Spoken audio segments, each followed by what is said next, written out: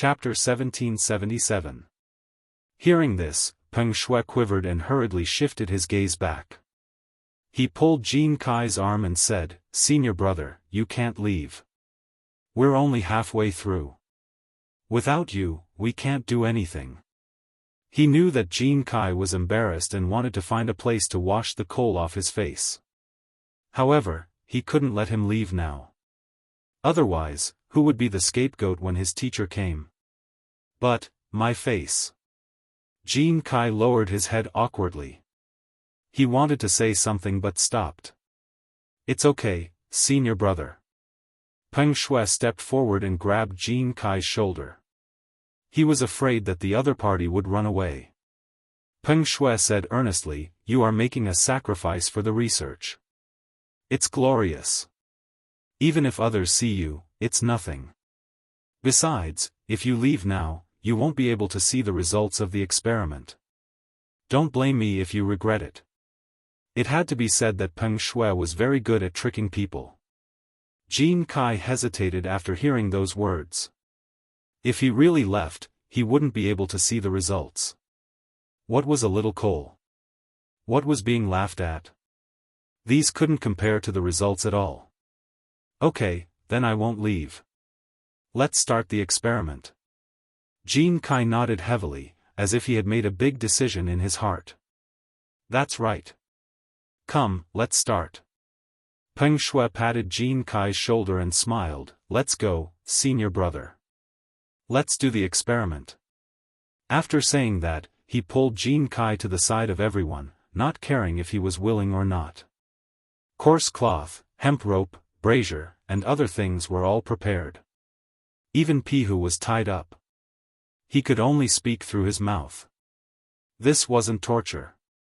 They needed the hemp rope as a guide. Otherwise, if Pihu stomped, the cloth wouldn't be able to withstand it. Another reason was because they saw how the Dean and Majot worked. They wanted to try it. "Everyone, hold up the cloth and hold the hemp rope. Get ready." Peng Shuai glanced at everyone and began to give orders. He then looked at Pihu. "Pihu, you get ready too. We're going to ascend soon. This is your honor." Pihu curled his lips, expressing that he didn't want such an honor. However, he didn't dare to say it out loud. Everyone began to prepare. Those who were pulling the rope and those who were holding the cloth were holding it up. Everything was ready except for one thing. Peng Shuai put his hand on his forehead and glanced at the sky. He muttered to himself, "When will the wind start? I don't know. Let's wait and see." Jin Kai imitated Peng Shuai and placed his palm on his forehead, looking at the gloomy sky. Peng Shuai nodded and turned to look at everyone. "Everyone, hold on a little longer. The wind is about to pick up. When the wind picks up, we will be able to see the results of the experiment." After he finished speaking, he half-squatted on the ground and took out a cigarette from his waist. He took out a lighter and slowly lit it up before taking a puff. Everyone could only listen to him.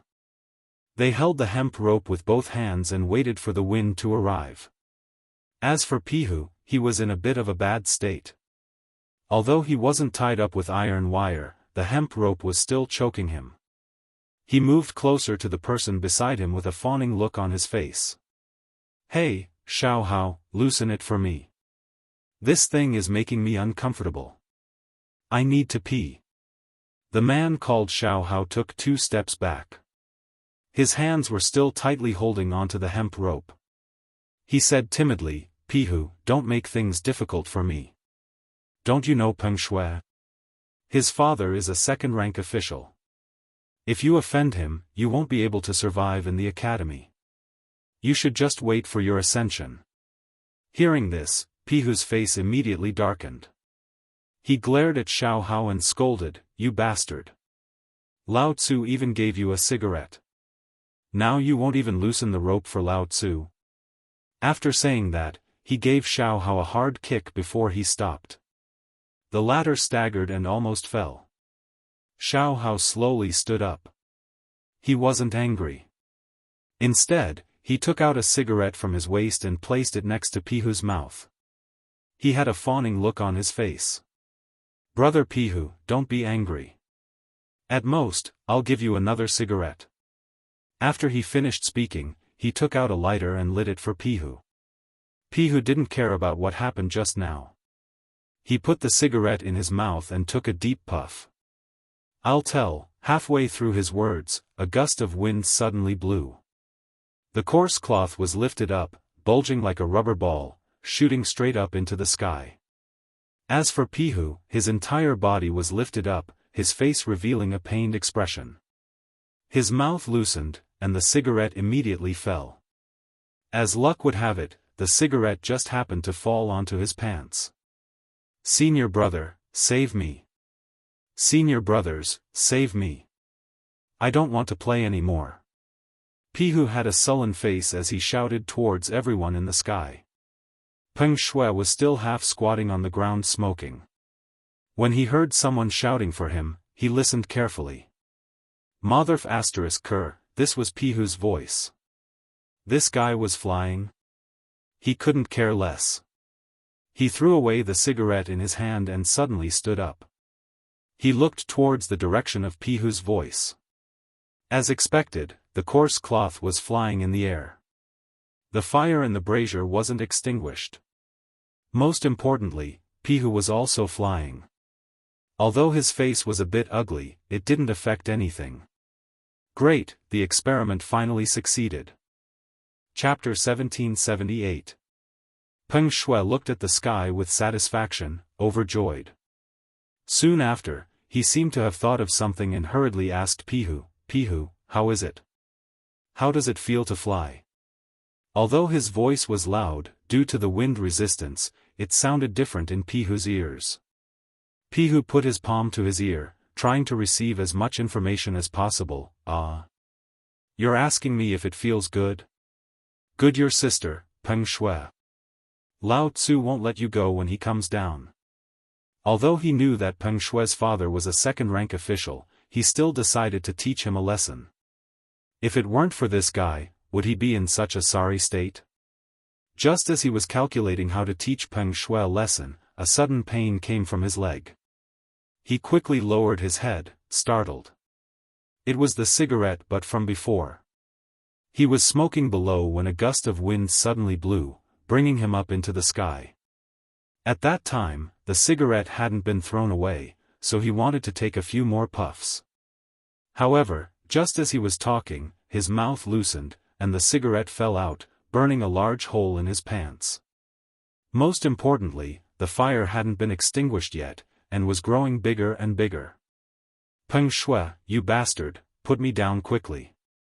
Lao Tzu is going to be burned to death." Pihu's eyes were wide open, his face red. He looked at the fire in his pants as he shouted towards the ground. However, although his voice was loud, it didn't reach the ground at all.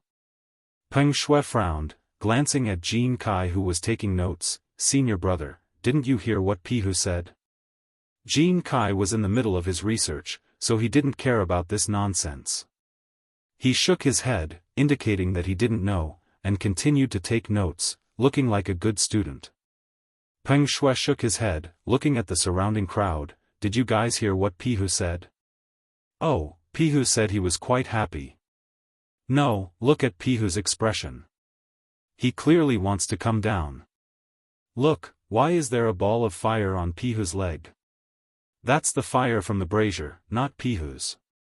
How can a person catch fire out of nowhere, unless Pihu is an immortal? Stop arguing. Pihu clearly looks like he's enjoying himself. Otherwise, why would he shout so loudly? He's clearly showing off. Next time, I want to go to heaven too." Everyone discussed animatedly. In any case, none of them understood what Frisky Monkey was saying. In the end, they came to the conclusion that Pihu was showing off. He was showing off that he could ascend to the heavens and that others didn't have this fortune. This conclusion made everyone somewhat regretful. They regretted that they had not said it earlier.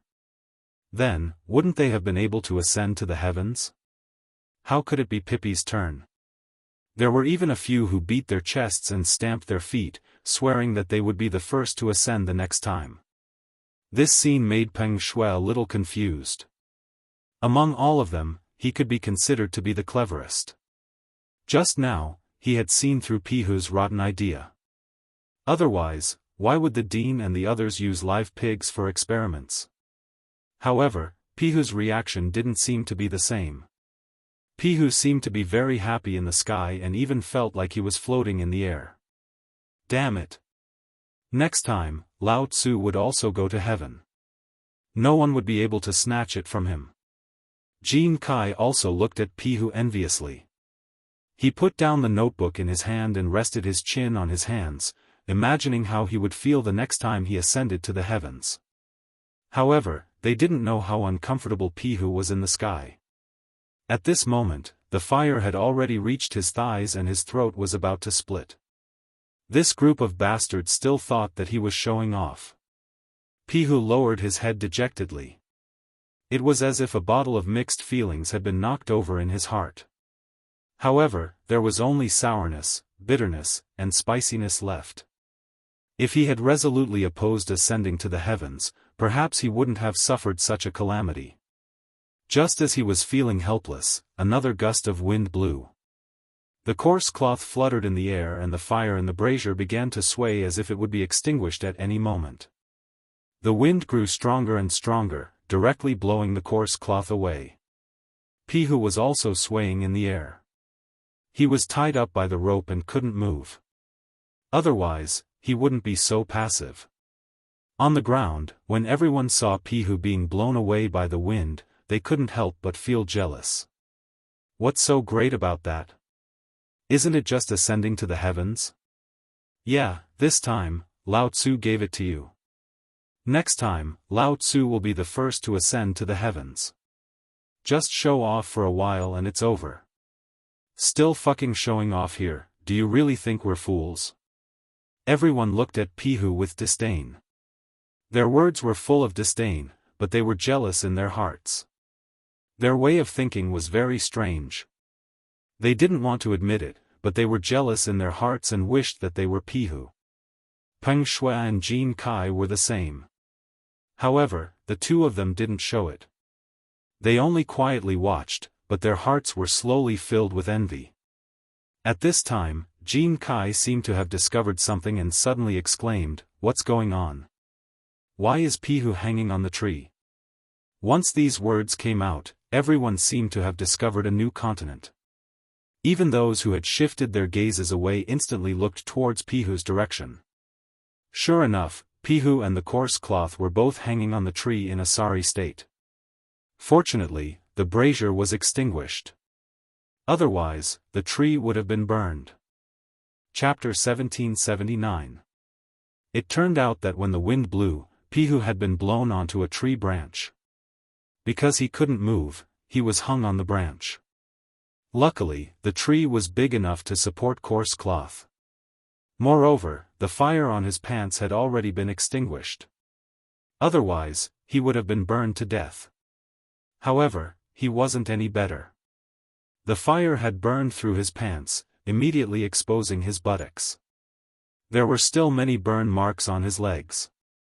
Some were green, some were red, and the most serious ones already had blisters. Pihu moved his body with difficulty. Looking at everyone, he roared, "You bastards, why aren't you coming to save Lao Tzu?" Because it was far away, when it reached everyone's ears, they were confused. However, they roughly understood what Pihu was saying. It was nothing more than saving a life. Jin Kai threw down the notebook in his hand and ran towards the tree. Peng Shuai also hurriedly followed behind. If something really happened, the two of them wouldn't be able to escape responsibility. After all, they were the leaders. Right now, they didn't dare to be careless. Seeing their senior brother run over, the others didn't dare to delay. They all rushed over. The tree was still some distance away from everyone. Fortunately, they were still worried about coarse cloth and Pihu, so they didn't dare to stop. After about an incense stick's worth of time, they finally arrived under the tree. However, everyone was already panting from exhaustion. Looking at everyone under the tree, the anger in Pihu's heart involuntarily rose. You bastards, Lao Tzu is about to die because of you. Hurry up and save Lao Tzu. Otherwise, Lao Tzu will definitely report you to the dean. He mercilessly scolded, not caring about everyone's face. Peng Shui's face was somewhat unsightly. He panted heavily, his face red. Both hands on his knees, he raised his head. Pihu, you motherf asterisk cur. Lao Tzu didn't force you to go to heaven. It was you who wanted to play. Why are you blaming Lao Tzu now? Wanted to play? Pihu's eyes widened. If he wasn't tied up right now, he would definitely give this guy a good beating. You bastard, it was you who threatened Lao Tzu. Now it's Lao Tzu who wanted to play?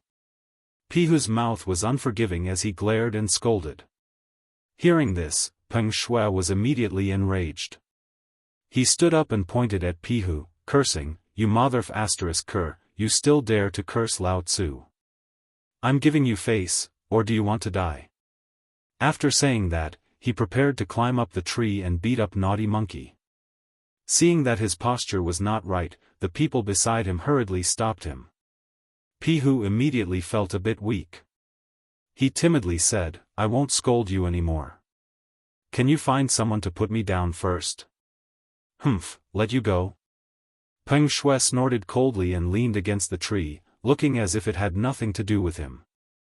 Seeing this, Jin Kai, who was beside him, hurriedly advised, Peng Shui, it's better to find someone to put Pai Ji down. Otherwise, if something happens, we won't be able to explain it to the dean and teacher.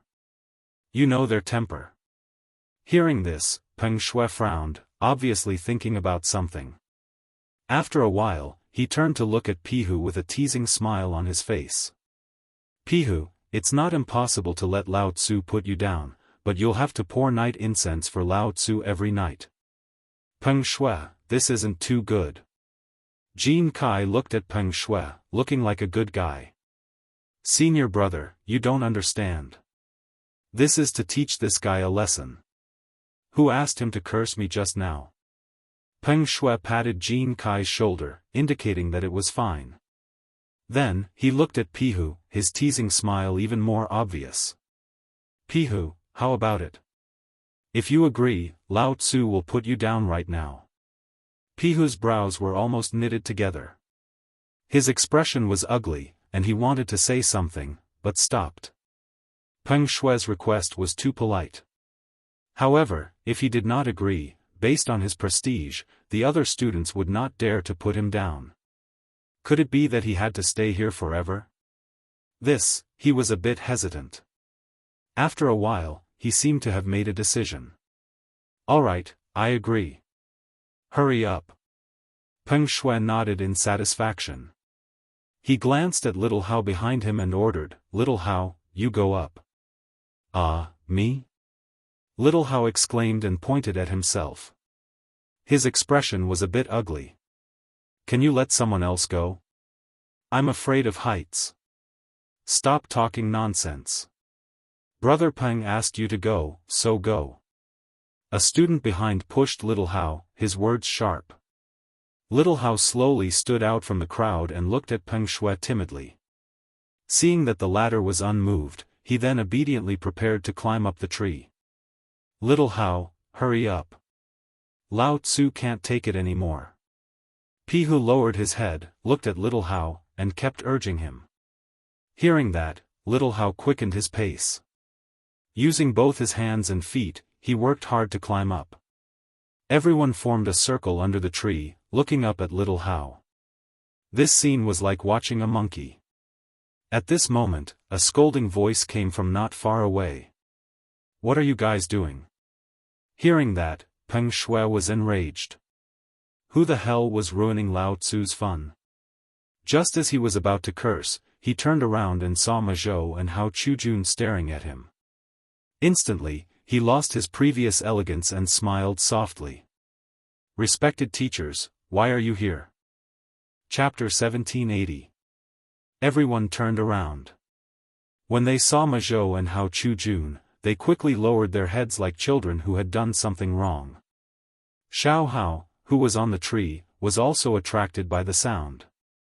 He turned his head and was so shocked that he couldn't help but let go of his hands. He immediately fell on his butt. Ouch, my butt. Xiaohao's eyes were half closed. His face was a little ferocious. He touched his butt and screamed in pain. His screams attracted Ma Zhou and Hao Chujuan's attention. They pushed the people in front of them and said, "Move aside." What happened inside? No one dared to disobey and made way for the two of them. Ma Zhou and Hao Chujun walked under the tree and saw Xiaohao lying on the ground and screaming. What's going on? Ma Zhou pointed at Xiaohao and questioned the crowd. He had asked this group of brats to move the equipment. After waiting for a long time, not only did the equipment not return, but the people were also gone. So, he and Hao Chujun decided to come out and look for them. Then, they saw this scene. Jin Kai walked out from the crowd and said respectfully, "Teacher, wait." Ma Zhou reached out and interrupted him. He walked around Jin Kai twice and touched his chin with his palm. He was puzzled and asked, "Why don't I remember having a disciple like you? What's your name?" Hao Chujun nodded and echoed, "That's right. We don't have a disciple as black as you." "Teacher, I'm Jin Kai." Jin Kai pointed at himself. After that, he used his hand to rub his face hard, trying to erase the traces on his face. Jin Kai? Ma Zhou widened his eyes in disbelief. Because in his impression, Jin Kai was a fair and clean man. How did he become so black? He looked as if he had just come back from digging coal. "You said you're Jin Kai?" Hao Chujun pointed at Jin Kai. His eyes were full of disbelief, but the latter kept nodding. This made his confidence waver. "Since you said you're Jin Kai, prove it." They all know." Jin Kai pointed at the crowd and hurriedly proved himself. Then, he pointed at the students who started the fire with him. "Just now, my face was black because of the fire. These people are the same." Everyone nodded and admitted that Jin Kai was telling the truth. Seeing this, Ma Zhou and Hao Chujun temporarily admitted that the black-faced man was Jin Kai. Ma Zhou didn't have the time to care so much. He casually waved his hand and said, "All right, tell me what's going on now. Why did you take so long to get the equipment? And they're all crowding around the tree?" Jin Kai lowered his head like a child who had done something wrong. "Master, it's like this. At first, there was no problem with us taking the experimental equipment, but Peng Shui said he wanted to do an experiment, so we used the materials you left behind for the experiment. We even tied Pai Ji to it." "What? You dare to experiment on living people?" Ma Zhou's eyes widened, and his body trembled as he pointed at the crowd. At first, he didn't hear anything in the beginning, but the more he listened, the more he felt something was wrong. Using experimental equipment for experiments? Just how much guts did he have? Lao Tzu had just used the experimental equipment left behind by their mentor, and now it was being used by these bastards again? And most importantly, these guys actually dared to experiment on living people? One had to know that before his teacher left, he had repeatedly warned him not to use living people for experiments. These bastards. Where's Pai Ji now? Hao Chujun panted heavily, and his eyes were red as he said fiercely. He was also very angry, and now he wanted to give these guys a good beating. He asked this guy to take something, but not only did he not take it back, but he also caused a lot of trouble. Jin Kai lowered his head and pointed at the tree branch. Ma Zhou and Hao Chujun looked at each other, a little confused, but they still looked in the direction Jin Kai pointed. In the end, they saw Pai Ji hanging on the tree branch, panting heavily, as if he was dying. This, Ma Zhou's body trembled even more. He tried hard to turn around, and his eyes were red as he stared at the crowd. Why did you put Pai Ji on the tree?" Seeing this, Hao Chujun quickly helped Ma Zhou up and glared at the crowd. Master, we didn't do it. It was the wind. Jin Kai lowered his head and said timidly. I don't care who put Pai Ji on the tree. Put him down now. Hao Chujun's eyes were red as he pointed at the crowd and shouted angrily. Hearing this, Peng Shuai quickly used his elbow to poke a man beside him, indicating for him to go up the tree and save Pai Ji. The man stole a glance at Ma Zhou and Hao Chujun, but he didn't waste any time. He knew that he couldn't bear the pressure from the two teachers. He quickly walked to the bottom of the tree and used both his hands and feet to climb up the tree in no time. At this moment, Pai Ji was panting on the tree branch. His eyes were half closed as if he was asleep, but he knew that was not the case. He should have fainted. Pai Ji, wake up. He gently pushed Pai Ji, trying to wake him up. Pai Ji shook his dizzy head and slowly woke up. His face instantly turned ugly as he stared at the person who came. Shui Huan, you bastard. You still know how to save Lao Tzu? Do you want to see Lao Tzu die before you are satisfied? Chapter 1781. Shui Huan lowered his head, feeling wronged, and said softly, Pihu, lower your voice. Master and the others are watching below. Hearing this, Pihu glanced below the tree and saw Ma Zhou and Hao Chujun glaring at him. He quivered in fright and quickly shut his mouth. Pihu, don't move. I'll save you now. Shui Huan whispered in Pihu's ear, and then began to untie the ropes on the latter's body. It was unknown which bastard tied the ropes, but every one of them was tied to the flesh. Shui Huan finally untied the ropes after using all his strength. In the end, Pihu seemed to be a bit impatient. Once the ropes were released, he struggled to break free. The tree branch was suddenly broken, and he fell heavily to the ground. Ah, my waist. Pihu was half lying on the ground with his hands on his waist. Sweat poured down his forehead like rain, and his expression was sinister. Seeing this, Ma Zhou quickly went up, squatted down, and asked with concern, Pai Ji, how are you? However, Pihu seemed to not have heard him, and was still moaning on the ground. This made Ma Zhou very anxious. He turned around and glanced at the dazed crowd, and angrily rebuked, What are you guys still standing there for? Hurry up and send Pai Ji to the infirmary. Everyone suddenly understood, and all of them rushed up, preparing to take Pihu away. Most of them wanted to escape punishment, because they knew that after today's incident, their masters would not let them go. Now was the best time to escape. However, what they could think of, Ma Zhou could naturally think of as well. His face was gloomy, and he coldly snorted, Wait, 2 people are enough. Peng Shuai and Jin Kai stay. Hearing this, everyone looked at each other embarrassedly. Peng Shuai passed the leather monkey in his hand to the other students, and Jin Kai also retracted his step. They all turned around and lined up in a row, quietly waiting for the 2 teachers to reprimand them.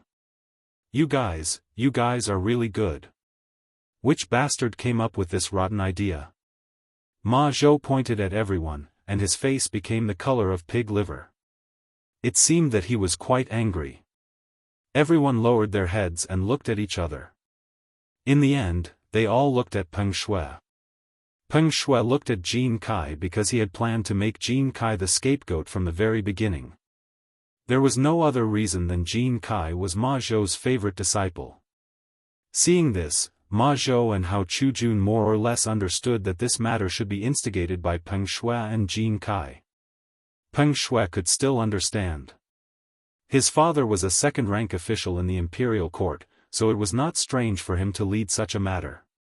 However, Jin Kai was a famous student in the academy. He was excellent in both moral and academic performance. Ma Zhou couldn't believe it, but he didn't have any evidence, so he continued to berate, What do you mean by this? Who is the mastermind? As he spoke, he intentionally or unintentionally glanced at Peng Shuai, hoping that Peng Shuai would take the initiative to admit it so that the other students would not be implicated. In the end, this guy was still stubborn. He kept looking at Jin Kai as if to say that this was all done by Jin Kai and had nothing to do with him. The others also kept quiet. They all knew that the mastermind was Peng Shuai, and everyone was implicated. However, his father was a second-rank official, so who would dare to report him? Seeing that there was no effect, Hao Chujun became impatient. He walked in front of Jin Kai and said earnestly, "Jin Kai, you have always been the disciple that we valued the most. Now that something like this has happened, you tell us, who is the instigator? Also, did you participate in it?" As soon as he finished speaking, everyone's eyes turned to Jin Kai, afraid that he would say their names.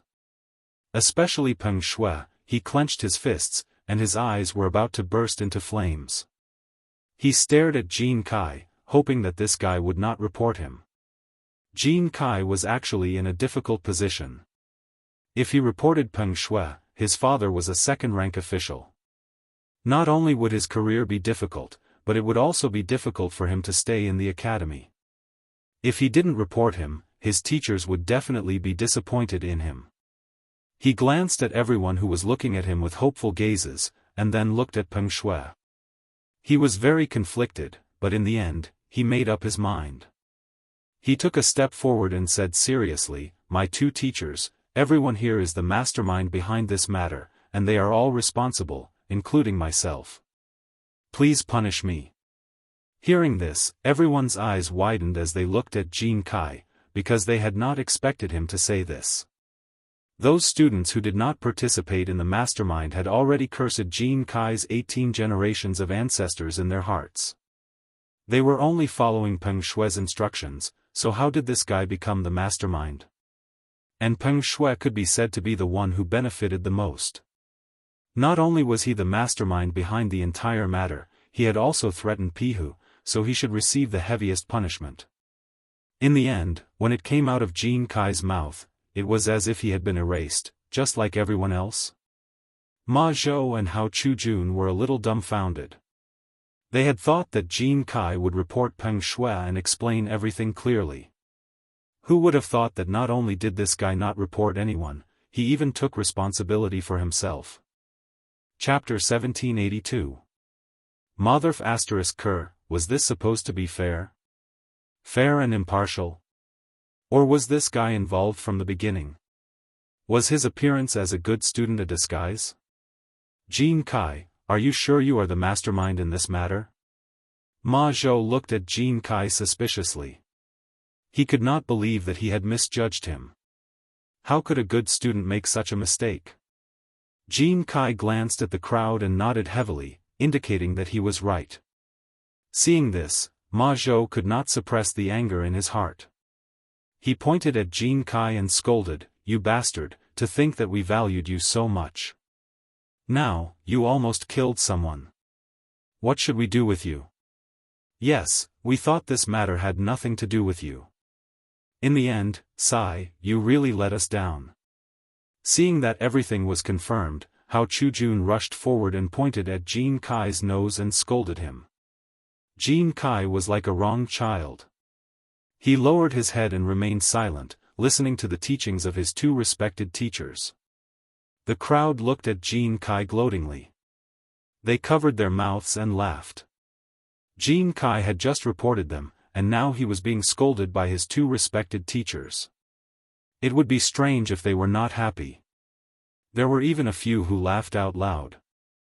Ma Zhou seemed to have heard something and turned around abruptly. In the end, he saw those fellows giggling. He was instantly enraged.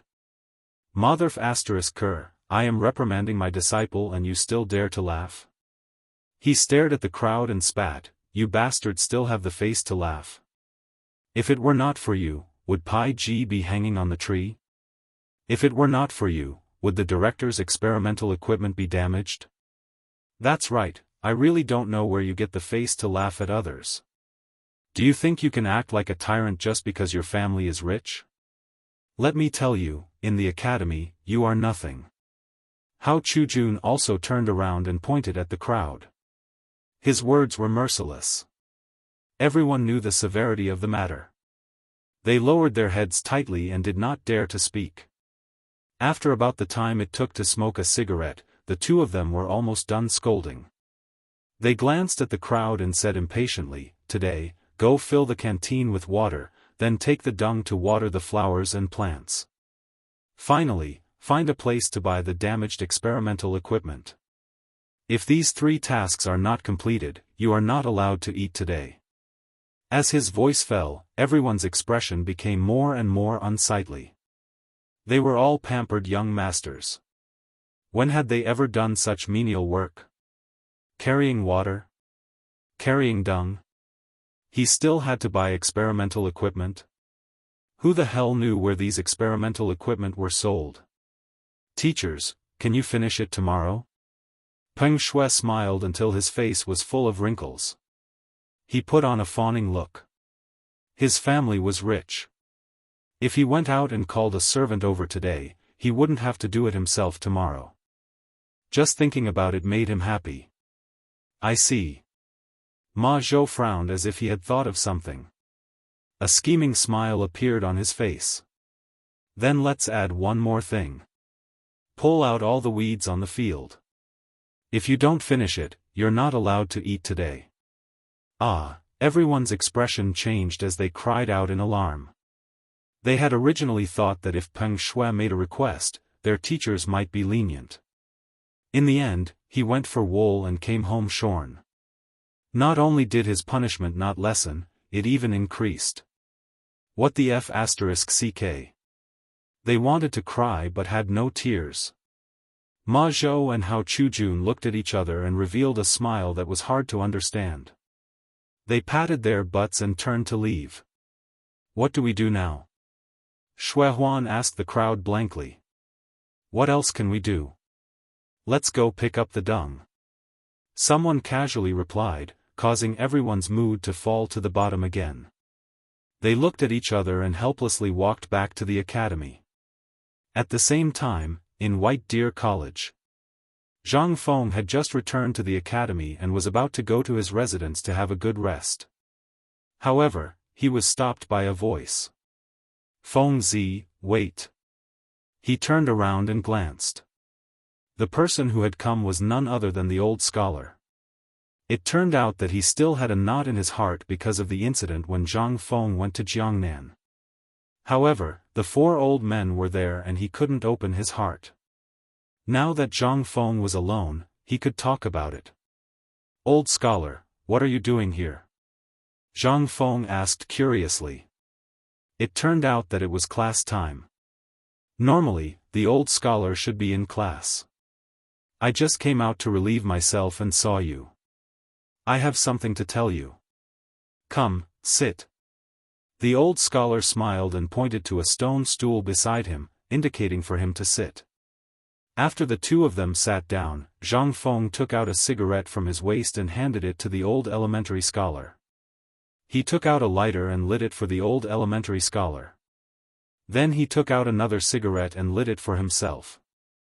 He slowly exhaled the smoke and said, "Old elementary scholar, what do you want to talk to me about?"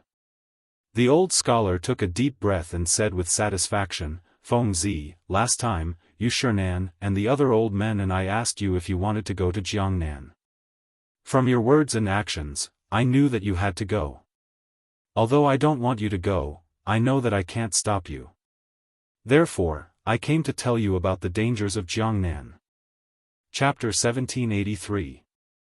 He had always regarded Zhang Feng as his own nephew. Therefore, this trip to Jiangnan was of great importance to him.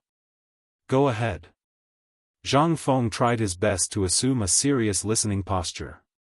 He was going to impart knowledge of Jiangnan to him. The old scholar took a deep puff of his cigarette and slowly said, "Ever since Uncle Tai and Zhongyong moved to Jiangnan, a large number of people from the north began to move south. Today, there is a gap between the population of the north and the south.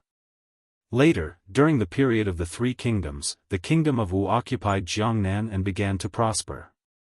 They introduced many excellent agricultural varieties, such as millet, wheat, rice, hemp, sorghum, taro, and so on. Later, after successive dynasties improved production techniques and the superior natural conditions of Jiangnan, it is now considered the richest area in the country. Zhang Feng nodded thoughtfully. He really did not know about these things. The old scholar took another puff of his cigarette and held it between his two fingers. He continued, in fact, these things are nothing. After all, these things can only be used to fill the stomach. The most important things are ceramics, sculptures, and colored glaze. Because of these things, many rich businessmen in Jiangnan are happy to do business in Jiangnan. This is also the reason why the clans are so powerful. Most of the money in the world is gathered in Jiangnan. The rich businessmen have no choice but to go to Jiangnan to discuss cooperation. This, Zhang Feng frowned and took a deep puff of his cigarette. He asked, then why is it that no one has broken this law? Broken? The old scholar laughed subconsciously. The rich businessmen can make money and the clans can stabilize their position. Who would want to break this law? Besides, most of these technologies are in the hands of the clans. Usually, no one dares to go against them, but... But what? Zhang Feng asked subconsciously. But you have a chance.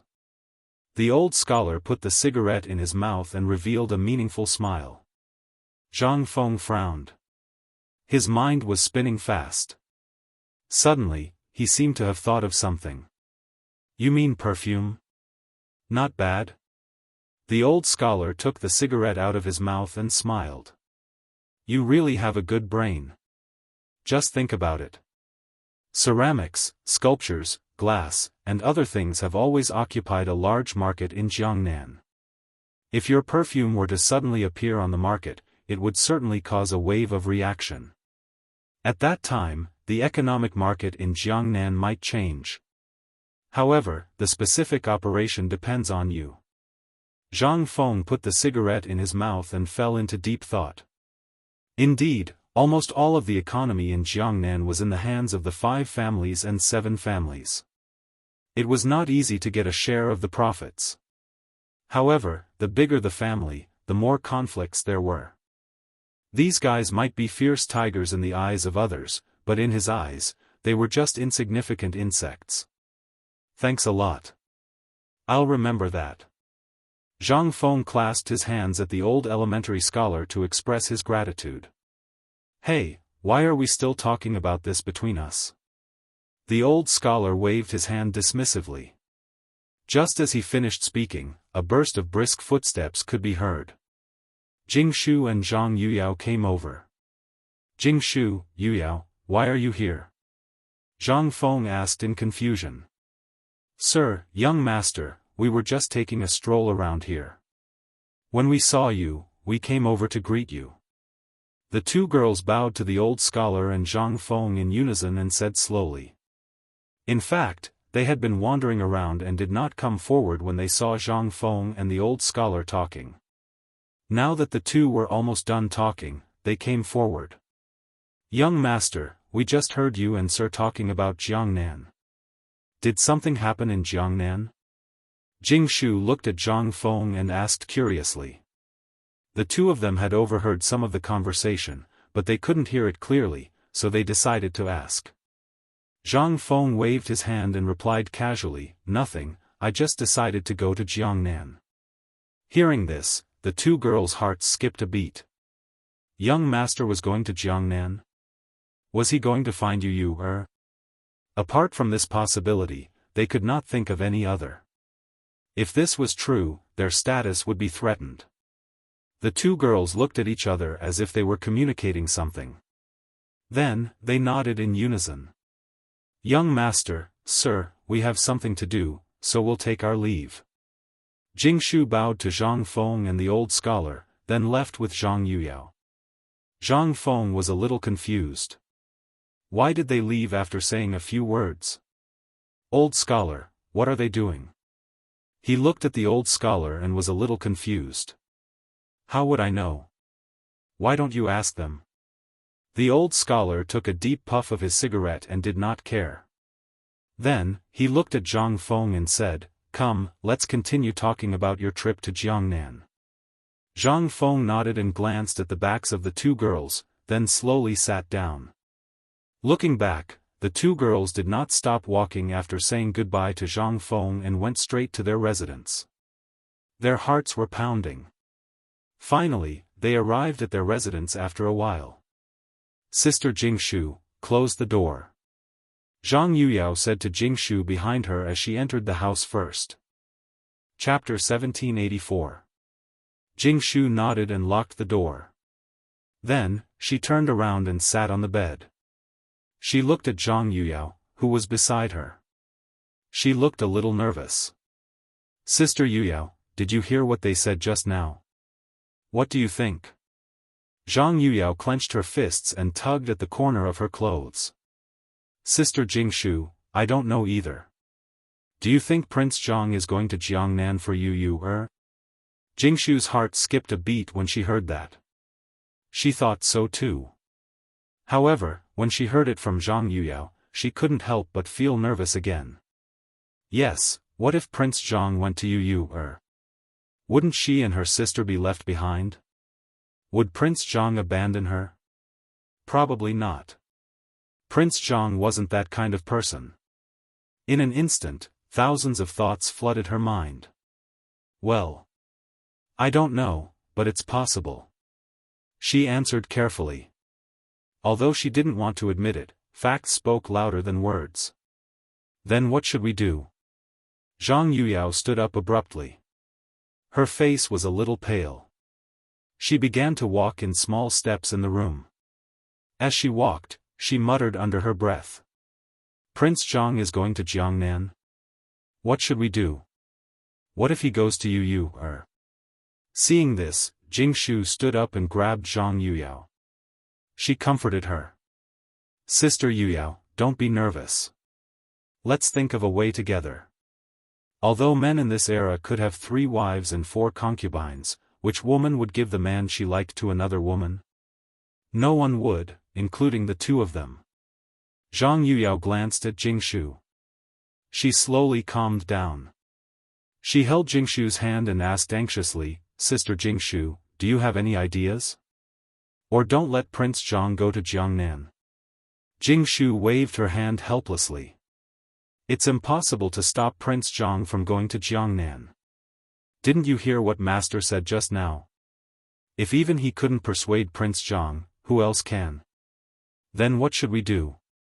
Zhang Yuyao sat on the bed, feeling a little weak. Jingshu supported her chin with her hand, as if she was thinking about something. After a while, she seemed to have thought of something. She looked at Zhang Yuyao and said with a smile, Big Sister Yuyao, since we can't persuade Prince Zhang, why don't we go with Prince Zhang? Sure. Zhang Yuyao exclaimed and stood up from the bed. But in the next second, she put on a disappointed expression. What if Prince Zhang doesn't agree? Jingshu held Zhang Yuyao's hand and smiled, No, as long as we talk to Prince Zhang properly, it will definitely work. Okay, then let's talk together. Zhang Yuyao nodded. After saying that, she prepared to open the door and look for Zhang Feng. However, as soon as the door opened, a sturdy chest bumped into Zhang Yuyao. Zhang Yuyao retreated. Fortunately, Jingshu supported her from behind. Otherwise, she might have fallen. Zhang Yuyao was a little angry. She suddenly raised her head and opened her beautiful eyes.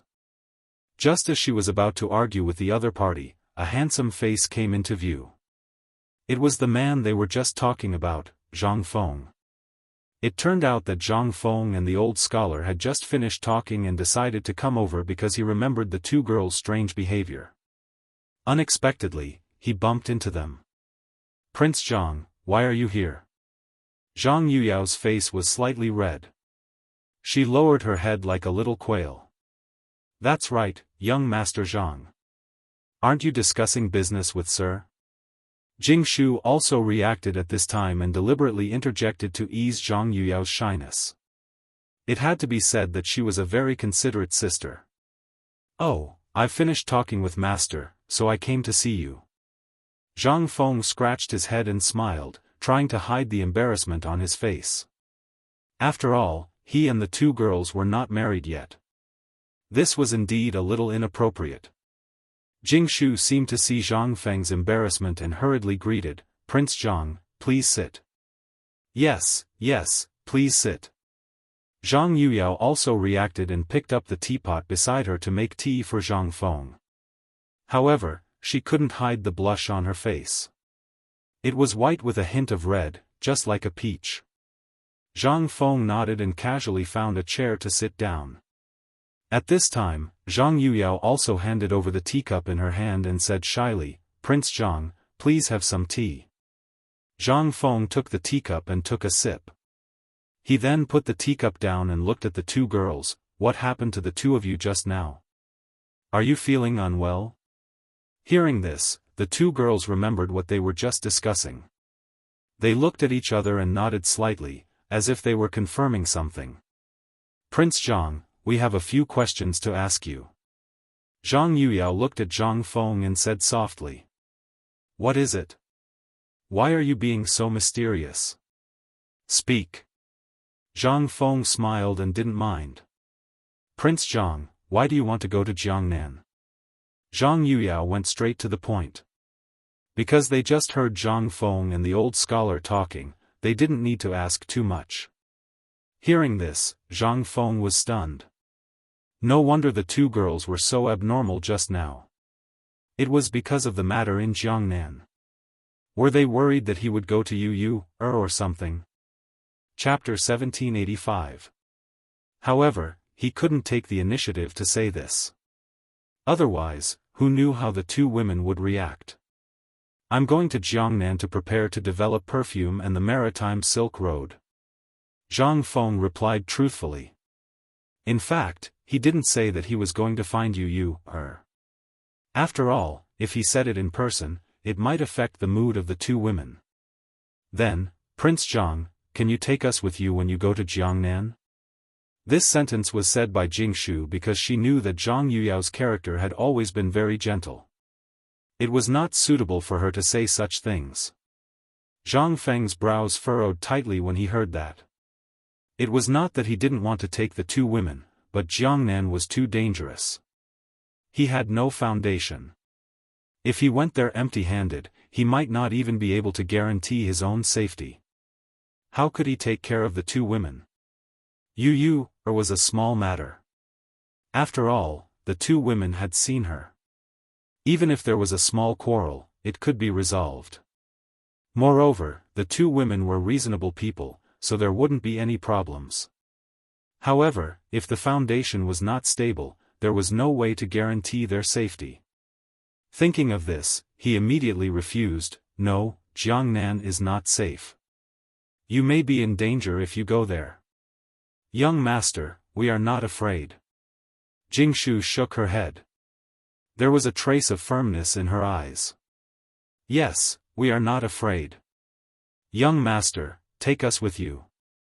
Zhang Yuyao also begged. Zhang Feng glanced at the two women. His mind was spinning quickly, weighing something. In the end, he spat out two words, "No."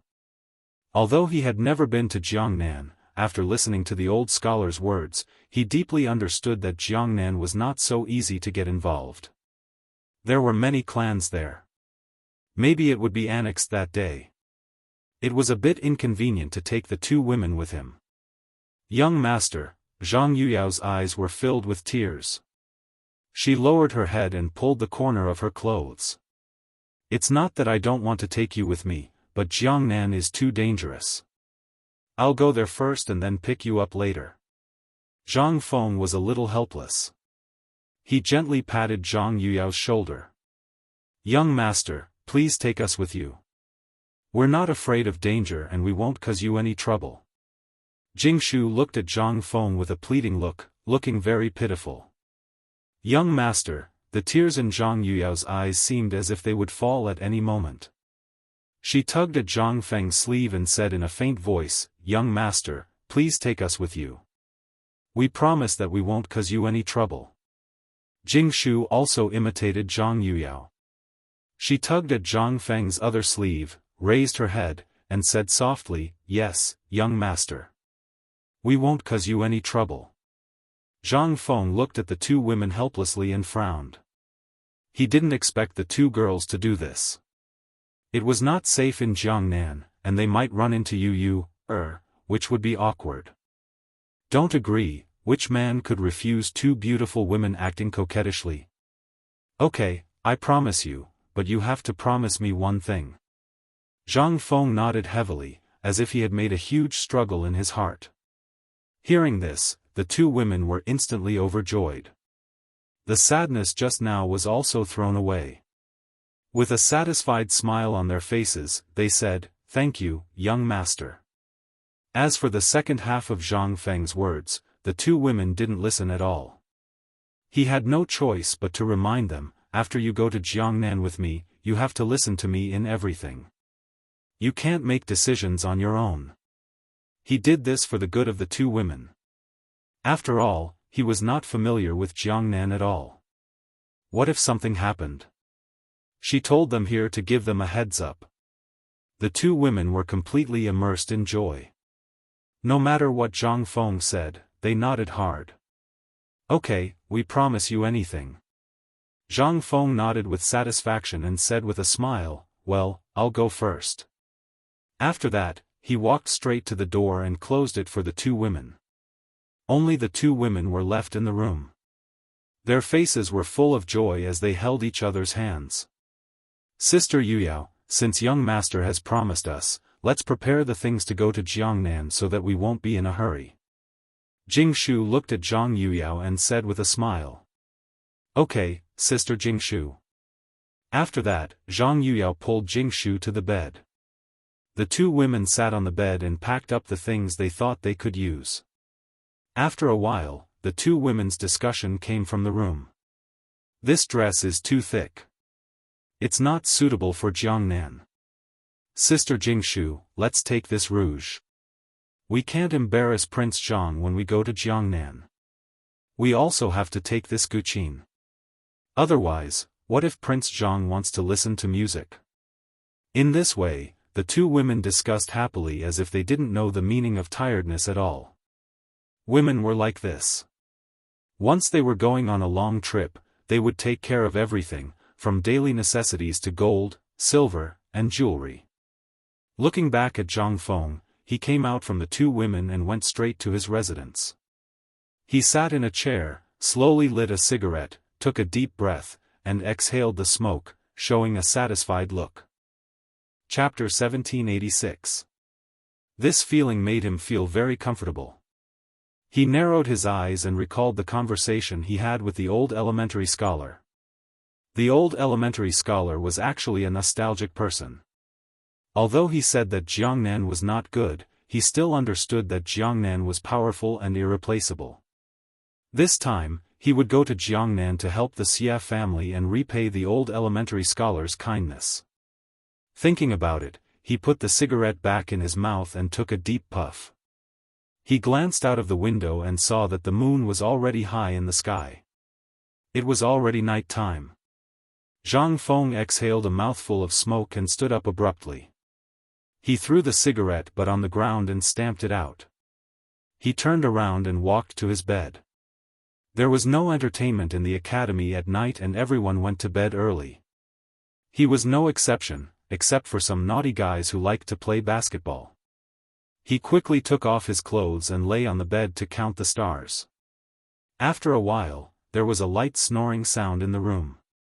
The next day, a long yawn came from the room. Zhang Feng rubbed his sleepy eyes and slowly opened them. He glanced at the messy clothes on the bed and began to put them on. After putting on his clothes, he jumped out of bed and washed his face with the water he had prepared. He felt much more awake. Then, he took out a cigarette from his waist and put it in his mouth. He lit the match and took a deep puff. He exhaled the smoke and pretended to be satisfied. Another day. He enjoyed the impact of the smoke with a smile on his face. Zhang Feng opened the door and walked to the academy. He was going to walk around. This was what he had been used to doing every day since he returned to the academy. He would get up early in the morning to see how the students were doing. He also wanted to see if those fellows were slacking off. It was a bit like the director of academic affairs in the modern world. Before he reached the door of the classroom, he heard a burst of students reading aloud in a loud voice. A wise man must see far and see clearly. If he does not see clearly, he must not be selfish. A man of law must be strong and resolute. If he is not resolute, he must not be deceitful. Zhang Feng nodded his head. This voice was very familiar to him. He didn't walk closer, but instead glanced at the classroom. It was the old elementary scholar who was teaching. The student was holding a book in his hand, shaking his head and squinting his eyes as he recited the text. Seeing this, Zhang Feng nodded in satisfaction and walked towards the field. He wanted to see if that guy was slacking off. As soon as he reached the sports field, he heard a burst of cheers. "Pass the ball to me quickly. I'm going to shoot a three-pointer."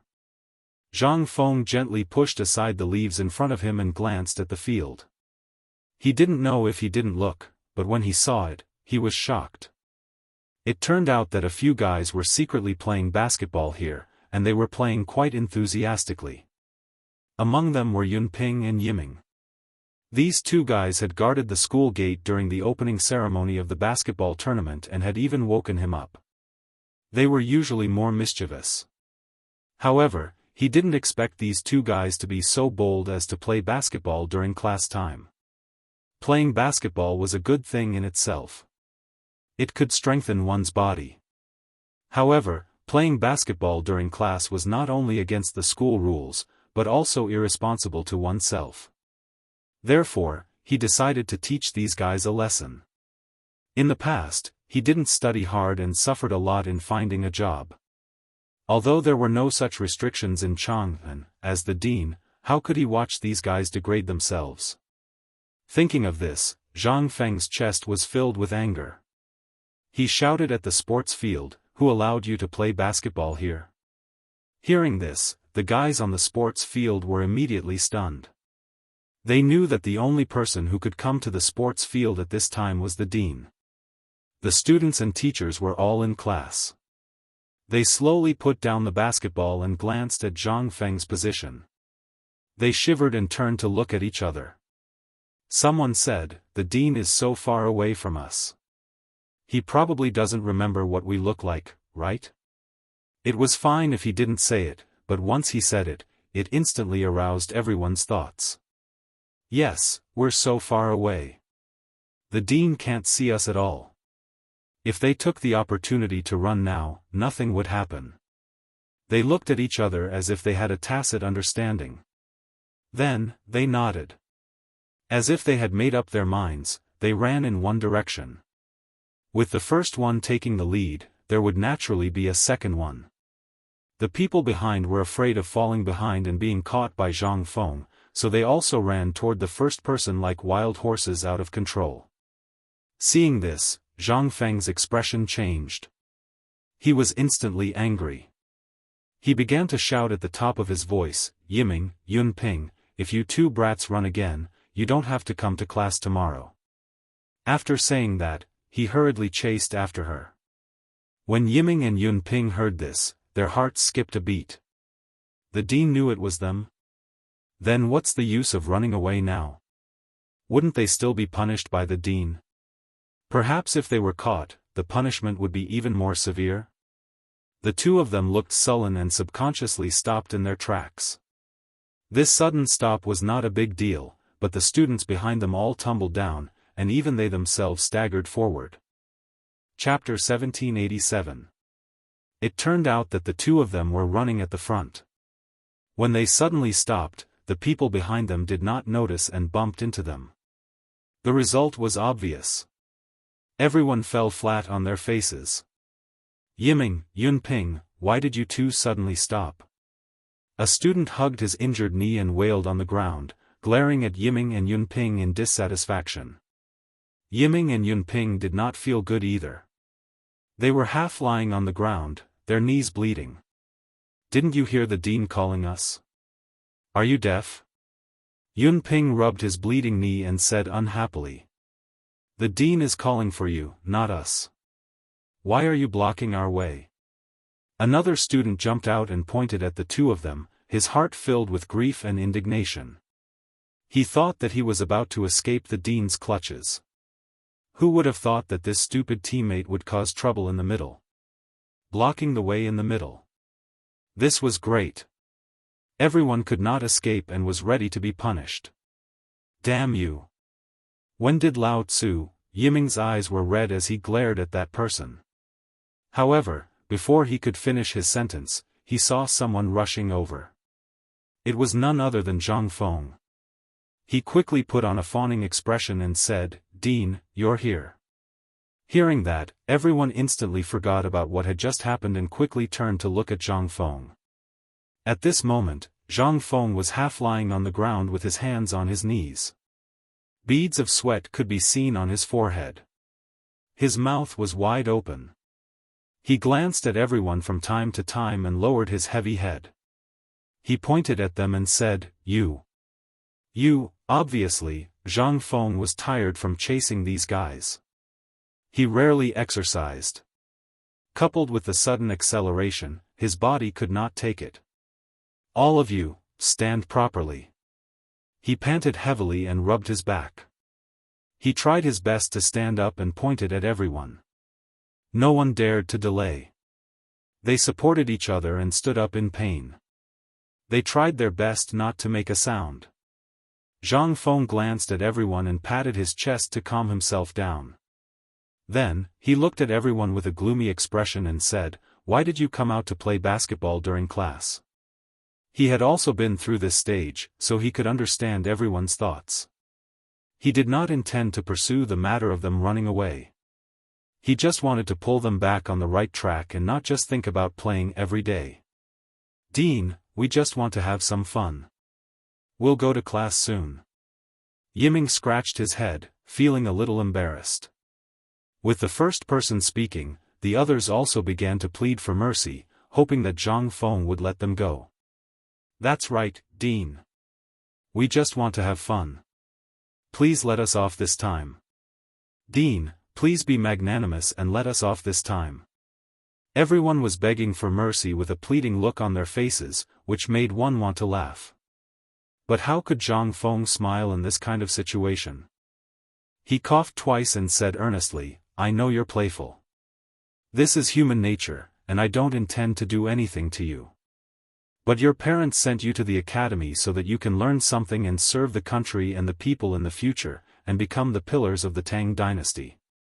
Look at what you've done today. How can you face your parents? Everyone bowed their heads and said nothing, as if they were thinking about something. Then, Zhang Feng continued, Since you violated the school rules today, the punishment is unavoidable. Everyone, go and water the flowers and plants on campus. Then, everyone will take turns to guard the school gate at night until everyone completes the punishment. Do you understand? These guys had violated the school rules and must be punished. Otherwise, more people would follow suit in the future, and the school would be in chaos. Everyone nodded and still did not speak. Well, you can go to class first and complete the punishment after class. Zhang Feng waved to the crowd and motioned them to leave. They looked at Zhang Feng and wanted to say something but stopped on second thought. Then, they dispersed in twos and threes. After everyone left, Zhang Feng walked to the cafeteria. He was so tired from chasing those guys just now that he was hungry. Besides, he got up early in the morning and did not eat anything. Now, his stomach was growling. Unable to bear the protest of his stomach, Zhang Feng had to speed up. After a while, he finally arrived at the entrance of the cafeteria. Boss, give me some lamb stew. He randomly found a seat and shouted at the boss who was busy at the side. When the boss saw that it was Zhang Feng, he immediately put on a smile. Oh, it's President Zhang. Please wait a moment. The lamb stew will be served soon. Have some tea first. After saying that, the boss came up with a pot of tea. Zhang Feng was his big boss, so he did not dare to neglect him. Come, have some tea. The lamb stew is being prepared at the back. The boss was very fast. He quickly poured a bowl of tea and handed it to Zhang Feng. Zhang Feng took the tea and slowly tasted it. President Zhang, the basketball game you organized last time was really good. When can you organize it again? The boss took the opportunity to chat with Zhang Feng while the lamb stew was being prepared at the back. He made a lot of money from the basketball game last time. Although a lot of business was taken away by the people, it was not a big deal. After all, without Zhang Feng, he could not have organized it.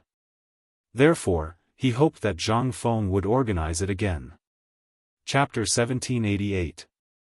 Oh, I don't know. Zhang Feng put down his teacup and replied calmly. He really wasn't sure when he would hold it again, so he could only give the boss a perfunctory answer. I see. The boss was a bit disappointed, but he quickly covered it up and put on a smile again. Then you can drink first. I'll go check on the lamb stew. With that, he turned and walked towards the kitchen. Right, boss, give me some braised meat. Zhang Feng turned around and added. The boss smiled and nodded, indicating that he understood. Moments later, the boss walked out of the kitchen with a waiter, carrying lamb stew and braised meat. Most importantly, there was a jug of fine wine. Here, President Zhang, the lamb stew and braised meat you ordered are here.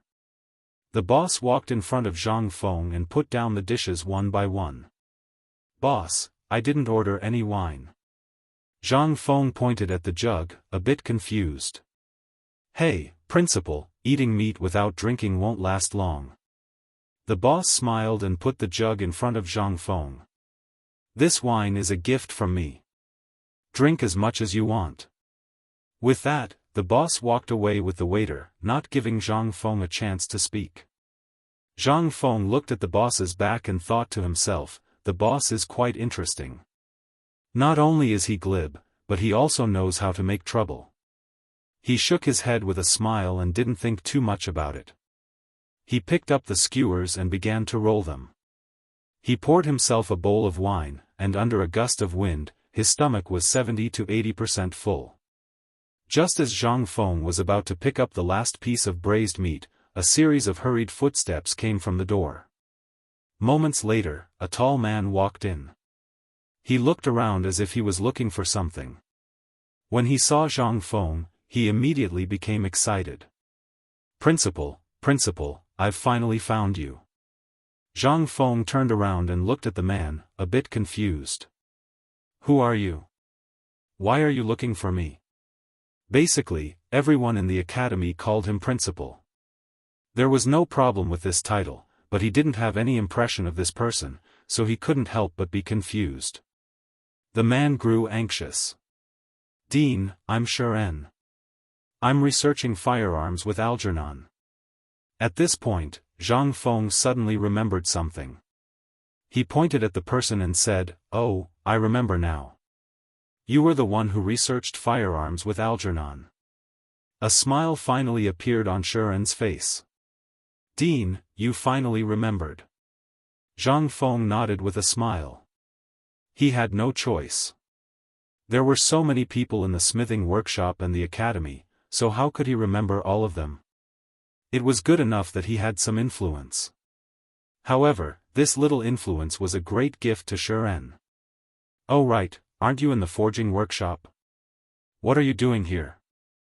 Zhang Feng placed the braised meat in his mouth and asked vaguely. As soon as he finished speaking, Xianxia cautiously scanned the surroundings. After confirming that no one was eavesdropping, he slowly leaned over to Zhang Feng and whispered in his ear, Principal, Algernon asked me to tell you that the firearms have been successfully modified, and that there's a new invention. Before he came, Algernon had warned him that the firearms were not to be known by outsiders. That was why he was so cautious. Of course, he also knew the severity of the matter. He didn't dare to reveal anything to anyone. Hearing this, Zhang Feng's face lit up. He hurriedly pulled Xianxia out of the door and said, let's go back to the forging workshop. Now, he couldn't wait to see what Arjunan's gun would look like. Shuren was naturally happy as well. The two of them rushed to the forging workshop without stopping. Before long, they arrived at the workshop. When they entered, they saw that everyone was gathered in a circle with Algernon in the center. They didn't know what they were doing. "Algernon, what are you guys doing?" Zhang Feng asked subconsciously. Hearing this, everyone turned to look at Zhang Feng. Their faces were filled with joy. It seemed that Algernon's experiment had been very successful. "Principal, you're here. We're researching steel balls, which are bullets." Algernon pushed aside the crowd and walked towards Zhang Feng. "Bullets?" Zhang Feng glanced at the steel balls on the table, completely forgetting about the firearms. He walked towards the wooden table and picked up a steel ball. "Why are you researching these?" "Principal, we found that the steel balls aren't very powerful, so we're thinking of ways to improve them." Algernon walked to Zhang Feng's side and looked at the steel balls on the table. He was somewhat helpless. Algernon's words reminded Zhang Feng of the real bullets in his previous life. Those bullets were usually made up of 4 parts: a pellet, a cartridge, a propellant, and a cap. The pellet was used to penetrate the target at high speed. The cartridge was used to connect the pellet, protect the propellant, and seal the gunpowder gas. The propellant was burned to give the pellet a higher initial velocity. The cap was used to fire the pellet. Algernon and the others couldn't make such bullets now. However, they could slightly change the shape of the steel balls. That way, they could still cause damage. "Algernon, did you guys have any results?" Zhang Feng looked at Algernon and asked. Chapter 1789. "Dean, we've been studying it for a long time, but we still have no idea." Alkinnon frowned and felt helpless. Zhang Feng patted Alkinnon's shoulder and encouraged him. "Don't be discouraged. Have you thought of changing the shape of the steel balls?" He decided to teach them the theory behind the bullets and let them slowly figure it out. "Change the shape?" Alkinnon's eyes lit up as if he had discovered a new continent. "Dean, what kind of change do you mean?" The dean's words had opened up a wedge in his heart. However, he only had a vague idea, so he decided to ask for clarification. "Think about it. How did a spear stab an enemy? Isn't it because of the sharp tip? If we make the steel balls like a spear and make them sharp, wouldn't the effect be different?" Zhang Feng's gaze swept over the crowd as he tried to entice them. Hearing this, everyone lowered their heads and pondered deeply, their brows tightly knit together. After a while, Alkinnon seemed to have thought of something. He suddenly said, "Dean, your suggestion is good. The sharp tip is much more lethal than the steel balls. Once it's shot, it can easily pierce through armor." Zhang Feng nodded with satisfaction. "You're right. However, this won't do. We have to increase the size of the barrel. Once the sharp-tip bullet is made, it will definitely be longer than the steel balls. Also, gunpowder will need to be added to the bullet and a cap at the base. Only then will it be able to unleash its full power." He knew that Alkinnon was a talent in this field. No matter what he said, Alkinnon would be able to react immediately. "Dean, I know what gunpowder is, but what is a cap?" Alkinnon looked at Zhang Feng with confusion. The others were also confused. They were helpless. Zhang Feng's words were too advanced. It was normal that they didn't understand. "Give me a pen and paper. I'll explain it to you as I draw." Zhang Feng smiled faintly and said to everyone. As his voice fell, one of the men standing outside immediately ran out. After a while, he ran back in with a pen and paper in his hand. He handed the pen and paper to Zhang Feng. Zhang Feng took it and leaned on the table. He glanced at everyone and said as he drew, "Look, this is the pointed bullet we talked about just now. It is made up of the shell, primer, propellant, and warhead. The shell is the outer layer of metal. It can be made of iron or steel, but it must be made into a cylinder. Look at the warhead, this is the tip of the entire bullet and needs to be made into a sharp point. The propellant, this is the gunpowder, needs to be filled in the shell. Finally, there is the primer, which is also the most important. It needs to be installed at the end of the entire bullet, which is also the cylinder, wrapping the entire back of the bullet. After saying that, the blueprint for the bullet was completed. Zhang Feng took the blueprint and handed it to Arkanon. Take a look. Can you make this bullet? This was just an overview of the bullet, so it was relatively simple. A talent like Arkanon could understand it with just a few glances. As Zhang Feng expected, Arkanon took the blueprint and looked at it carefully for a while. Finally, he said seriously, this bullet can be made, but the trajectory of the gun needs to be changed. Okay. Zhang Feng nodded and rested his chin on his right hand. This is not a problem. Changing the trajectory will only increase the power of the gun. Take some time to study it. When he thought of this bullet, he already knew that the trajectory might need to be changed. The trajectory changed with the bullet, or in other words, the trajectory needed to adapt to the bullet. For modern bullets like this, the trajectory needed to be slender and flexible. Otherwise, the trajectory would be destroyed in a short period of time. Okay, Dean. Arkanon agreed and began to study the drawing again. At this time, Zhang Feng seemed to have thought of something. He said to Arkanon, "Oh right, Arkanon, didn't you ask me to come here to look at the gun?" "Yes, yes, yes. Look at my brain, I almost forgot." Arkanon patted his head, a little embarrassed. Zhang Feng didn't blame him, because he knew that for a freak like Arkanon who only cared about research, if something suddenly attracted him, he would quickly fall into it. Just like when they were talking about the bullet, everyone was so excited that they naturally forgot about the gun. Even Zhang Feng himself had forgotten about it until now. "Here, Dean. This is the improved gun." Arkanon took the gun from the table next to him and handed it to Zhang Feng. Zhang Feng looked at the gun in Arkanon's hand with a strange expression. It was not for any other reason, but because this gun was very different from the previous one. Not only was the barrel much longer, at least 10 centimeters, but the body was also slender.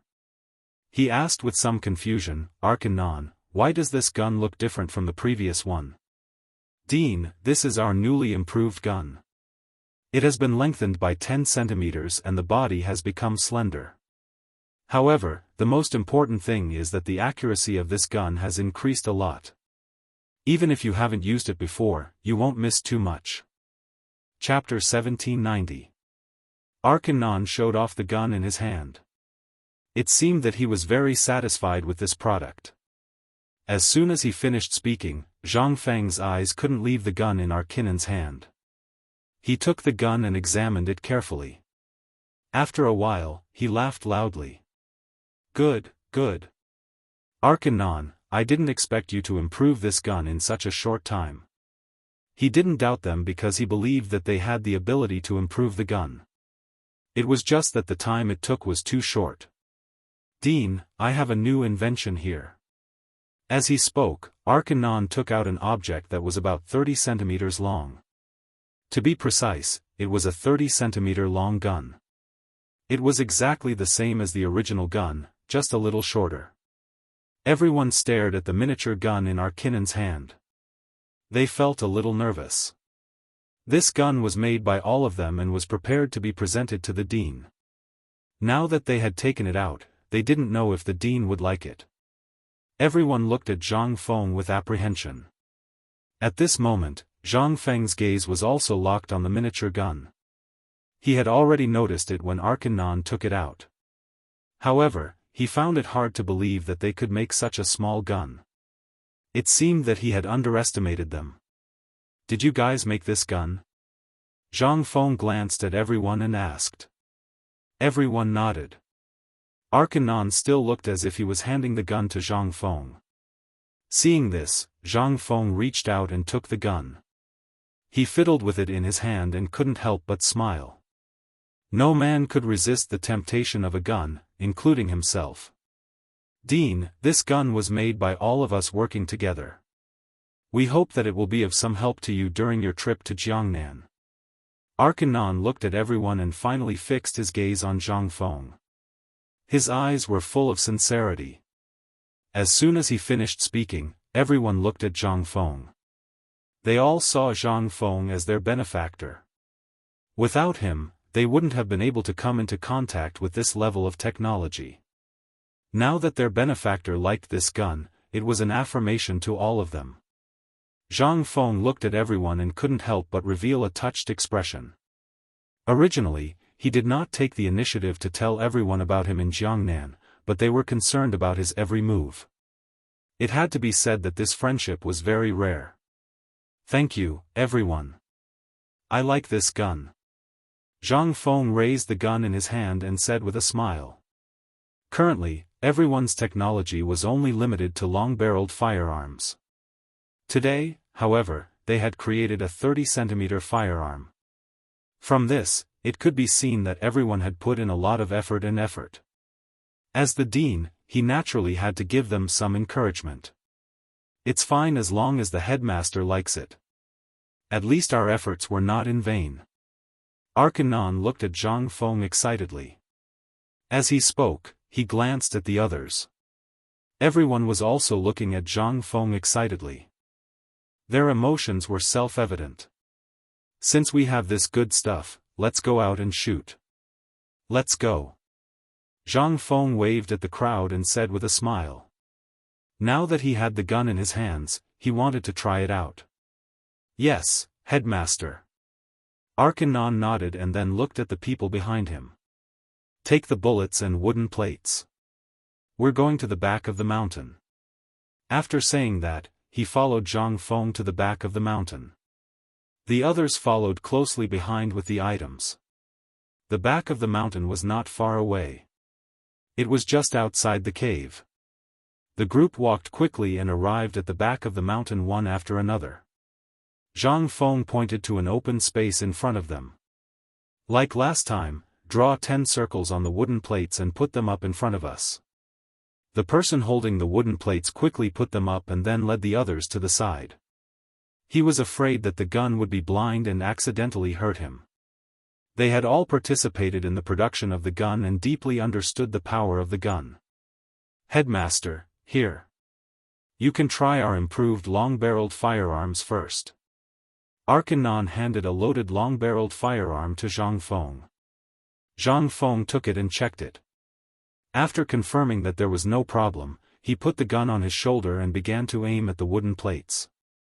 Bang! The gun spewed out a tongue of flame. The steel ball shot out and hit the wooden plates. At this time, the sound of wild birds could be heard from the forest not far away. In an instant, a flock of wild birds took to the air and flew away. Zhang Feng's face changed slightly. He could not believe it. When he fired the gun just now, he clearly felt that this gun was different from the previous ones. Not only was the smoke reduced, but the recoil was also not as bad as before. He could not believe it, so he decided to fire another shot. He reloaded the gun and aimed at the wooden plates. Bang! Another shot. It felt the same as the first time. Not only was it smoother, but it was also more accurate.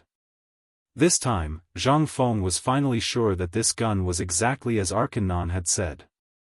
He quickly put down the gun and walked to the wooden plates. He wanted to check the accuracy of the wooden plates, but when he got closer, he felt uncomfortable.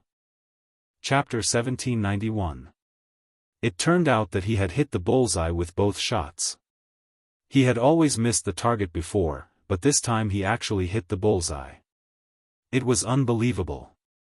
What's going on, Alkinon? Zhang Feng looked at Alkinon and asked.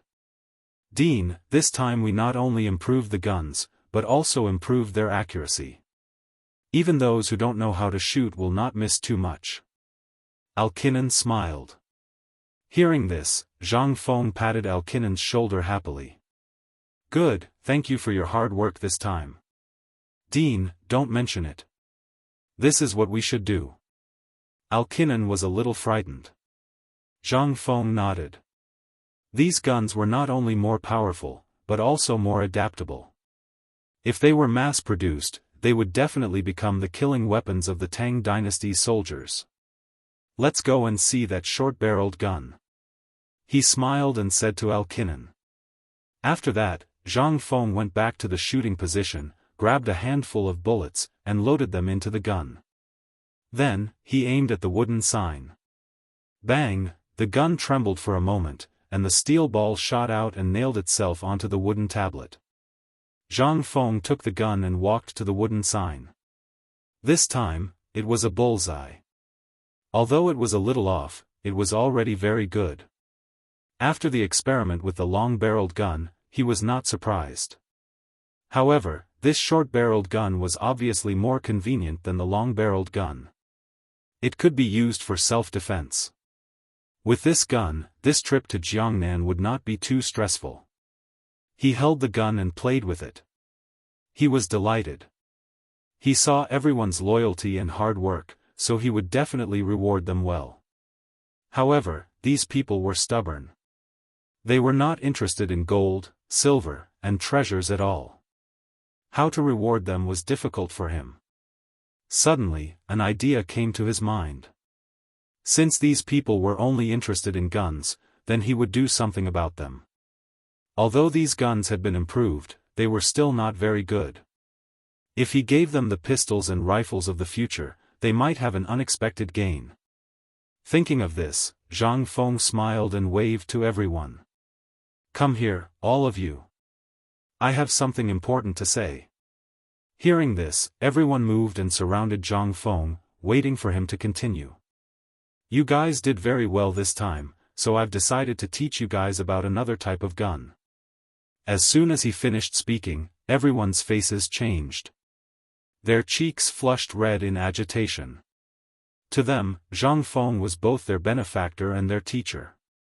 This was because he was the one who gave them the opportunity to come into contact with such advanced technology. Furthermore, he was constantly imparting knowledge to them. This was simply a greater grace than anything else. Now that Zhang Feng said that he was going to teach them about another type of gun, how could they not be excited? Dean, please speak your mind.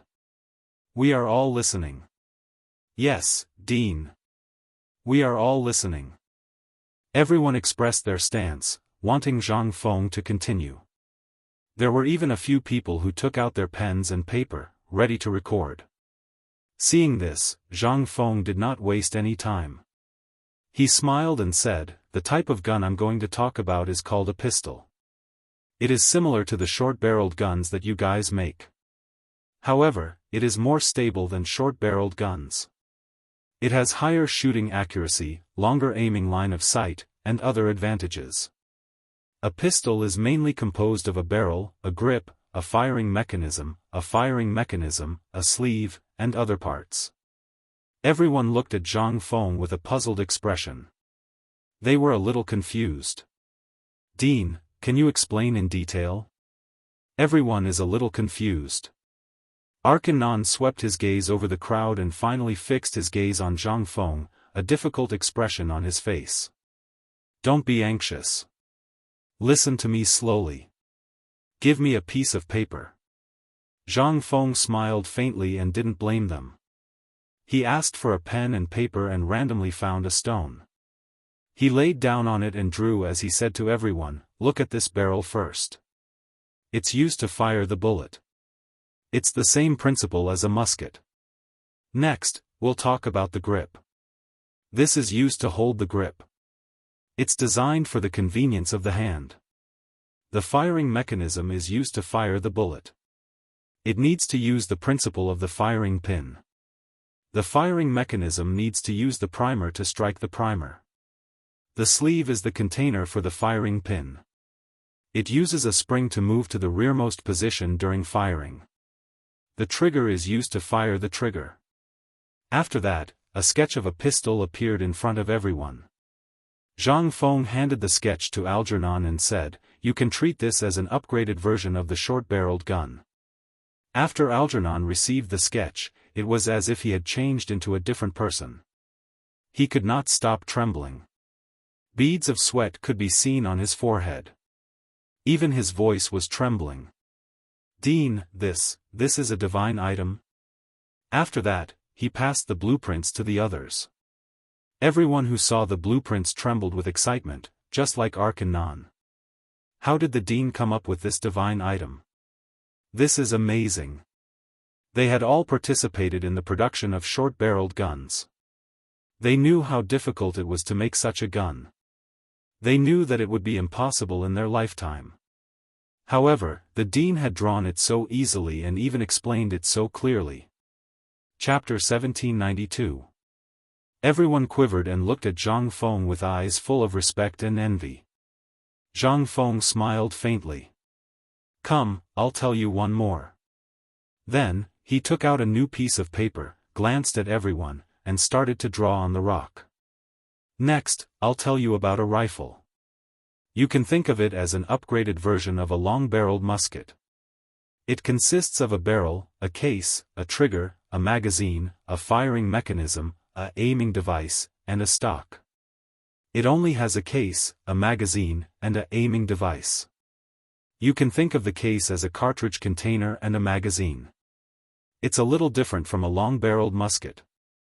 The magazine is installed between the stock and the barrel, while the magazine is a separate entity. It can be removed from the body of the gun, and every time it's removed, it needs to be loaded with bullets. The aiming device is the crosshair. Although it's on a musket too, it's not as detailed. The rifle needs to be more detailed than the musket, but there's no other difference. As soon as he finished speaking, an overview of the rifle was completed. Zhang Feng handed the blueprint to Arkan. Arkan took the blueprint and looked at it. He was even more excited than before. His eyes widened in disbelief because he knew that this rifle was much more powerful than the long-barreled musket. Not only was it powerful, but most importantly, with this ammunition supply, the rifle could fire continuously. There was no need to reload a bullet for every shot. Just this point alone was enough to beat the long-barreled musket. Arkan, I'll give you the blueprint for the pistol and rifle. I've explained the theory to you. If you have any questions, you can come to me. I'll make these two things. Hearing this, Arkan shuddered. This was exactly what he had been dreaming of. Now that the Dean was giving it to him, how could he not be happy? However, after thinking about it, the Dean had been so nice to him. How could he accept the Dean's gift? Dean, you've been so nice to us. We can't accept your gift. Please take it back. Arkan respectfully put the blueprint in his hand and was about to return it to Zhang Feng. The others looked at the blueprints unwillingly because they had the same desire for the technology as Arjun. However, they could understand what Arjun was saying. Indeed, the Dean had taken them in and even taught them the technology. If they were to blindly accept them now, wouldn't that mean that they weren't grateful at all? Zhang Feng looked at the crowd, and his eyes flashed with a touch of gratification. He had thought that everyone would be very happy to accept the blueprint, but he didn't expect them to say such words. This was indeed beyond his expectations, but it was enough to see their loyalty. There's no need for that. Since I'm giving them to you, just accept them. I still need these firearms. This, Arkan looked at the blueprint in his hand, feeling a little troubled. He then turned around to look at the others. Seeing this, Zhang Feng smiled faintly and glanced at everyone. Take it. I'll be happy if you can make the firearms as soon as possible. All right then. Algernon nodded and expressed his loyalty. Don't worry, Mr. President. We won't let you down. Even if we don't eat or drink, we'll make it and give it to you personally. As soon as he finished speaking, the others behind him quickly agreed. That's right.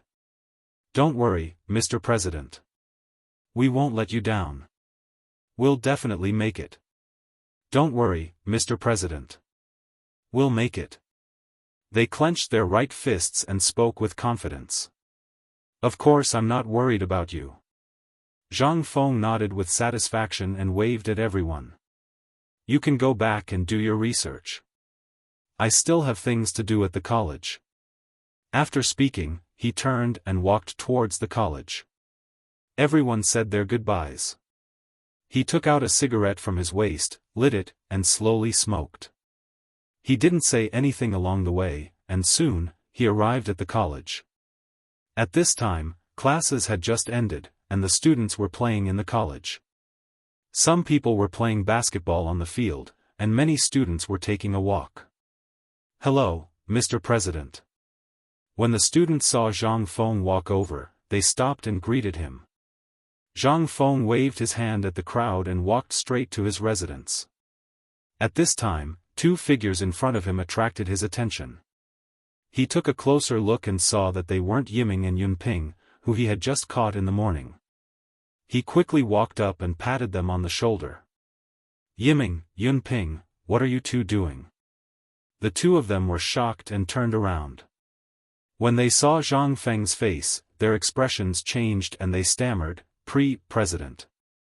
What are you two doing here? Have you done your punishment this morning? Zhang Feng looked at them and asked. Yes, we did. Yiming lowered his head and replied with a trembling voice. Okay, I'll find time to check. If you didn't do it, your punishment will be doubled. Zhang Feng nodded and turned to walk back to his residence. He had been explaining the concept of pistols and rifles, and he was a little tired. He was going to go back and rest. He didn't expect Yiming and Yunping to run away as soon as he left, as if they had something important to do. Zhang Feng felt that something was wrong behind him. He glanced at them casually and saw their backs. A complicated smile flashed across his lips. Chapter 1793. What he said just now was naturally to scare the two boys. He didn't expect that they really didn't do it. Zhang Feng took out a cigarette from his waist, lit it, took a deep puff, and walked back to his residence. After returning to his residence, he half reclined on the chair and was about to take a nap. Just then, a loud roar came from outside the door. Fengzi, are you there?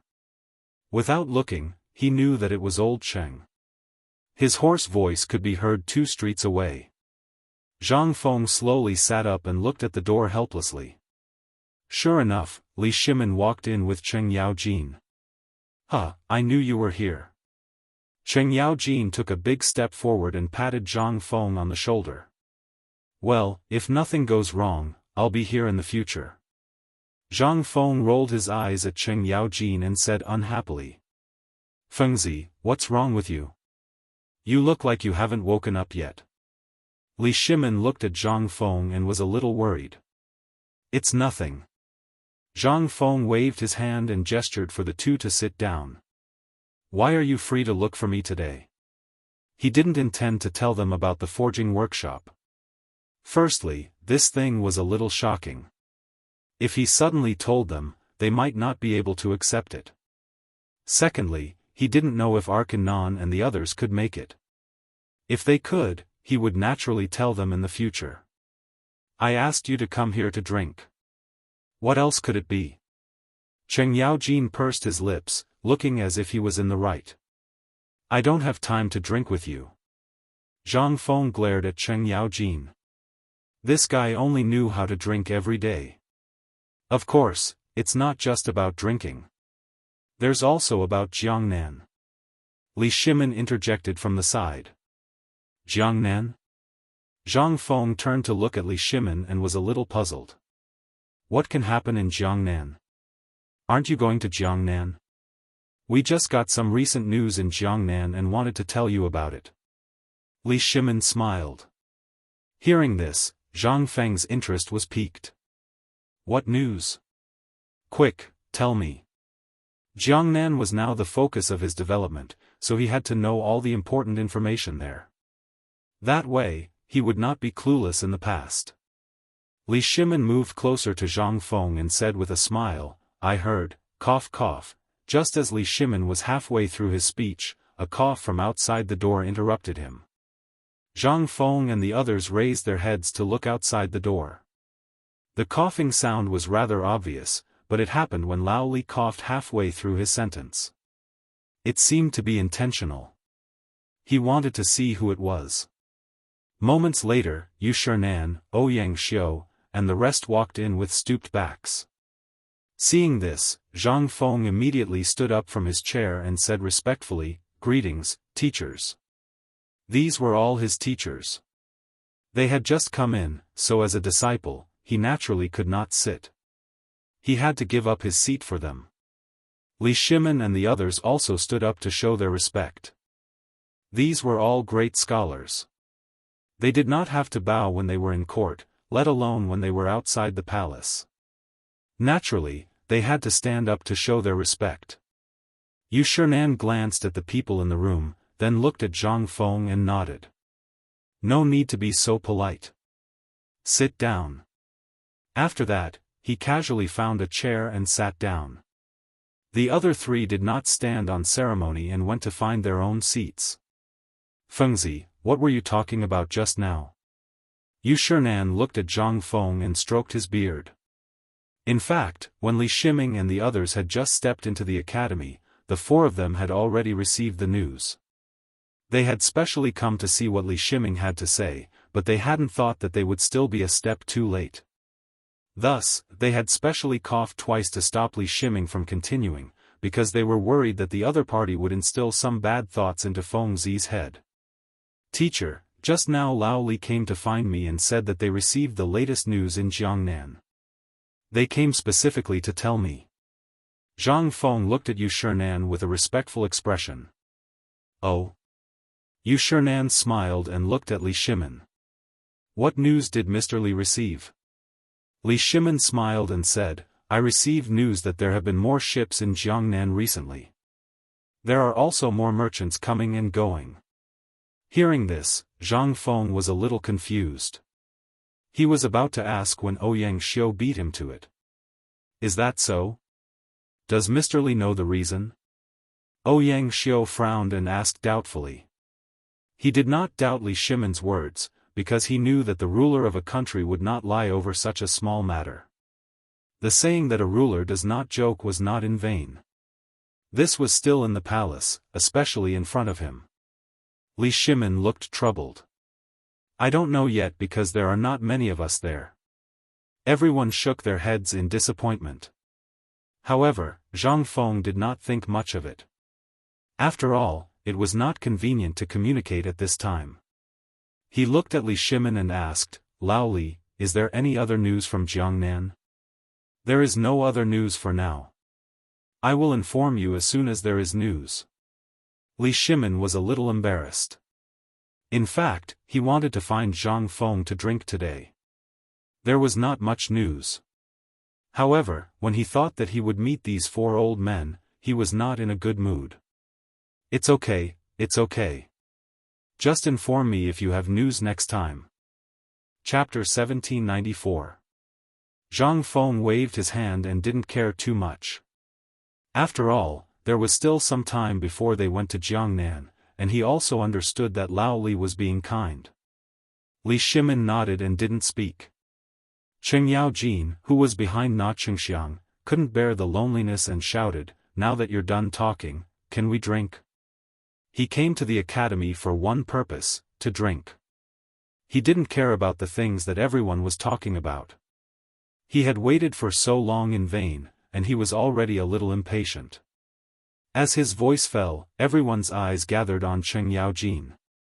Zhang Feng was a little dissatisfied. He knew that this guy was brainless and only knew how to drink all day. But now that the four masters were here, how could he drink? Why did he speak so loudly? Yu Shinan and the others were a little disdainful. The Confucians had always thought of themselves as noble and virtuous, including the four of them. They were usually gentle and elegant, unlike this fool in front of them. However, he was still a duke, so they didn't say anything. Li Shimin was different. He was a little angry. Cheng Yaojin was brought up by him, but now he was standing in front of everyone and embarrassing himself? Wouldn't that be throwing his own face as well? He gloomily stared at Cheng Yaojin. "Don't drink all day. calm down. From his tone, one could hear that he was a little dissatisfied. Hearing this, Cheng Yaojin resentfully lowered his head. It seemed that he wanted to say something, but in the end, he didn't say it. Everyone, sorry to disturb you today. We'll leave first. Li Shimin stood up, cupped his hands to the crowd, and was ready to leave. Originally, he wanted to have a good drink with Feng Zi after the 4 Confucian scholars left, but now it was all ruined by Cheng Yaojin. How could he stay? Would he be laughed at by the 4 scholars? He couldn't do anything to them. Lao Li, you just arrived. Sit for a while. Zhang Feng also stood up and said some polite words. No, I still have something to deal with at home. Li Shimin smiled and shook his head. Then, he cupped his hands and gestured to Yu Shernan and the others to leave. However, the latter was like an old monk in meditation. He nodded slightly and said nothing. Then I'll send you off. Zhang Feng patted Li Shimin and walked out of the door together. The two of them walked side by side, Cheng Yaojin following closely behind. After leaving the room, Li Shimin finally felt better. He looked at Zhang Feng and smiled. Feng Zi, you don't have much to do in the academy. Why don't we go out for a walk next time? Maybe next time. Zhang Feng replied casually. He still had a lot of things to do in the smithy, so how could he have the time to go out? Unknowingly, the 3 of them had already arrived at the field, where many students were playing. Teacher, suddenly, a voice in front of them attracted their attention. Zhang Feng took a closer look and saw 3 students chatting in front of him. Their backs looked familiar, but he couldn't remember who they were. At this moment, Li Shimin joked, Feng Zi, there are quite a lot of teachers in your academy. Why do you always bump into them? Just now, he met 4 teachers in Feng Zi's room. He didn't expect to meet 2 more teachers as soon as he came out. He was a little curious. However, Zhang Feng didn't think so. He observed carefully just now and realized that the 2 figures were Ma Zhou and Hao Chujun. When did these 2 become other people's teachers? Moreover, why were these 2 guys here? Shouldn't they be studying heat transfer equipment in the laboratory? He was a little puzzled, but more than that, he was angry. It was not because these 2 fellows were here, but because someone had called them teachers. One had to know that not just anyone could be a teacher. Like Master Ma, Master Zhang, and so on in the future, those fellows were all people with undeserved reputations. They used the name of imparting skills to make money. He did not wish for Ma Zhou and Hao Chujun to become such people. Ma Zhou, Hao Chujun. He shouted angrily to the front. Hearing this, the 2 suddenly turned around. They were a little happy because they came to report the results of the laboratory to Zhang Feng. However, they found that Zhang Feng's expression was a little strange. It seemed that he was a little angry. It seemed that he was angry with them. However, they didn't know what they did wrong. They could only timidly reply, "Hello, teacher." "Hello?" Zhang Feng coldly snorted, revealing his dissatisfaction. "How are you nice?" The 2 looked at each other and didn't know how to respond for a moment. Hao Chujun was a little smarter. He took a step forward and trembled a little. "Teacher, we don't know what we did wrong. Please enlighten us." "You don't know?" Zhang Feng's eyes narrowed and coldly snorted, "What did that student call you just now?" Hearing this, Ma Zhou and Hao Chujun let out a sigh of relief. They originally thought that they had made a big mistake that made their teacher so angry. It turned out that it was nothing. "Teacher, that student just now called us teacher." Ma Zhou cupped his hands and smiled. Obviously, he didn't realize the seriousness of the matter. "Teacher?" Zhang Feng coldly sneered, "Do you know what a teacher is?" The 2 lowered their heads and looked at each other. They frowned. Obviously, their teacher's words had a hidden meaning. They didn't dare to answer casually. They could only stammer, "We don't know. Please enlighten us, teacher." Chapter 1795. Alright, I'll explain it to you today. Zhang Feng glanced at the two of them and said solemnly, as a teacher, you have to teach, and answer questions. As a teacher, you have to teach, and answer difficult questions. As the saying goes, a teacher for a day is a father for life. As a teacher, you have to love your students like you love your own children.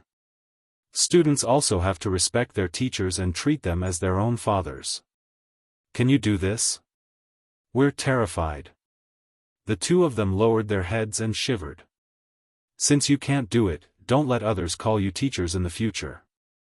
As teachers, you have to take the corresponding responsibility. Zhang Feng glanced at the two of them and reprimanded them. Yes, teacher. The two of them still lowered their heads. Their expressions couldn't be seen clearly. Only their trembling bodies revealed the fear in their hearts. Since you already know, you can leave. Zhang Feng's tone softened a little. In fact, he was quite satisfied with these two students. However, they didn't distinguish between the elders and the young. It seemed that they knew they were wrong, so there was no need to hold on to them. He let out a long breath and looked at Li Shiming and the others beside him. He found that the two of them had a dumbfounded look on their faces, as if they had seen something novel. Lao Li, old Chen, what's wrong with you? Zhang Feng waved his hand in front of the two of them, a little puzzled. After a while, the two of them reacted. Cheng Yaojin stared at Zhang Feng, his eyes flashing. Feng Zi, how come I didn't know you were so good before? You're so good at teaching students. Go away. Zhang Feng glared at Cheng Yaojin in annoyance. His anger had not subsided yet, and this wretched genius was already causing trouble. Old Chen, don't make fun of Feng Zi. Li Shimin finally stood up. He looked at Zhang Feng seriously and said, I think what Feng Zi said just now is right. As a teacher, you should act like one. If you can't bear the responsibility of a teacher, you will only lead the students astray. It's better not to have such a teacher. Zhang Feng smiled and nodded. Lao Li, I didn't expect you to have such awareness. Not bad, not bad. Maybe one day you will become a respected teacher, haha. Li Shimin rolled his eyes at Zhang Feng in exasperation. No matter what, he was still the ruler of a country. How could he become so unbearable in the mouth of this brat? How could he have such awareness? Could it be that he didn't have it before? Of course, he could not say such words out loud. He did not care about Zhang Feng's teasing and continued, Feng Zi, what you said just now was really good. That sentence? Zhang Feng asked subconsciously. He had said so much, so how could he know what the other party was referring to? As a teacher, I preach and answer questions. Li Shimin said as he walked. Hearing this, Zhang Feng smiled slightly with a thought-provoking look on his face. Of course, this sentence was good. This was a selection of the works of Han Yu from the Tang dynasty. However, he did not say it out loud. Even if he said it out loud, no one would believe him. Let's go, I'll send you out. He smiled and waved his hand to signal Li Shimin to go out. Cheng Yaojin was a little dissatisfied. Are you in such a hurry to chase us away? He still could not forget about drinking. Then you stay, we'll go drink. Zhang Feng rolled his eyes at Cheng Yaojin. He was not worried that the other party would stay, but with 4 teachers around, they would not be able to drink well. Forget it, we'll drink next time. Li Shimin hurriedly grabbed Cheng Yaojin, afraid that the other party would make a fool of himself. Then he looked at Zhang Feng. Feng Zi, we'll go first. You don't have to send us off. After that, he pulled Cheng Yaojin to the door. The latter glanced at him unwillingly. Zhang Feng smiled and turned to walk to his residence. Finally, after sending these 2 guys away, he could go back and have a good rest. However, what he did not expect was that when he returned to his residence, his 4 teachers were still in the room and had no intention of leaving. He had no choice but to go forward and salute. Greetings to the 4 teachers. No need to be so courteous.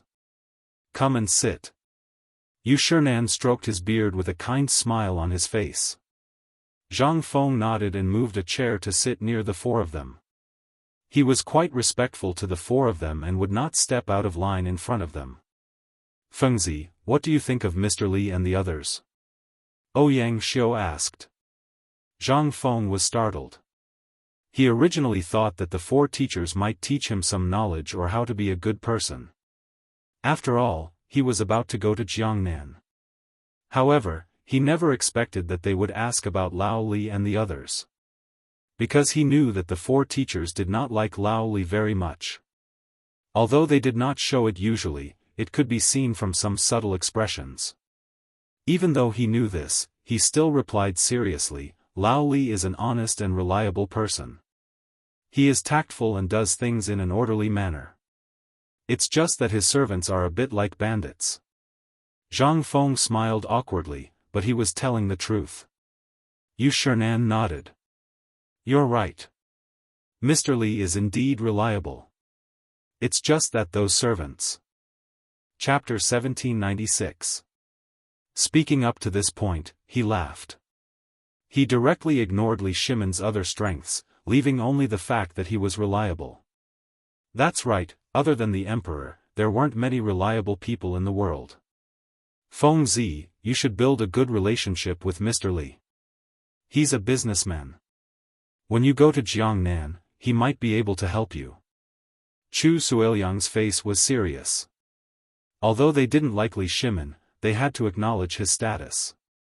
Once Fengzi went to Jiangnan, his foundation would be unstable and he would definitely need help. Li Shimon was the best help.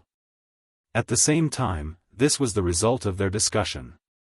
Yes, teacher. Zhang Feng nodded, looking as if he had learned something.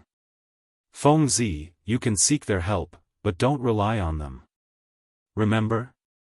Xianxia's eyes flashed. He didn't want Fengzi to get too close to them, but he could still help him. Zhang Feng frowned. He didn't understand. Seeing this, Xueji hurriedly added, Fengzi, they're businessmen. Everything is more than scheming. You have to get too close to them or you'll fall too deep.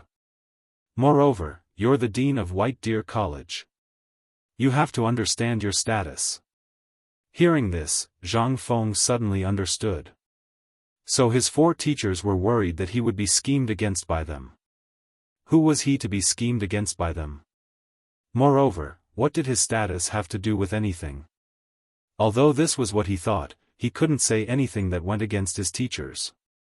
This student will remember. Zhang Feng replied respectfully. Xianxia stroked his white beard, feeling satisfied. Good. You can rest. We'll leave first. With that, he stood up and walked out of the door. The other 3 glanced at Zhang Feng and followed closely behind. Since his teachers wanted to leave, Zhang Feng naturally couldn't sit still. He stood up and sent them to the door. He bowed. Take care, teacher. Only when he saw the 4 people's backs getting further and further away did he slowly get up and return to the room, half lying on the chair. To be honest, he really liked talking with his 4 teachers and the old scholar, because he felt that he could learn a lot of knowledge. It was just that the red tape was a bit cumbersome, and for a young man from the 21st century, it was simply torture. He lit a cigarette, took a deep drag, and slowly exhaled a cloud of smoke. He couldn't help but recall what his 4 teachers had said. He told him to look for Lao Li and the others for help, but not to get too close and not to rely on them. His teacher seemed to be afraid that Lao Li and the others would take advantage of him. Seeing his teacher's affectionate look, he couldn't help but reveal a trace of sadness on his face. That's right. Which master in the world wouldn't love and care for their disciples? Speaking of disciples, he thought of Ma Zhou and Hao Chujun whom he had just met. Did he reprimand the 2 of them a little too much? After all, the mouths belonged to others. They couldn't stop others from calling them whatever they wanted. Moreover, he had just reprimanded them in front of so many people. Would it embarrass the two of them in front of the other students? After all, people need to be thick-skinned. The two of them had a trace of innocence. Forget it, let's go and see the two of them. He took a deep drag of the cigarette, slowly sat up from the chair, and walked out of the door, ready to go to the laboratory to see Ma Zhou and Hao Chu-jun. The laboratory wasn't far from the school. Zhang Feng walked leisurely while smoking, and soon arrived at the laboratory. At this time, a large group of people had gathered in a circle on the field. He didn't know what they were doing. It was class time now. Did these guys skip class? With this thought in mind, Zhang Feng strode towards the crowd and shouted, "What are you doing here? Why aren't you in class?" Hearing this, everyone turned around. When they saw Zhang Feng, their faces were filled with joy. This made Zhang Feng even angrier. Not only were these guys not in class, but they were also smiling when they saw him. They really didn't know the immensity of heaven and earth. "Speak, what are you doing here? Where are Ma Zhou and Hao Chu-jun?" Just as he finished speaking, two figures emerged from the crowd. It was Ma Zhou and Hao Chu-jun. They hurried to greet him. They were a little flustered. It seemed that the matter just now was not over yet. "Master, please forgive us. We are researching the hot air balloon." They were a little uneasy. They were afraid that their master was still angry about what happened in the morning. Hearing this, Zhang Feng's gloomy face finally showed a smile. It turned out that he had wronged them. However, it seemed that they were unhappy about what happened in the morning. "I see. How is your research going?" He looked at the two of them and showed a warm smile. After all, he knew that he couldn't blame the two of them for what happened in the morning. Seeing Zhang Feng like this, the two of them finally showed a smile on their faces. Ma Zhou took a step forward, smiled, and cupped his hands. "Master, the hot air balloon is much better than last time. We are experimenting." "Really?" Zhang Feng was a little surprised. He didn't expect the two of them to improve so quickly. He was overjoyed. "Let's go. Take me to see it." Chapter 1797. The two of them looked at each other and were overjoyed. They quickly took the lead and led the way. "Teacher, this way please." The onlookers took the initiative to make way. What came into view was a roll of coarse cloth, iron wire, brazier, coal and so on. However, the experimental equipment this time was somewhat different from the previous experimental equipment. This made Zhang Feng a little surprised. He pointed at the experimental equipment in front of him and wondered, "Ma Zhou, Hao Chu-jun, why is the experimental equipment a little different this time?" "Teacher, we found that the iron wire is more stable than the hemp rope, and it is not easy to be broken by fire, so we made some changes. Also, the brazier has been increased in weight, and the coarse cloth has been increased in thickness." Ma Zhou cupped his hands and replied. Hearing this, Zhang Feng stepped forward and touched the coarse cloth to check. Sure enough, as Ma Zhou said, the experimental equipment had been changed. "Well, you can give it a try." He glanced at the crowd and signaled to start. Originally, he wanted them to improve the hot air balloon, so there should be some changes. There was no dissatisfaction in his heart. "Yes, teacher." Ma Zhou nodded. After he finished speaking, he called everyone to start preparing. "You guys hold up the coarse cloth. You guys go and strengthen the rope." After he finished speaking, Ma Zhou and Hao Chu-jun personally went to start the fire. Usually, when Zhang Feng was here, they did the experiment by themselves. This was an important experimental equipment, so there was no room for any carelessness. The others busied themselves according to Ma Zhou's instructions. Zhang Feng took out a cigarette from his waist and went to Ma Zhou and Hao Chu-jun's side. He picked up a piece of coal that had just turned red and lit the cigarette. He took a deep breath and smiled, "You two brats, now you are a lot more sensible." It seemed that the reprimand in the morning had some effect. Otherwise, Why would these two be so obedient? Why would they do everything by themselves? Teacher, you must be joking. Student is not setting a good example for junior brothers. Ma Zhou scratched his head and showed a silly look. Zhang Feng smiled and did not speak. He knew that these two guys humbly accepted the reprimand in the morning. He was about to comfort them when there was a roar not far away. Dean, everything is ready. Should we start the experiment now? Zhang Feng slowly turned his head to take a look. Sure enough, the coarse cloth had been propped up, and even the iron wire had been fixed. Everyone was very familiar with the process, because Ma Zhou had led them to experiment once before. This was the second time, so the operation speed was very fast. Okay, get the live pig over here and get ready to start. Zhang Feng stood up and glanced at the crowd. The experiment had to use live pigs, otherwise, the effect would not be achieved. Yes, teacher. Ma Zhou cupped his hands and replied. After saying that, he led the two men to pull the live pig. Obviously, the live pig this time was much bigger than last time. It seemed that Ma Zhou and Hao Chujun had put in a lot of effort. The live pig was quickly subdued and tied to the ground. Then, they hung the live pig and the brazier up. The coarse cloth was propped up as they waited for the wind to blow. Zhang Feng put the cigarette in his mouth, looked up at the sky, and said to himself, "What can make the wind come?"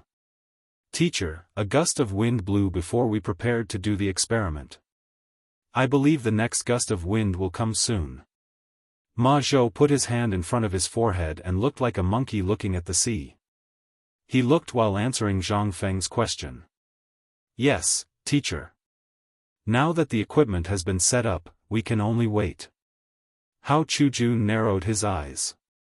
As he spoke, he intentionally or unintentionally glanced at the group of coolies behind him. These students were invited by Ma Zhou and Hao Chujun. Last time, the two of them held the rope and it could be said that they were suffering, so this time, they thought of this method. It was a pity that these guys did not know the mystery. When they heard that they could participate in the Dean's flying experiment, each one was happier than the other. Now, they were holding the iron wire, and their hands were sore. Only they knew how uncomfortable it was. Finally, one of them could not stand it and said with a constipated face, "Dean, what wind is this? I can't stand it anymore." The person who spoke was Pai Ho, who was hung up on the tree last time. He did not see the spectacular sight of the hot air balloon with his own eyes last time.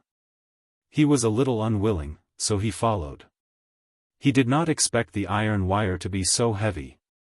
Zhang Feng took out the cigarette in his hand and glanced back. How would I know? Ask the person who dragged you here. He very naturally threw the question to the pot.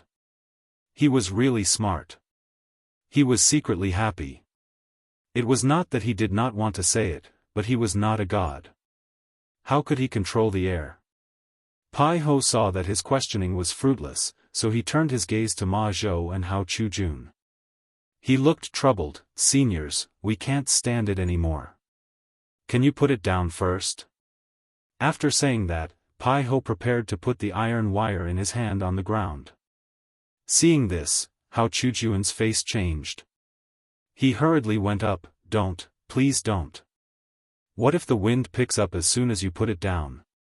Now that he was in front of his teacher, he did not dare to mess things up. Pai Ho was a little embarrassed. Putting it down was not right, but not putting it down was not right either. Then what do you think we should do? In any case, I can't lift it up. Come. Give me the iron wire. I'll hold it. Hao Chujun took the iron wire and prepared to take it. Chapter 1798. This made Pihu overjoyed. He quickly handed the iron wire to Hao Chujun and said with a smile, "Here you go." After saying that, he ran to the side to rest. Ma Zhou took a look and quickly replaced the other students. He was afraid that these guys would screw up the experiment. He would be more at ease if he did it himself. Zhang Feng saw all of this and could see that these two people were really concerned about the experiment. It seemed that the reprimand in the morning was indeed serious. He thought to himself, I'll appease these two later. After a moment, a trace of coldness came from the dry sky. The surrounding leaves rustled and their clothes fluttered. Teacher, the wind is blowing. Ma Zhou faced the cold wind and was as excited as a child. As soon as he said that, a gust of wind blew and the coarse cloth was lifted. Following the squeals of the live pig, the hot air balloon was blown into the sky. Everyone raised their heads and put their hands on their foreheads. They looked at the flying scene with joy. Zhang Feng was no exception. He held the cigarette in his mouth and half raised his head. The corner of his mouth revealed a trace of a smile. The hot air balloon was blown higher and higher, flying into the distance. They could only see the shadows on the ground and the dissatisfied sounds of the live pig. The hot air balloon has flown far away. Quickly chase after it or we won't be able to find it later. Zhang Feng took the cigarette but that was about to burn out and threw it at his feet. He shouted at the stunned crowd. After saying that, he ran in the direction of the hot air balloon. Everyone looked at Zhang Feng's back and realized something. They quickly followed behind him. The hot air balloon was blown by the gust of wind as if it had an engine. It kept floating into the distance without any intention of falling. Zhang Feng led everyone to chase after it. He was afraid that he would fall behind. This thing had a brazier on it. If it fell in that flammable place, it would be a disaster. In addition, it was still winter and the weather was dry. If it touched a little fire, it would immediately catch fire. Therefore, he didn't dare to be careless. But then again, Ma Zhou and Hao Chujuan's improved hot air balloon was much better than the previous one. Last time, the wind was so strong that the hot air balloon fell after a while. This time, it was amazing. Not only did it not fall, it floated further and further away. Thinking of this, he turned around and glanced at the two of them. Suddenly, he felt that these two fellows were much more pleasing to the eye. Teacher, what happened to the two of us? Ma Zhou gasped and asked as he ran. You two brats want me to chase a kite with you, and you're asking me what's wrong? Zhang Feng took a deep breath and scolded jokingly. Hao Chujun awkwardly scratched his head. He could tell that his teacher was praising them and not scolding them. It was already not easy for the hot air balloon to become like this. Ma Zhou, on the other hand, was as dumb as a wooden fish. With a troubled expression, he asked, Teacher, I'm sorry. Why don't you take a rest first and let us look for her? Rest my ass. Hurry up and find them. Otherwise, you won't be able to bear the consequences if something happens. Zhang Feng rolled his eyes at Ma Zhou, turned around, and continued to run forward. This disciple was good in every way. Sometimes, he was just a little stubborn and couldn't think straight. At this moment, someone shouted, Director, the hot air balloon has stopped in front. Hearing this, Zhang Feng stopped and glanced ahead. Sure enough, the hot air balloon had stopped at the edge of the field in front. Everyone, speed up. Hurry up. With that, he once again took a step forward and ran toward the hot air balloon. The people behind him also seemed to be full of energy and ran forward. Finally, the group of people reached the hot air balloon under unremitting efforts. Fortunately, the brazier had been extinguished, the coarse cloth did not have any traces of burning, and more importantly, the pig was still alive. However, it seemed to have suffered serious injuries as it lay on the ground and kept groaning. Seeing this, everyone's hanging hearts were also relieved. They formed a circle with their knees on their arms, panting heavily as they watched the brilliant results in front of them. After a while, seeing that they had rested enough, Zhang Feng glanced at everyone and said with a smile, Everyone has worked hard this time. I'm very satisfied with the hot air balloon you made. Hearing this, everyone suddenly raised their heads and looked at Zhang Feng with surprise. They were all students and what they needed the most was the director's affirmation. Today, the director personally praised them. How could they not be happy? Especially Ma Zhou and Hao Chu-jun. They had just been reprimanded in the morning. To be honest, at that time, the two of them were still a little unhappy. After all, they were reprimanded in front of so many people. Who would want some face? But now, their teacher actually affirmed their work. This made the two of them feel like they had been reborn after a disaster. Thank you, teacher, for your praise. We will work harder in the future. Hao Chu-jun looked at Zhang Feng and a trace of determination flashed in his eyes. Ma Zhou clenched his fists and was a little excited. Not bad, teacher. This hot air balloon still has some flaws. We have made you accompany us for so long. Next time, we will definitely improve. As soon as his voice fell, Hao Chu-jun rolled his eyes and glared at him. This guy really has a one-track mind. We were clearly talking about happy things. Why did he bring up chasing hot air balloons? Is he not afraid of teacher's anger? Chapter 1799. Thinking of this, he secretly glanced at Zhang Feng. The latter had a calm expression as if nothing had happened. In fact, he had long been used to Ma Zhou's stubbornness. If he didn't care about it, there wouldn't be so much trouble. Zhang Feng glanced at the experimental equipment on the ground and said to Ma Zhou and Hao Chu-jun, "Find someone to transport the equipment back. I have something to say to you." Hearing this, Ma Zhou and Hao Chu-jun's hearts skipped a beat. Was their teacher blaming them for what happened in the morning? But their teacher had already reprimanded them once. Their teacher wouldn't hold it against them. Was it because of the hot air balloon? Yes, it must be because of this. The two looked at each other and prepared to take the initiative to apologize to their teacher after everyone left and plead for leniency. That was the only thing they could do. The two sighed and glanced at the crowd. You can go to class after transporting the equipment back. No one dared to say anything. They could only take the experimental equipment and walk in the direction of the classroom. Seeing that almost everyone had left, Ma Zhou and Hao Chu-jun looked at each other and said tacitly, "Teacher, we know our mistake. Please punish us." Hearing this, Zhang Feng was instantly amused. He didn't intend to punish the two of them. Besides, they didn't do anything wrong. What were they talking about? Could it be that these two fellows had done something wrong again? Did they come here to ask for punishment? With doubts in his mind, he probed, "What did you do wrong? Tell me in detail." The two looked at each other and felt a little embarrassed. They really didn't know what they did wrong. They just guessed that their teacher blamed them for letting him chase the hot air balloon. Otherwise, why would their teacher leave them alone? To see the winter scenery? We shouldn't have let our teacher chase the hot air balloon. Please punish us.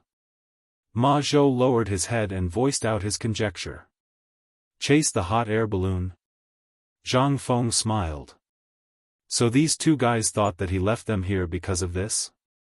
Did they think he was too petty?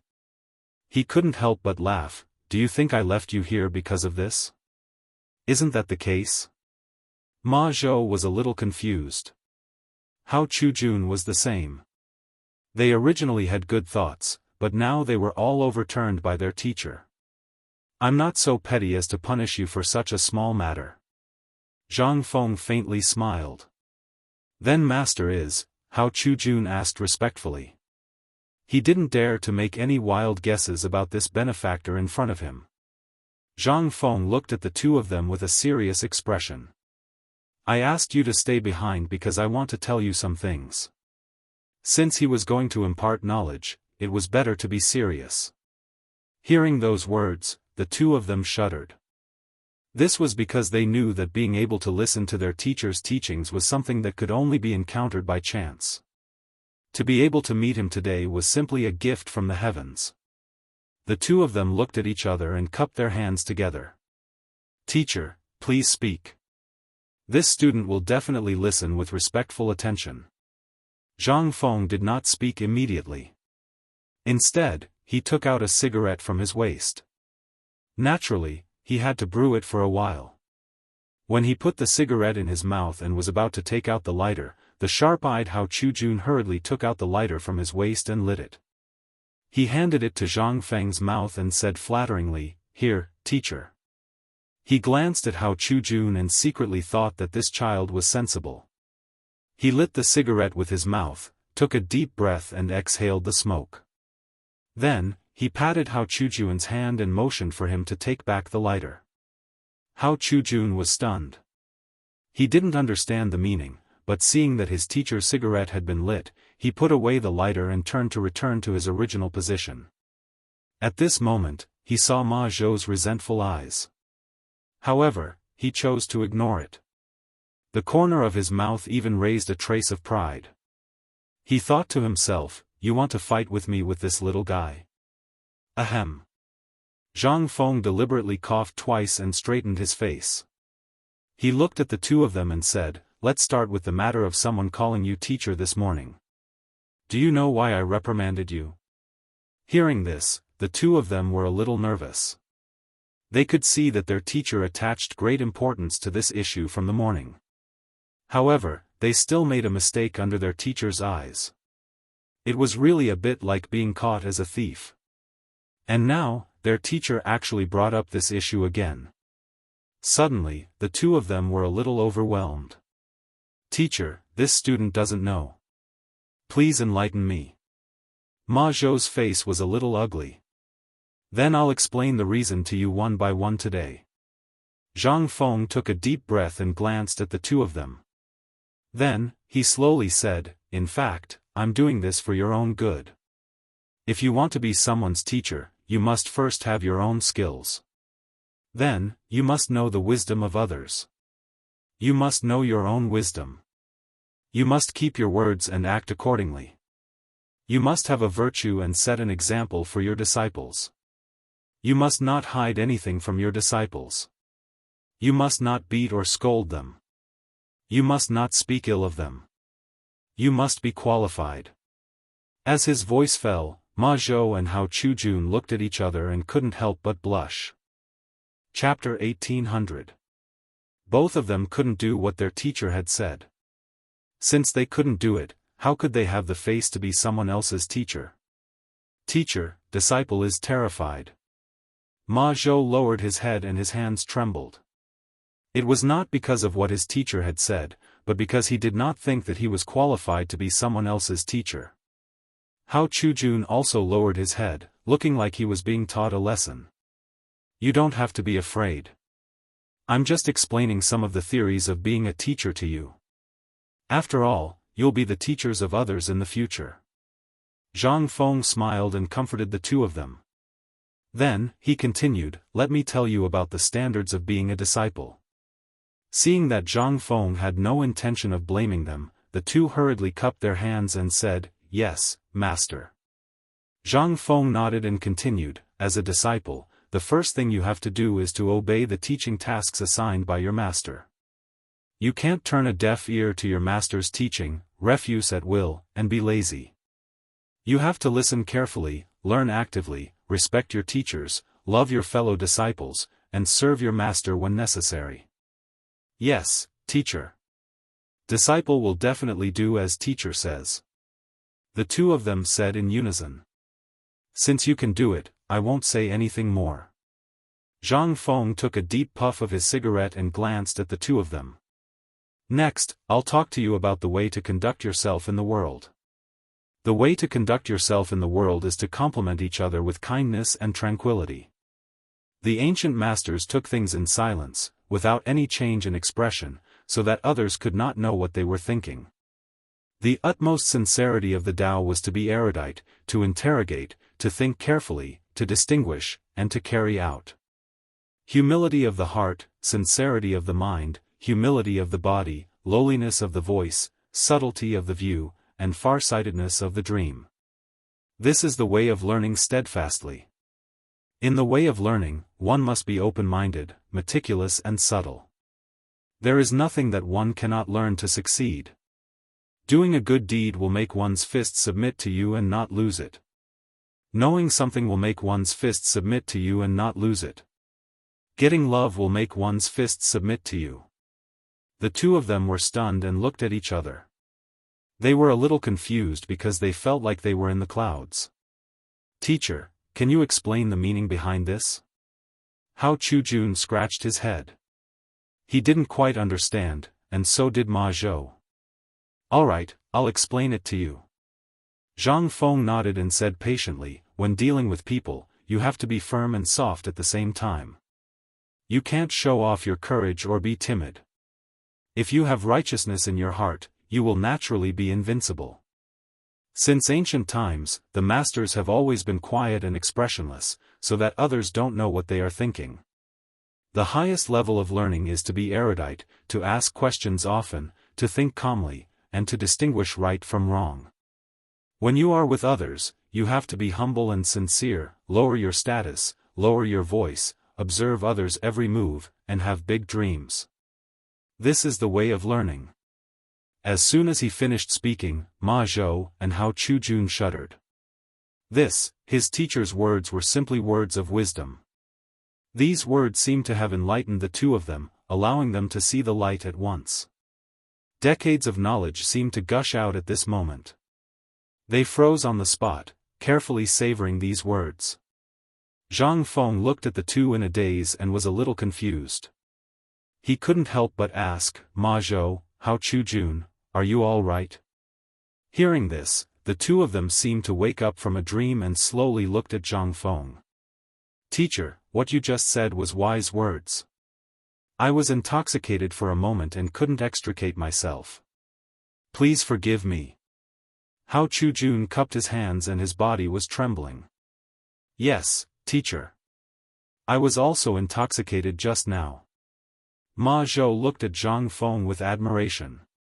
His face was full of respect. Good, good, good.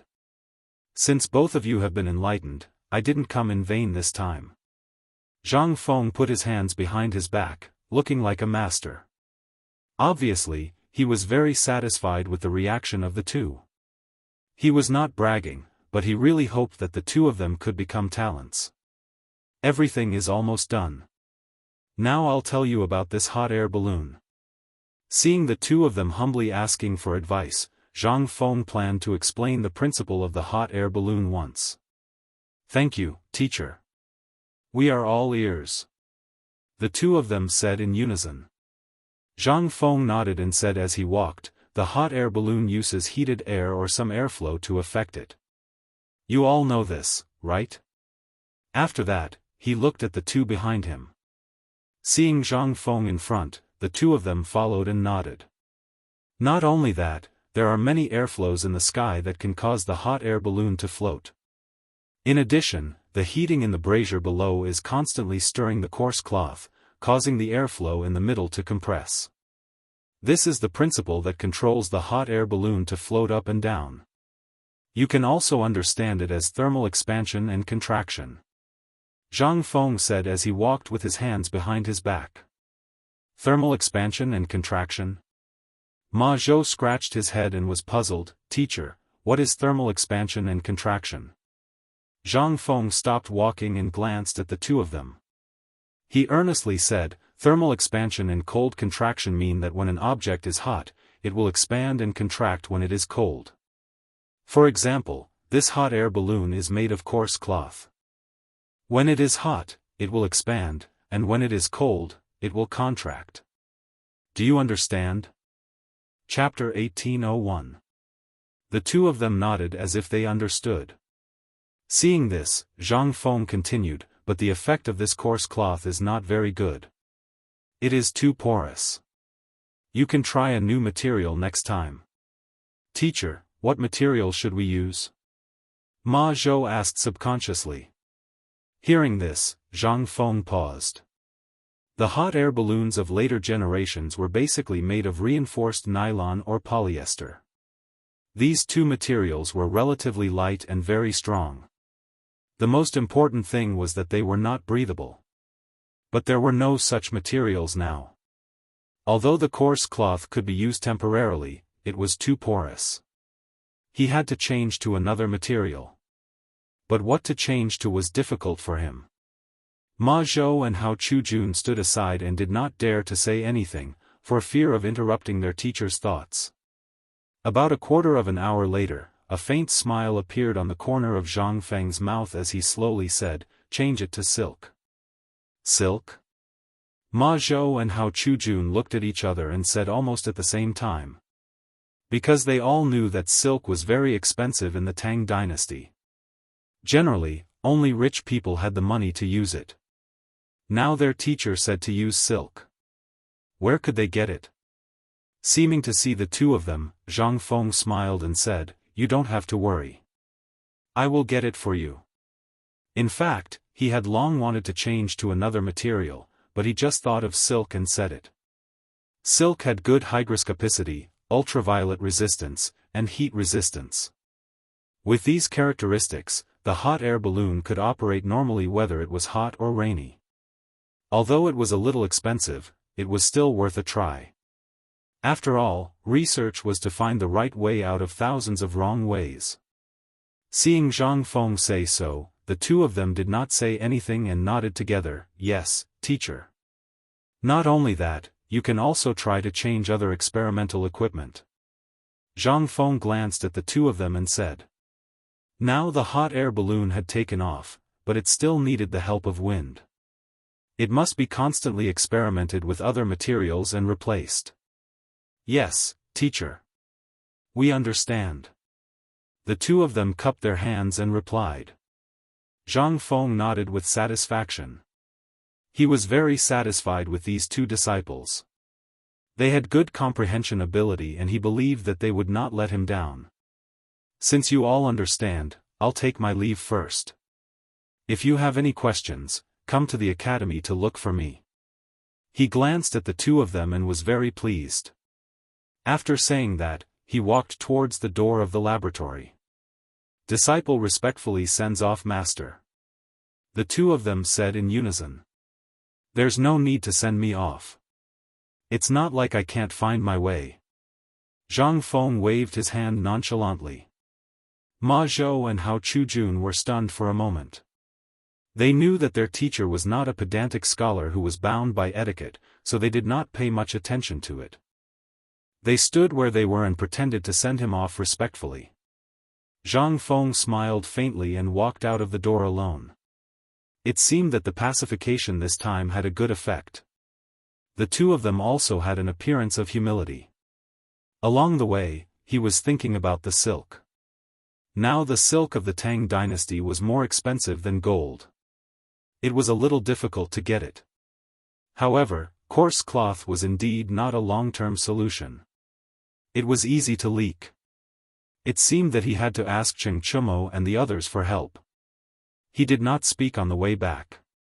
In a moment, he returned to the academy. At this time, it was the end of the class.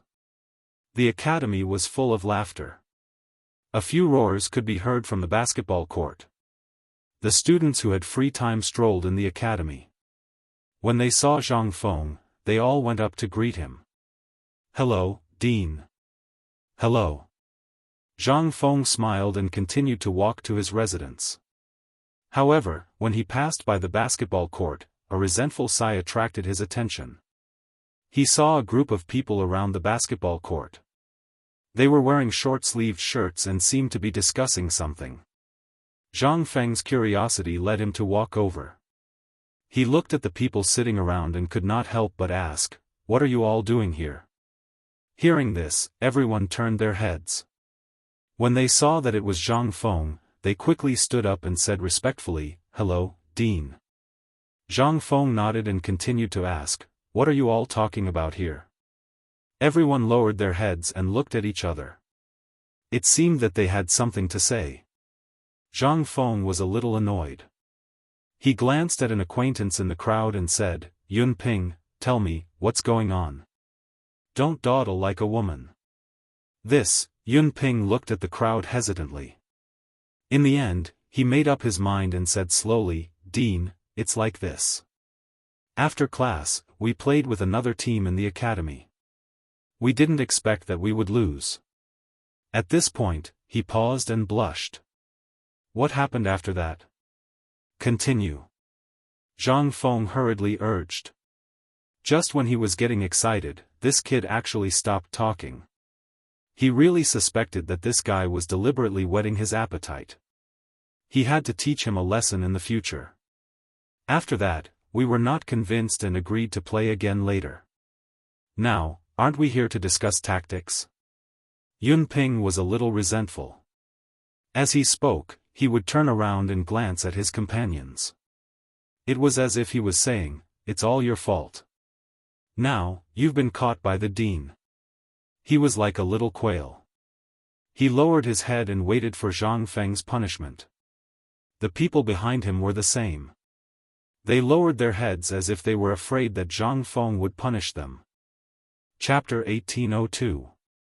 However, Zhang Feng didn't seem to care. Instead, he scolded with a smile, "You guys don't study hard but play basketball enthusiastically. How is it? Have you come up with a strategy?" He also had his youth, so he didn't object to this. After all, young people had to be courageous. Moreover, this was the Tang dynasty.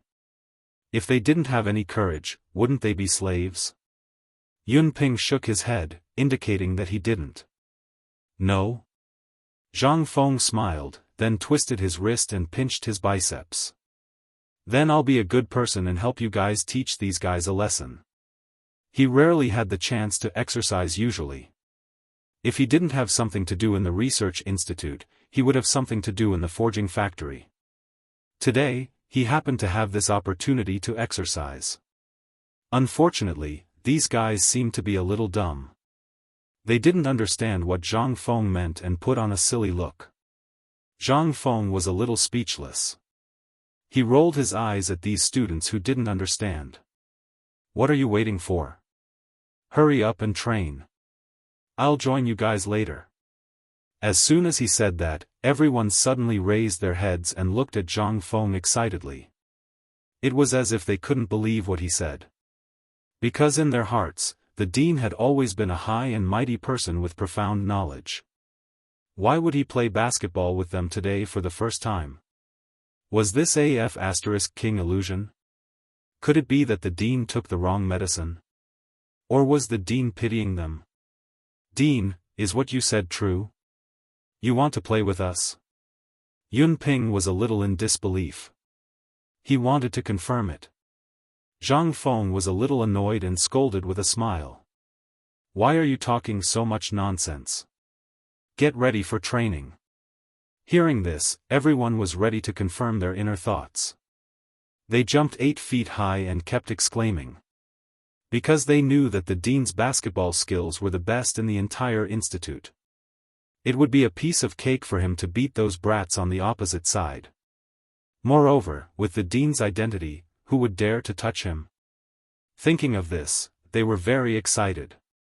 One by one, they took the basketball and practiced on the field. Zhang Feng naturally didn't want to fall behind and joined them. At first, everyone was a little unused to it because this was the first time they played with Zhang Feng. Slowly, they got along well with everyone. At this moment, a provocative voice came from not far away. Hey, are you guys still fighting or not? Don't tell me you're planning to be a coward. Ha ha ha. As soon as the voice fell, Zhang Feng put down the basketball in his hand and looked in the direction of the voice. On the opposite side, there were also a few students wearing short-sleeved shirts and holding basketballs. It seemed that this was the team just now.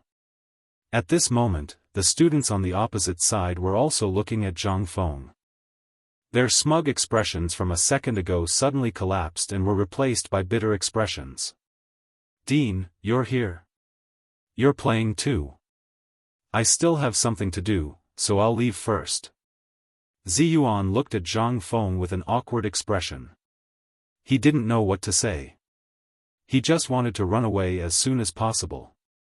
If the dean found out that he bullied a classmate, he didn't know what kind of punishment he would receive. Wait. Zhang Feng stopped Ziyuan, who was about to leave, and smiled faintly. What are you afraid of? I'm here to play basketball. Ziyuan was a little confused. The dean wasn't angry? This surprised him a little. Seeing that the dean's expression didn't seem to be fake, he mustered up his courage and smiled. Dean, you're not going to stand up for these guys, are you? Why are you talking so much nonsense? Look at you guys, don't you look like women? Let's start. Zhang Feng waved his hand, not caring about his identity at all. Dean, since you said so, then don't blame us for being ruthless.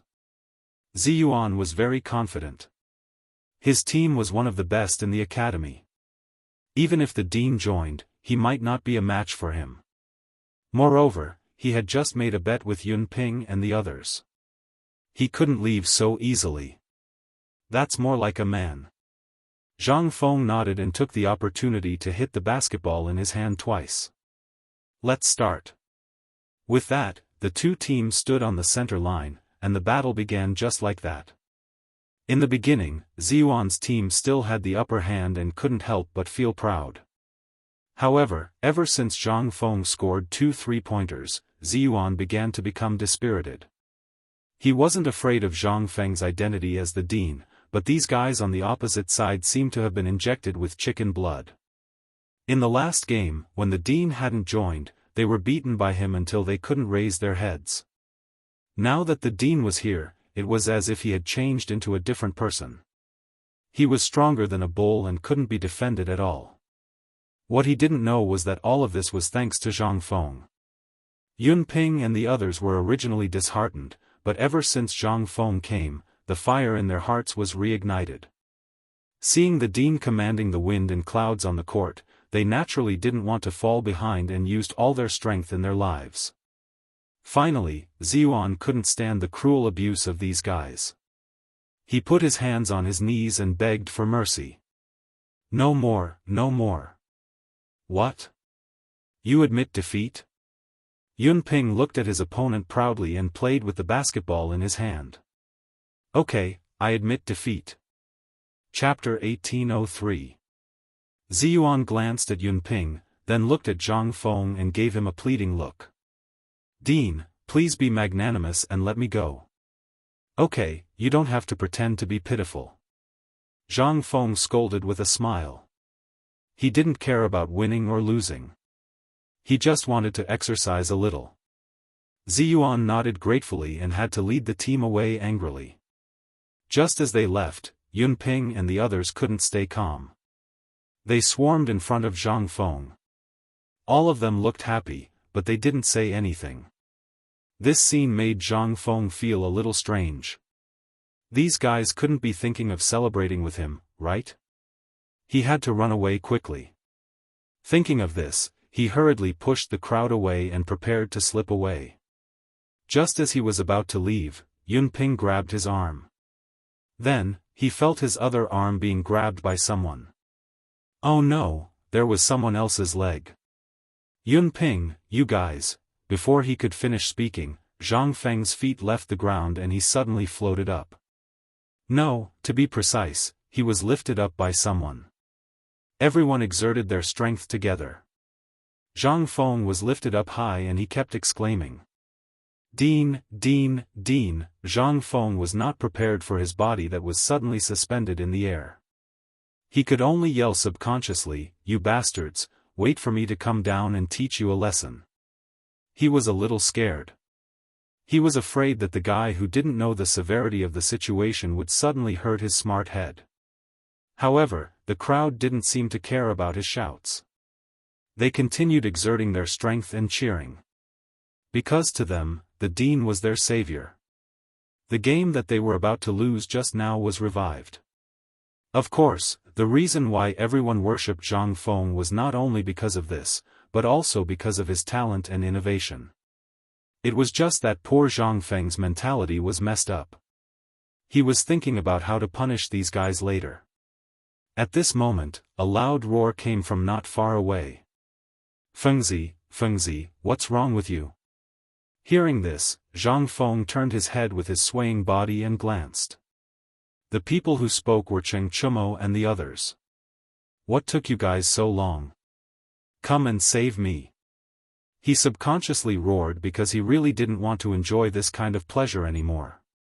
Chengchumo and the others seemed to have understood something. They walked over slowly and did not persuade the crowd to let Zhang Feng down. Instead, they said sarcastically, "Feng Zi, is it comfortable up there?"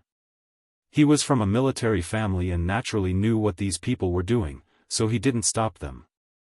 "Iron Bull, Worm, if you guys don't let me down, I'll teach you a lesson later." Zhang Feng couldn't hold it in any longer and could only open his mouth to threaten. In fact, he himself didn't know how to deal with the other party. Seeing Zhang Feng's discomfort, Chengchumo smiled. He waved his hand and pulled Yunping and the others. "That's enough. Be careful that your headmaster comes looking for you in the middle of the night." Hearing this, Yunping was a little unhappy. However, when he saw that the dean was a little unhappy, he hurriedly ordered everyone to put Zhang Feng down. Zhang Feng finally landed smoothly. He glanced at everyone and his face turned green and white. It wasn't that he was angry, but that he was a little uncomfortable from being shaken. "You guys only won one competition. Is there a need to be like this? Quickly go back to class." He didn't punish them because he knew that they were excited. Seeing that Zhang Feng wasn't angry, Yunping hurriedly led everyone away. Seeing that everyone had left, Zhang Feng turned to look at Chengchumo, Zhang Sun, and the others. He was a little dissatisfied. "You guys were still making sarcastic remarks. Are you hoping that I'll die early? How could that be? I just saw that those students were a little excited and couldn't bear to disturb them." Chengchumo smiled and then looked at the people behind him. "Don't you guys think so?" "Yeah, Feng Zi, how does it feel to be in the sky?" Dugo stood out and continued. "I almost vomited. What do you think?" Zhang Feng rolled his eyes at Dugo and said unhappily. After saying that, he found a stone and sat down. He had just been thrown into the sky and had to rest. "Feng Zi, were you guys playing basketball just now? What kind of results made everyone throw you into the sky?" Zhang Sun asked curiously. He was the one who liked basketball the most among them, so he naturally paid attention. Zhang Feng casually replied, "It's nothing much. I just turned the tables." F***ck, so amazing. Chengchumo, Zhang Sun, and the others exclaimed almost at the same time. A glimmer of light flashed in their eyes as if they were sizing up Zhang Feng again. "TSK, TSK, TSK. I didn't expect Feng Zi to be so amazing." Zhang Sun couldn't help but click his tongue. He kept circling Zhang Feng as if he had just met him today. "Yeah, why didn't I see it before?" Chengchumo crossed his arms and stroked his chin.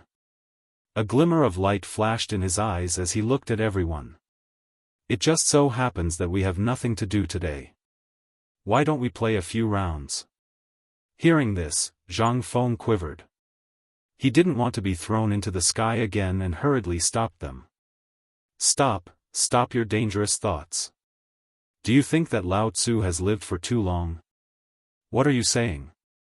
We're letting you play basketball, not asking you to die." Chapter 1804. Zhang Sun Chong was a little unhappy. He was usually so busy in the textile factory. Now that he finally had time to play basketball, this guy wanted to mess things up. "Yeah, Feng Zi, are you here to mess things up? If I knew this would happen, I would have asked the students to let you down." Chengchumo was also grumbling at the side. How could he not be angry when his suggestion was suddenly rejected? "I've already played a game. Let me go." Facing these barbaric guys, Zhang Feng could only choose to beg for mercy. "No, I'm finally free." Chengchumo rejected immediately. He stepped forward and grabbed Zhang Feng's arm, then looked at Zhang Sun Chong, "Bug, come and help." Hearing this, Zhang Sun Chong quickly stepped forward and grabbed Zhang Feng's other arm. Dugo naturally did not want to be left behind. He wanted to hug Zhang Feng's leg. You bandits, how can you force people to play basketball? Zhang Feng's hands and feet were flailing around, constantly resisting. However, the others did not seem to care. They grabbed Zhang Feng's arm and leg and were about to lift it up. Stop, stop, stop. Zhang Feng was a little overwhelmed and quickly begged for mercy. Hearing this, the three of them looked at each other and hesitated. In the end, Cheng Chumo asked, "What do you want? How about we go for a drink? We haven't gathered together in a long time." Zhang Feng smiled and began to tempt the crowd with his gourmet skills. "Don't you guys miss barbecue skewers, braised meat, and hot pot?" Hearing this, Cheng Chumo immediately could not take a step forward. Gulp. He could not help but swallow his saliva. He glanced at Zhang Sun Chong beside him, as if to say, "Why don't we go for hot pot? What's so fun about basketball?" Zhang Sun Chong's face was firm, as if he had made up his mind to play basketball. Seeing this, Cheng Chumo did not say anything. After all, he was the one who made the most noise just now. It would be inappropriate to say no now. However, the temptation of delicious food had been deeply engraved in his mind, lingering for a long time. Only the sound of saliva being swallowed could be heard. When Zhang Feng heard this, he secretly thought that there was hope, so he continued to say, "It's a pity that no one has tasted my good old wine. Originally, I saw that you all came today and wanted to drink it together, but it seems that there is no chance. And the roasted flour duck and beggar's chicken, unfortunately, no one has tasted them. Lao Tzu can't hold it in anymore." Cheng Chumo let go of Zhang Feng and glanced at Zhang Sun. "Bug, what's so fun about basketball? Drinking is more important." After saying that, he didn't care about the other party's reaction and grabbed Zhang Feng. "Feng Zi, where is your good wine? Take me there quickly." Zhang Feng rubbed his aching butt and tried to squeeze out a smile. "The wine is at my place." Hearing this, Cheng Chumo grabbed Zhang Feng's shoulder and laughed, "Then what are we waiting for? Let's go quickly." After saying that, he grabbed Zhang Feng and ran out of the residence, not giving the other party a chance to talk back. Zhang Sun and Du Go hurriedly followed behind, afraid that they would be a step too late. Although the two of them liked to play basketball, they also liked good wine. Moreover, they could play basketball at any time, but there would be no wine if they didn't drink it. The group of people rushed to the residence. Zhang Feng could be said to be the most uncomfortable. He was sandwiched in the middle by these three guys and couldn't go up or down. Cheng Chumo was so strong that he couldn't even move. Finally, everyone arrived at the residence. Cheng Chumo put down Zhang Feng and said impatiently, "Feng Zi, where is your wine? Why are you in such a hurry? Since we are here, are you afraid that I will run away?" Zhang Feng rolled his eyes at Cheng Chumo and said in a bad mood, "How can there be wine without food? I will go to the cafeteria and get some food." After saying that, he turned and walked out of the door. However, before he stepped out of the door, he was stopped by Cheng Chumo. "Wait, I will go with you. What if you run away?" Cheng Chumo leaned on the door and looked at Zhang Feng with his two nostrils. "Okay, come if you want." Zhang Feng waved his hand impatiently and walked out of the door. Cheng Chumo was like a shadow, following closely behind Zhang Feng, afraid that the other party would not give up the good wine and take the opportunity to run away. The two of them walked to the cafeteria one after the other. After a while, they arrived and ordered some hot pot, braised meat, and the like. Zhang Feng took some light things. As for the big pot, it was naturally taken by Cheng Chumo. That guy even had a smile on his face, as if he had found a treasure. When they returned to the residence, Zhang Sun and Du Go were already impatient from waiting. They quickly took the braised meat from Zhang Feng's hands. "Feng Zi, why were you gone for so long?" As he spoke, his hand unconsciously picked up a piece of braised meat and put it into his mouth. "Okay, don't pretend to be obedient. Set up the pot and start the fire." Zhang Feng rolled his eyes at Zhang Sun and said in a bad mood. Hearing that, Cheng Chimo quickly put down the big pot in front of him and prepared to set it up. Zhang Feng, on the other hand, turned around to get the wine. These were the wines that he brought when he came to the academy. He had not drunk them all this time. He did not expect to let these idiots take advantage of him today. Thinking of this, he was a little unhappy. However, he had no choice. If he did not take out the wine, these guys would drag him to play basketball. He did not want to be lifted up again. When he got the wine bottle, he turned around and saw that Cheng Chimo and the others had almost finished the hot pot. They were just waiting for the dishes to be served. Chapter 1805. Feng Zi, come quickly. We've been waiting for your good wine. Cheng Chimo looked at the wine bottle and was a little impatient. Coming, coming. Zhang Feng carried the wine bottle to the side of the crowd and opened the lid. In an instant, the fragrance of food gushed out. Come, come, come. Pour. Cheng Chimo let out a silly laugh and raised the wine bowl high up in the air. Zhang Sun Chong and Du Go were also drooling as they waited for the wine in Zhang Feng's hands. Since they had already taken it out, Zhang Feng was not stingy and filled everyone's cup. Seeing that the wine bowl in his hand was full, Cheng Chimo could no longer suppress the alcohol worm in his stomach and drank half the bowl in one gulp.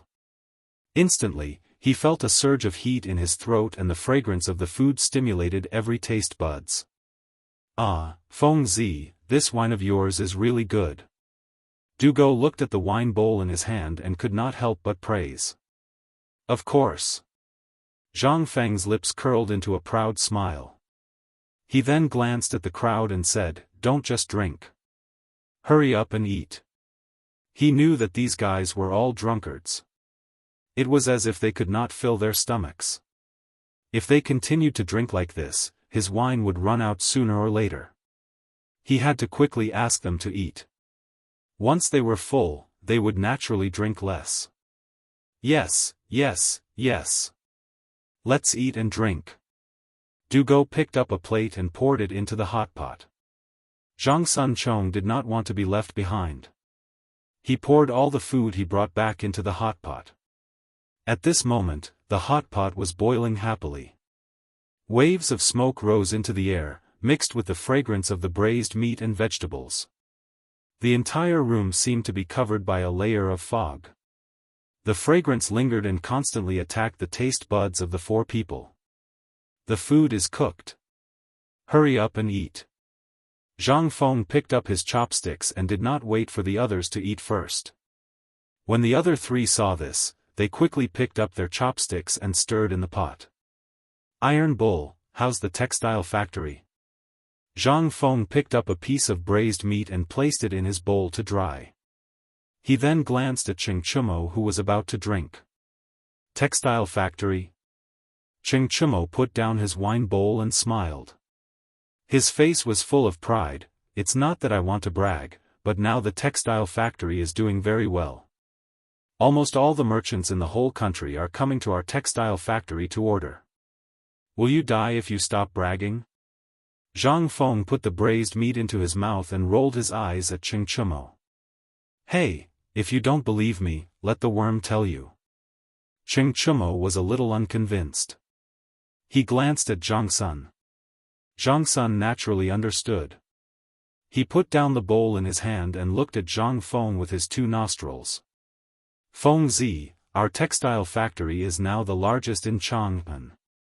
Almost all the cloth in Chang'an is supplied by us. Hearing this, Zhang Feng was stunned.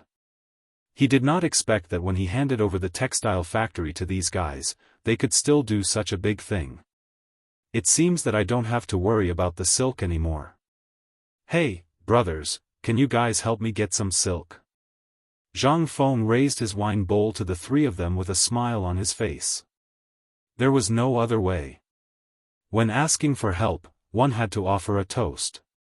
Feng Zi, what do you want silk for? Cheng Chimo picked up his wine bowl and was a little puzzled. Generally, silk was used to make clothes or handkerchiefs for wealthy families. Moreover, clothes were made in professional workshops. If one made it himself, it would destroy the goods. Didn't the Research Institute come up with something new recently? Zhang Feng took a sip, then put down his wine bowl and looked at everyone. I'm looking for experimental materials and found that many things are not suitable, so I want to try silk. What the hell is that thing? Why don't you tell us? Du Go put down his wine bowl with a look of curiosity. The others also looked at Zhang Feng curiously. They usually stayed in the textile factory and were bored out of their wits. Now that there was something new, how could they not be interested? Seeing the curious look on everyone's face, Zhang Feng smiled proudly and deliberately coughed twice, put on the look of an expert, and glanced at everyone. Ahem, this, I shouldn't tell you guys, but seeing that you guys are humbly asking for advice, I will reluctantly tell you guys. Okay, hurry up and say it. Cheng Chumo was a little impatient. This damn guy knows how to keep people in suspense. Why are you so impatient? Zhang Feng secretly spat.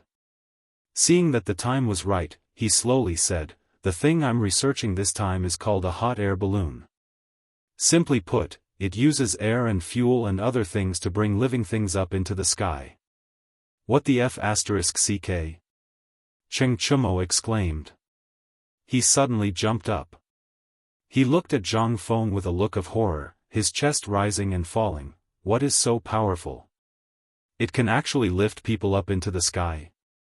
Yes, Feng Zi, what do you think this is? Is it so awesome? Zhang Sun and Du Go's eyes were wide open, and their faces were red to the neck.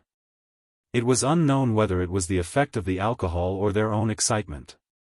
Zhang Feng was very satisfied with their reaction. He smiled faintly and waved his hand. Sit down, don't get too excited, this is just a small matter. Small matter my ass, if what you said is true, then it's a big deal. Chapter 1806. Cheng Chumo was still as loud as ever. His excitement made his voice a little hoarse. Because he knew the pros and cons of this. If they could really go up into the sky, then why did they have to spend so much effort to attack the Turks? If they directly dropped a few bombs from the sky, wouldn't that be taking the lives of those bastards?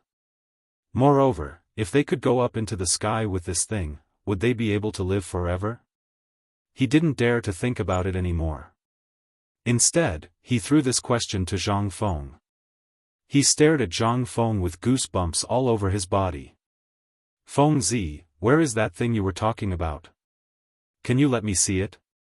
Cheng Chumo looked at Zhang Feng with a face full of excitement. He almost knelt on the ground.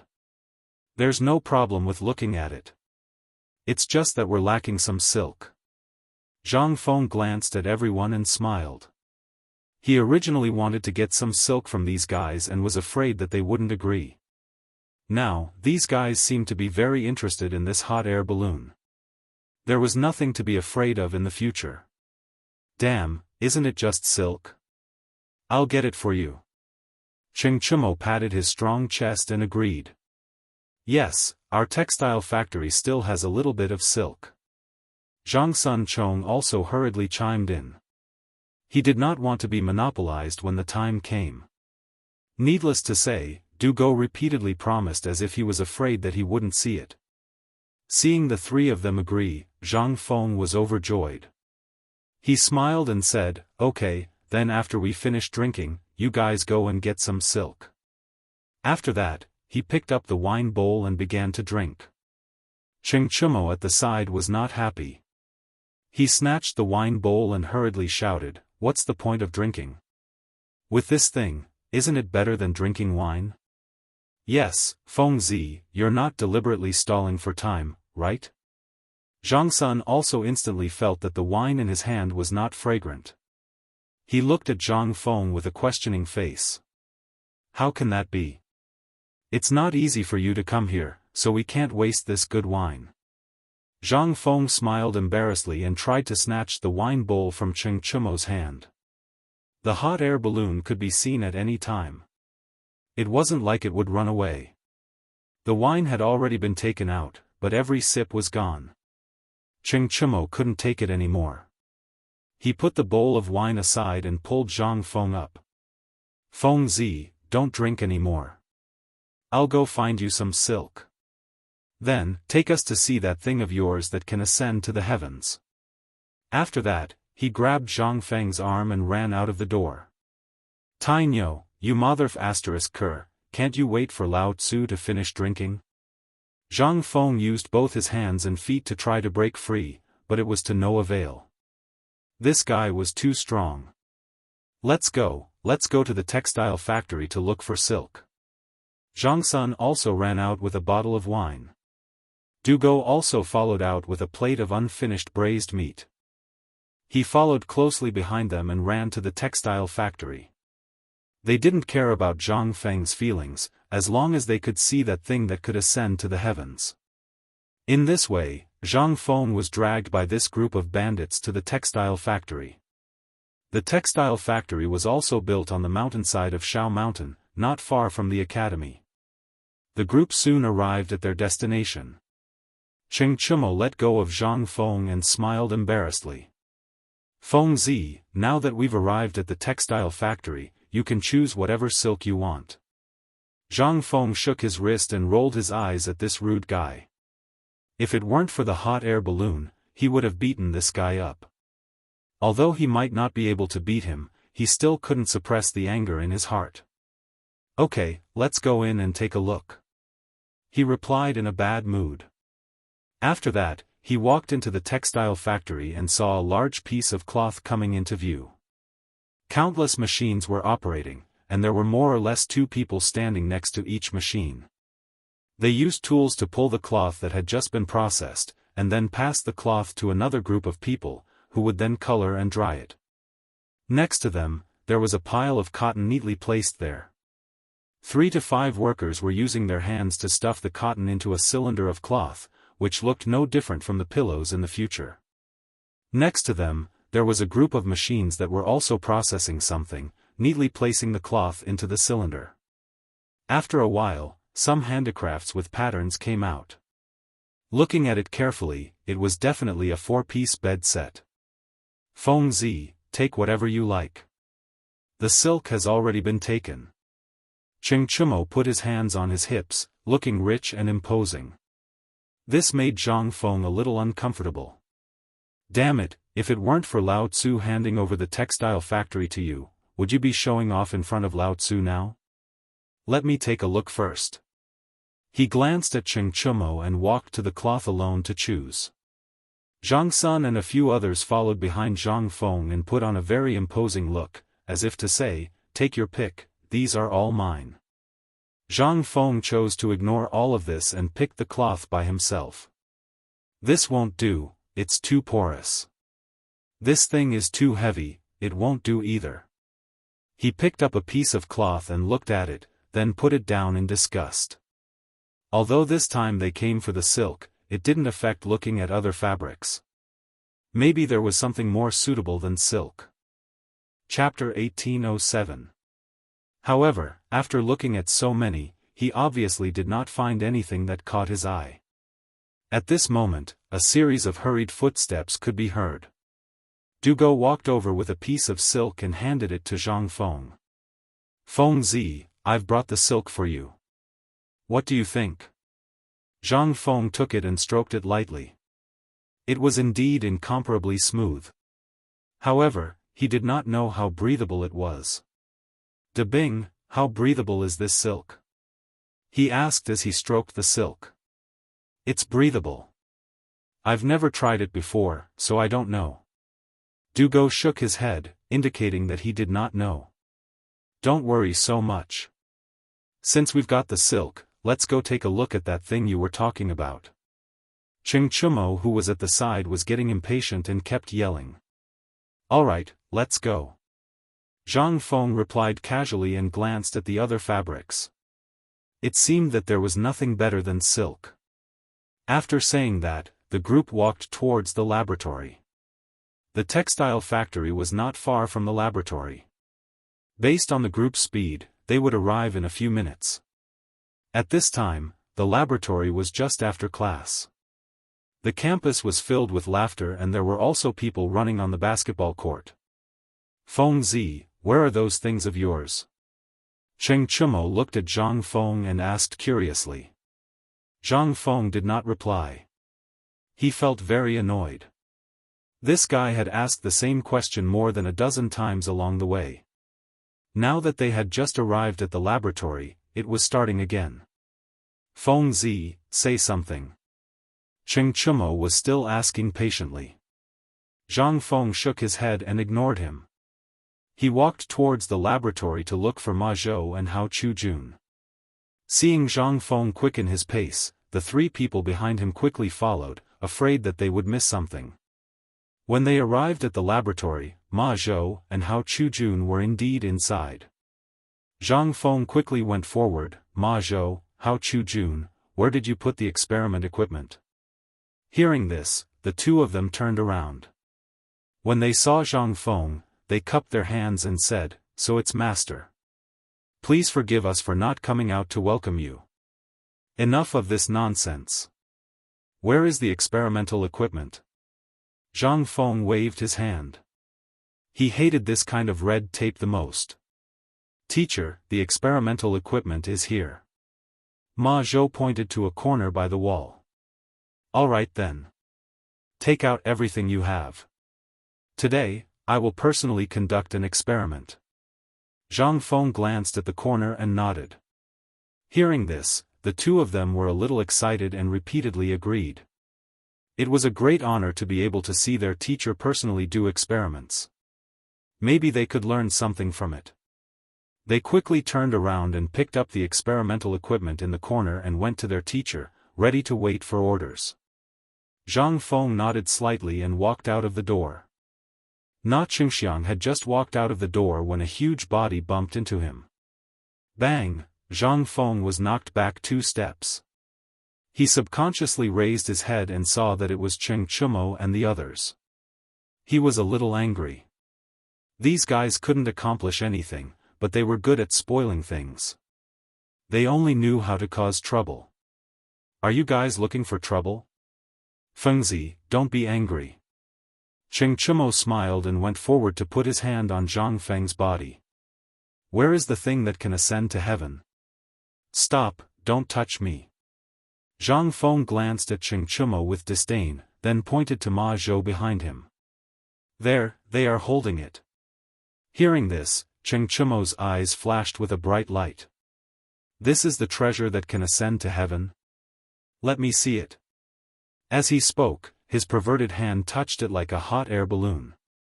However, how could Ma Zhou and Hao Chu-jun let him have his way? They quickly hugged it tightly and looked at Cheng Chumo as if they were guarding against a thief. What are you doing?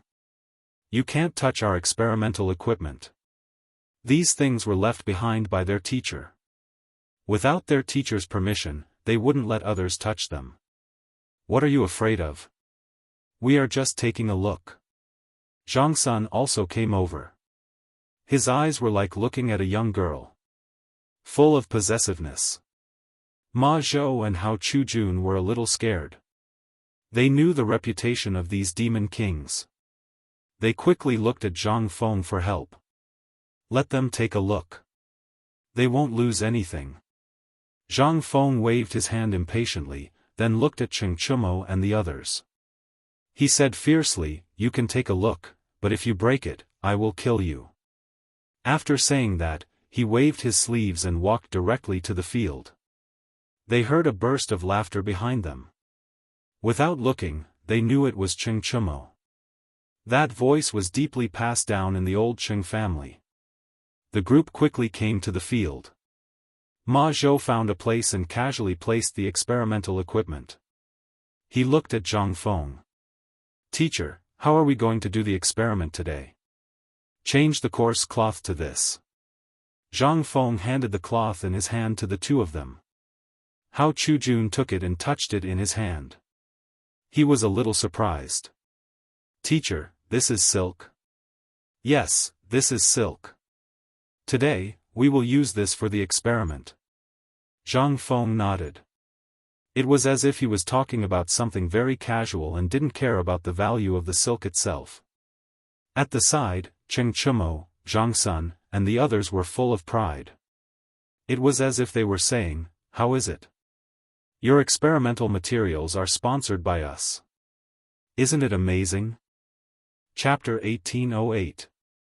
However, Ma Zhou and Du Zhou saw all of this. They did not have the time to care about these guys. They quickly followed their teacher's instructions and prepared to replace the coarse cloth with silk. "Wait, let us help." Cheng Chumo stepped forward again. He did not want to miss a single opportunity.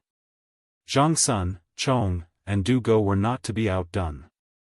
They also expressed their willingness to help. Needless to say, these guys had trained in the textile factory for a period of time. Their hands-on skills were much better than before. In addition, the assembly process was not difficult. It was done quickly and even sturdier than before. "Feng Zi, we have already assembled the thing. When do we start?" Cheng Chumo looked at the hot air balloon on the ground with a face full of excitement. "Why are you in such a hurry?" Zhang Feng rolled his eyes at Cheng Chumo and then said to Ma Zhou, "Go and get a live pig." "Yes, teacher." Ma Zhou cupped his hands and turned to leave. Cheng Chumo was a little confused. He looked at Zhang Feng and scratched his head. "Feng Zi, why do you need a live pig for an experiment? Could it be that you want to have a meal first? Eat your sister." Zhang Feng glared at Cheng Chumo and said unhappily, "Without a live pig, who will ascend to heaven? F***ck, I'm waiting here." "You actually ask who will ascend to heaven? Of course it's me." Cheng Chumo patted his chest. He was a little unconvinced. He believed that he could definitely take on a bigger responsibility than a live pig. Hearing this, Zhang Feng quivered and an idea flashed through his mind. Yes, after experimenting with so many live pigs, he had not experimented with a live human. If the live pig did not die later, he would send this reckless thing to heaven. A human was always better than a pig. Maybe he could come down and talk about his experience. After making up his mind, he revealed an evil smile. "Hey, what are you smiling about?" Cheng Chumo noticed Zhang Feng's strange behavior and went forward to give him a push. Suddenly awakened, Zhang Feng was a little confused. He glared at Cheng Chumo and said, "You're F***king pushing Lao Tzu. Be careful that Lao Tzu won't let you go to heaven later." "Go to heaven?" Cheng Chumo's eyes lit up. He was as happy as if he had eaten magpie poop. "Feng Zi, you said I can go up to the sky later?" "Sure." Zhang Feng rolled his eyes at Cheng Chumo and said impatiently, "As long as you're willing." He had originally intended to use this fellow as a lab rat. What was the big deal? "Yes, of course." Cheng Chumo readily agreed, as if he was afraid that Zhang Feng would go back on his word. After saying that, he took out a cigarette from his waist and handed it to Zhang Feng's mouth. He took the opportunity to take out a lighter and showed a despicable look. Zhang Feng was naturally not polite. He opened his mouth and took the cigarette. He took a deep breath and a proud smile appeared on the corner of his mouth. "Let me tell you, as long as you behave yourself, I promise you can go to heaven." "Behave, I'll definitely behave. If anyone doesn't behave, Lao Tzu will kill him." Cheng Chumo patted his chest and promised. Zhang Sun and the others saw this and cast a disdainful look. Zhang Feng was secretly delighted. This fellow was too gullible. He fell for it with just a few words. He would let him go to heaven first later.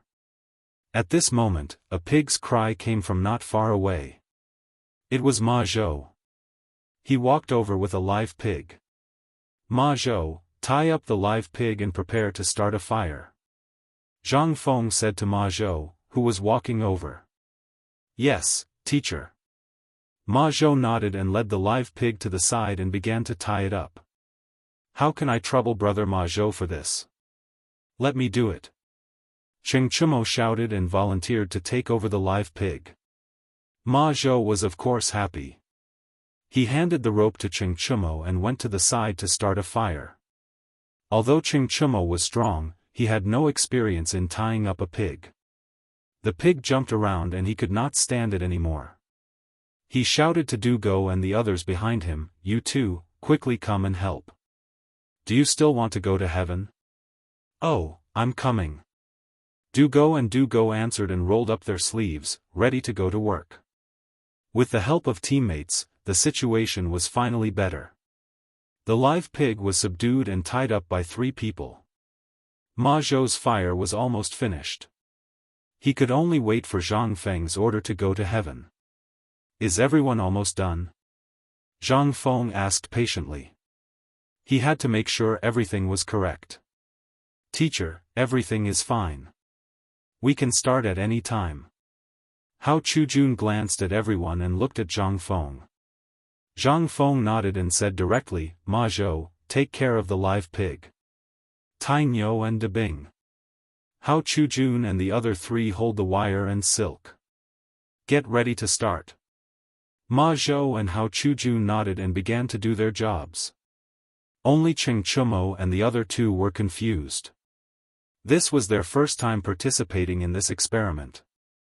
They did not understand what Zhang Feng was talking about. "Hao Chujun, go and teach these 3 guys." Zhang Feng glanced at Ching Chumo, who was at a loss and found it funny. Hao Chujun nodded and taught Ching Chumo and the others how to hold the wire and silk. At first, these guys did not follow the instructions. After a while, they slowly accepted it. Finally, everything was ready. They only had to wait for the wind to come and the experiment could continue. Chapter 1809. Zhang Feng had a cigarette in his mouth as he looked up at the sky. At this time, there was no wind in the sky. It seemed that today's experiment would have to wait for a while. He just didn't know if these guys could take it. Thinking of this, he turned around and glanced at the crowd. He saw that they all looked like they were constipated, especially Ching Chumo and the others. They looked like they owed him money. Actually, he couldn't be blamed. Because it was his first time holding the iron wire, he wasn't used to it. He felt like his hand was constricting, but he couldn't put it down. Because no one could guarantee when the wind would come. If the wind blew the moment he put it down, then he would suffer a huge loss. "Feng Zi, what wind is this? My hand can't take it anymore." Ching Chumo furrowed his brows, showing a difficult expression. "Yeah, Feng Zi, why didn't you say that this thing is constricting your hand?" Dugo was also a little protesting and shouted in dissatisfaction. Zhang Feng glanced at the crowd and didn't choose to answer. Because he didn't know when the wind would blow. He looked up at the sky again. The sky was still the same as before. There was no wind at all. It seemed that they would have to waste their time here today. Behind him came the howls of the crowd. He was a little annoyed and turned around. "There's dried grass on the ground. Grab a handful of it and hold it in your hand. This way, the iron wire won't constrict your hand." Hearing this, the crowd looked like they had seen a life-saving elixir. They quickly bent down and grabbed the dried grass on the ground. They didn't doubt Zhang Feng's words because there was no point in doubting it. They still had to continue holding the iron wire, so they might as well listen. Sure enough, once the dried grass was in their hands, the constricting situation was greatly alleviated. "Feng Zi, your idea is not bad. It really doesn't constrict your hand." Ching Chumo's mouth revealed a silly smile. Zhang Feng took a deep breath and thought to himself. Of course, this was the wisdom of the Chinese working people. Although the dried grass solved the constricting situation, the lack of wind made the crowd anxious. Especially since it was winter. Standing in the open air, it was fine for a short period of time, but after a long time, the crowd couldn't help but shiver. "Feng Zi, you're not being honest. Why didn't you say it would take so long?" Dugo said while trembling. His body was weak, and he could not take it anymore. "Big Ping, there's something wrong with what you're saying." Zhang Feng smiled and pointed at Dugo with his cigarette butt. "I didn't force you. Hearing this, Dugo's face turned red. Indeed, no one had forced him. He was the one who had shamelessly tagged along. Now you're blaming him? That's not right. How long do we have to wait? Can you give me a definite answer? Dugo gave up resisting and pleaded. Zhang Feng took a deep puff of the remaining cigarette butt and threw it on the ground. I don't know. Let's continue to wait. Zhang Sun put on a bitter face. I can't take it. I'm going to rest. I'll come back later. After he finished speaking, he prepared to put down the wire. At this moment, a gust of wind blew. The leaves beside him rustled, and the air was like a wolf howling. Suddenly, the hot air balloon was lifted up, and the live pig was hung up, screaming in the air. It's flying! It's flying! Cheng Chumo shouted loudly. He was as excited as a child. Zhang Sun and Dugo were the same. They were dancing on the ground. Zhang Feng glanced at them. He only wanted to say that they had not seen the world. But after thinking about it, he held back. These guys were in high spirits. It was better not to provoke them. If they turned around and spat on his face, how embarrassing would that be? He still chose to look at the hot air balloon. He saw the hot air balloon floating in the air. Although it was a little shaky, it was much better than the rough cloth from before. At least it rose a lot higher, and floated further. Floated further? F***ck, it floated further. Everyone, quickly chase after it. Don't let the hot air balloon get too far. Zhang Feng shouted to everyone. After he finished speaking, he ran towards the hot air balloon. Everyone stood there admiring it. They thought that Zhang Feng was joking and did not pay much attention to it. But when they saw Zhang Feng's back, they knew that something had happened. They quickly took a step forward. Fengzi, wait for me. Cheng Chumo took a big stride and chased after Zhang Feng's back. Although he did not know what had happened, looking at Zhang Feng's appearance, it should not be a small matter. So he did not hesitate to chase after him. It was no wonder that the genes of the Cheng family were strong. Cheng Chumo took a few big strides and arrived in front of Zhang Feng. Looking at the slightly panting Zhang Feng, he smiled and said, Fengzi, what happened? Why are you running so fast? The hot air balloon has floated far away. I'm afraid that something will happen when it lands on the ground. Zhang Feng panted and glanced at Cheng Chumo opposite him. Oh right, where are Dabing and Ma Zhou? Ah, behind. Cheng Chumo tilted his head and glanced behind him.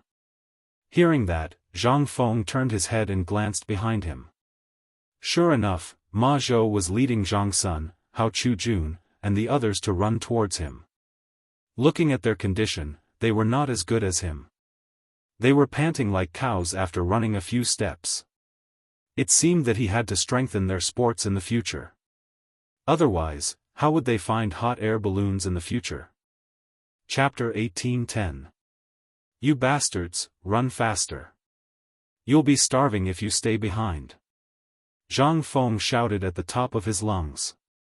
Then, he looked at Cheng Chumo and panted, Tai Nyo, I can't take it anymore. Run faster and find the place where the hot air balloon will land. I'll let you be the first to go up. Really? Cheng Chumo's face turned red as if he had been injected with chicken blood. Of course it's true. Would Lao Tzu lie to you? Zhang Feng straightened his neck and said firmly. However, these words were different in Cheng Chumo's ears. He remembered that Lao Tzu once said the same thing, would Lao Tzu lie to you? In the end, not only did he lie to him, he even got hit on the head. However, Feng Zi shouldn't be such a person. Alright then, watch me. Cheng Chumo touched the top of his head and tried to strike a pose that he thought was very handsome. Then, he rushed out like an arrow. Seeing this, Zhang Feng finally breathed a sigh of relief. He stopped and stood there, panting. He took out a cigarette from his waist, lit it, and slowly smoked. At this time, Ma Zhou, Du Go, and the others also rushed over. When they saw Zhang Feng standing there, they thought that everything was fine. They also stood there, panting. This made Zhang Feng angry. Lao Tzu was just standing there to rest. You guys dare to rest when you're late? Why are you bastards resting here? Continue chasing. He glared at everyone and scolded. Teacher, haven't you found the hot air balloon? Ma Zhou put his hands on his knees and looked up at Zhang Feng. He thought that since his teacher was resting here, the hot air balloon was found. It seemed that was not the case. If I found it, would I still be waiting for you guys here? Zhang Feng rolled his eyes at Ma Zhou. Hurry up and continue chasing. No, I'm not chasing. Zhang Xuan's face was red, and he kept waving his right hand. It seemed that he was very tired. Not chasing anymore? Zhang Feng glared at Zhang Sun. He was a little angry. What if we can't find them? Didn't Iron Bull go? Du Go stood out. He was somewhat unconvinced. Iron Bull is not human.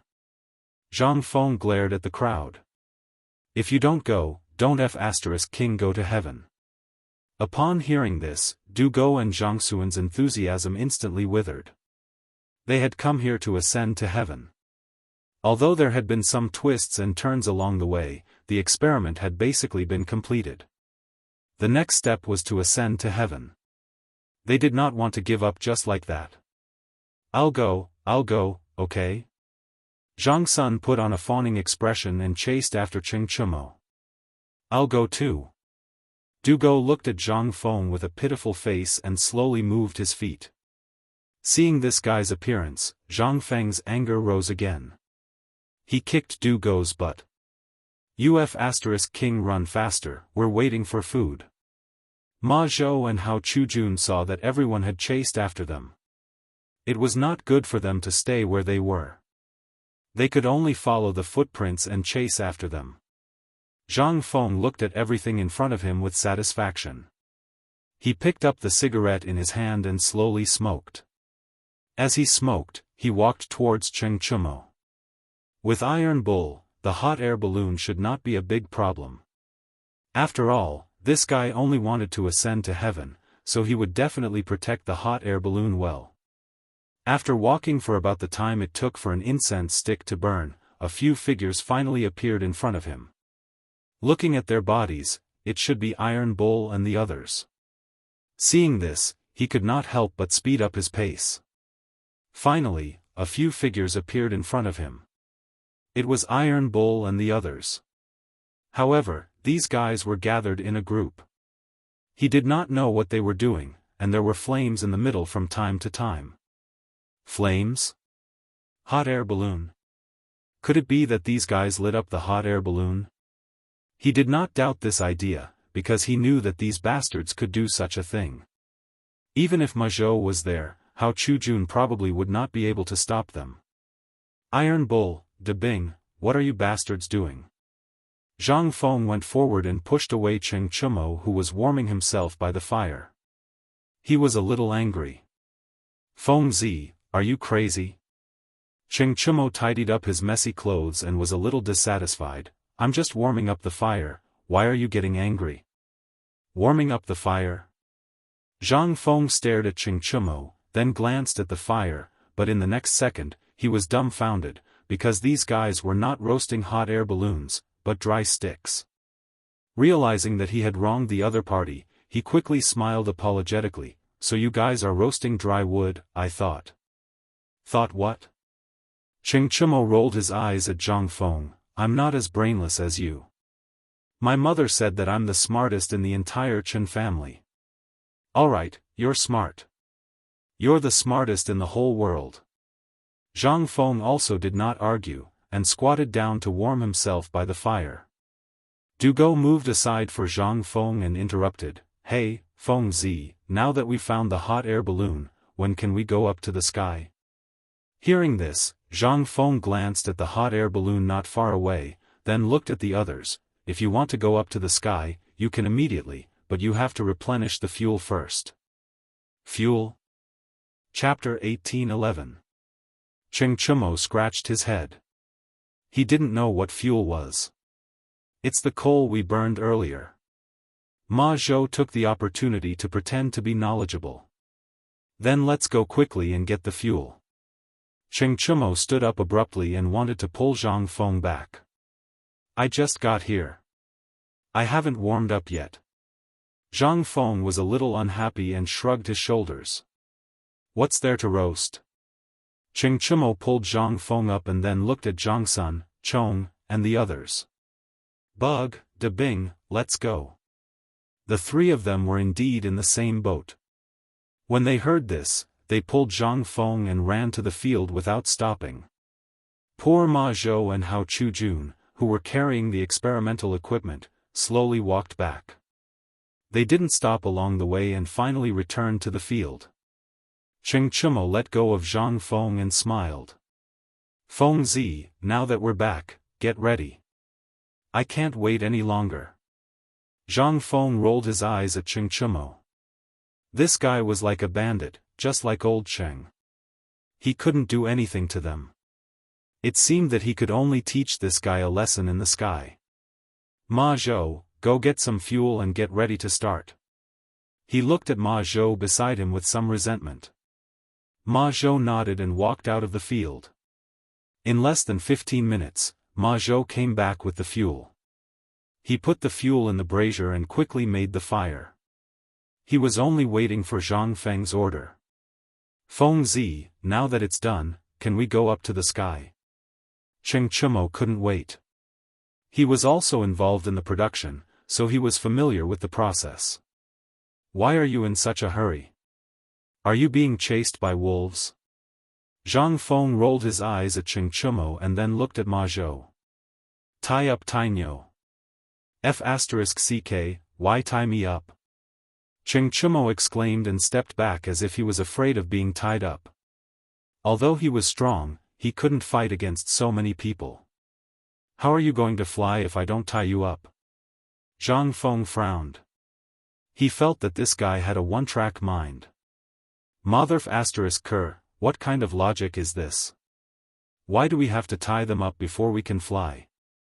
Cheng Chumo could not take it anymore. He waved his hand in protest. I tied you up because I was afraid that you would move around and accidentally fall down. Zhang Feng explained patiently. What he said was the truth. This guy had a huge physique. If he fell, he would become meat paste. Most importantly, he could play with this guy. Hearing this, Cheng Chumo was stunned. He glanced at Zhang Feng, his heart beating like a drum. This brat wouldn't have any bad intentions, right? Did he have to be tied to the heavens? If there was any danger, he wouldn't even be able to run away. However, from the kid's tone, it seemed like he couldn't fly without being tied up. This, just as he was thinking, Zhang Feng's impatient voice rang out again. Have you F***king thought it through? Don't dawdle here. If there's no other way, let De Bing do it. I think De Bing is more of a man than you. With that, Zhang Feng took the rope and walked towards Du Go. He looked like he was going to tie him up. Wait. Cheng Chumo took a big step and came in front of Zhang Feng. He chuckled. Feng Zi, why are you angry? Did I say not to tie me up? Isn't it just tying me up and going up? It's not a big deal. Come and tie me up. Use more strength. My skin is tough. With that, he looked like he was going to be tied up, like a hero dying for justice. Hee, if you said so earlier, this wouldn't have happened. Zhang Feng took down the rope that was about to be tied around Du Go and walked towards Cheng Chumo. Ma Zhou, Hao Chujun, come and help. This brat's skin is thick. It's not easy to tie him up. Feng Zi, weren't you going to tie me up? Why did you change people? Du Go, who was behind him, could not take it anymore. He stepped forward and protested. Go, go, go. What's there to tie you up for? Wait for the next round. Zhang Feng pushed the thin and weak do go away. Then, he began to tie the rope around Ching Chumo. Come, Iron Bull. Put your head in. Put my head in? Ching Chumo frowned. Why did these words sound like what a butcher would say during Chinese New Year? Then wouldn't he be a pig? He glared at Zhang Feng but did not argue. Since he was going to go up, there was no need to talk nonsense. He obediently put the rope around his head. Ma Zhou, Hao Chujun, each of you hold one arm. Get ready to fasten it. Zhang Feng glanced at the two people in front of him and instructed with a smile. The two of them nodded and did not say anything. They directly pulled one arm each and tightened the rope. Although they did not use much strength, the rope's tightening force made Ching Chumo feel a little pain. Hey, you two brats, be gentle. Be careful that I'll come down and teach you a lesson. Ching Chumo glared at them, trying to use his authority to threaten Ma Zhou and Hao Chujun. What the F***ck are you saying? Zhang Feng was unhappy. He kicked Ching Chumo's butt. We're doing this for your own good. As long as we tie you up tightly, you won't be in danger. After saying that, he did not wait for the other party's response. He turned to Ma Zhou and Hao Chujun. You two use more strength. Tighten it for me. Yes, master. The two of them nodded in unison. Before their master spoke, they did not use much strength. But now that their master had spoken, they had to tighten it fiercely. Chapter 1812. Thinking of this, the two of them tightened their grip again and made a knot. Only then did they stop. Fengzi, is it okay now? Ching Chumo gasped and felt a little pain. Although it was a little uncomfortable, he endured it for the sake of flying. Zhang Feng nodded with satisfaction and did not answer. Instead, he looked at Ma Zhou and the others and said, set up everything and get ready to fly. The two of them nodded and began to prepare things. Zhang Sun, Chong, and the others also ran to the side to help. Fengzi, you have to make sure I'm safe later. Ching Chumo said with a little guilty. Although everything was ready now, he was still a little nervous. After all, he was tied up. Don't worry. We are good brothers. Zhang Feng smiled and showed a meaningful smile. Then, he took out a cigarette from his waist and lit it. After taking a deep breath, he handed it to Ching Chumo and said, come on, take a puff.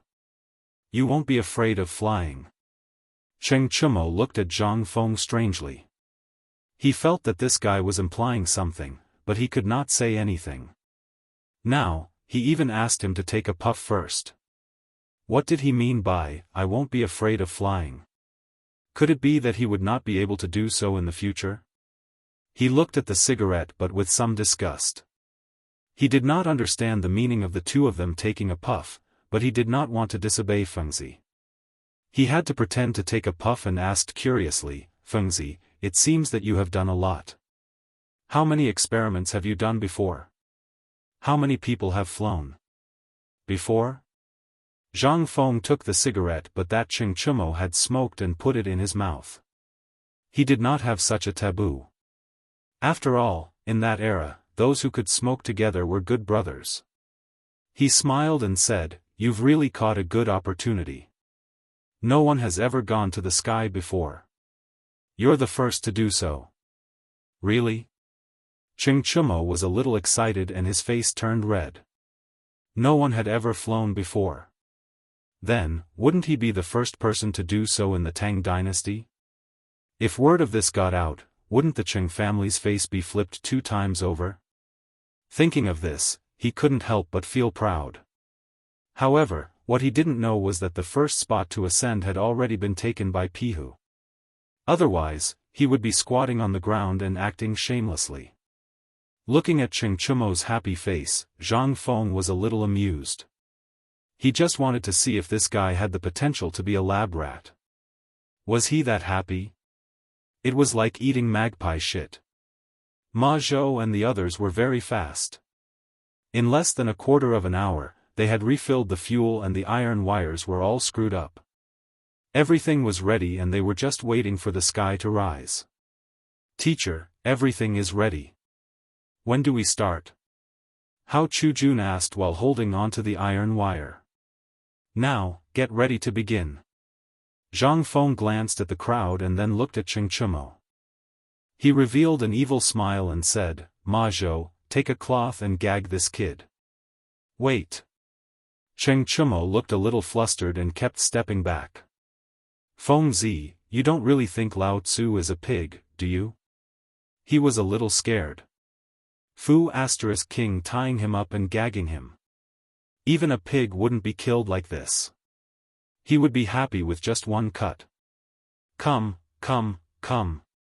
Iron Bull, take a puff first and listen to my explanation." Zhang Feng smiled and handed the cigarette to Cheng Chumo's mouth. Since they were going to do an experiment, of course, they had to go all the way. They couldn't let this guy affect the whole plan. "I don't smoke. Hurry up and tell me why you gagged me." Cheng Chumo looked at the cigarette in disdain and turned his head away. "Hey, if you don't smoke, Lao Tzu will." Zhang Feng wasn't used to this guy's temper. He picked up the cigarette butt and blew out smoke.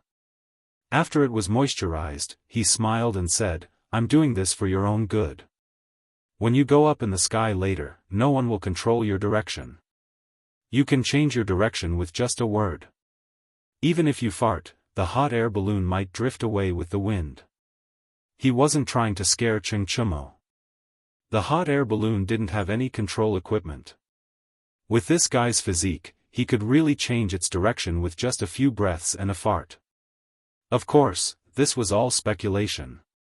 It couldn't be true. Cheng Chumo didn't understand this, but seeing Zhang Feng's clear and logical explanation, he had already agreed in his heart. However, his face was a little embarrassed and blushed. "Feng Zi, it's not that I don't want to tie you up, but what?" Zhang Feng looked at Cheng Chumo curiously. This guy didn't usually talk like this. He was always carefree. Why did he sound like a girl today? Cheng Chumo glanced at everyone's strange eyes and said hesitantly, "Feng Zi, it's a little embarrassing to cover my mouth." He was the son of a duke. If people knew that he was tied up and had his mouth covered, would he still be able to live? If this matter was known by his father, wouldn't he be beaten to death? Embarrassing? Zhang Feng smiled. He didn't expect this guy with rough skin and thick flesh to care about this. However, if he didn't cover his mouth, he couldn't bear the responsibility if something happened. "No, I must cover my mouth." "No, I won't cover it. If my father knows, I will definitely be beaten to death." Cheng Chumo had a look of refusal on his face as he kept retreating. Chapter 18:13.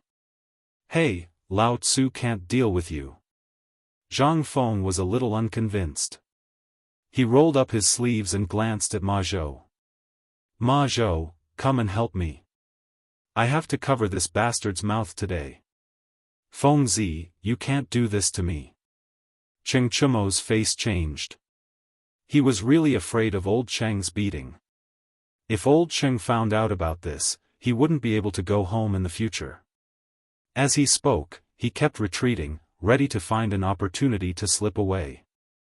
Zhang Feng had long seen through this guy's clumsy acting skills.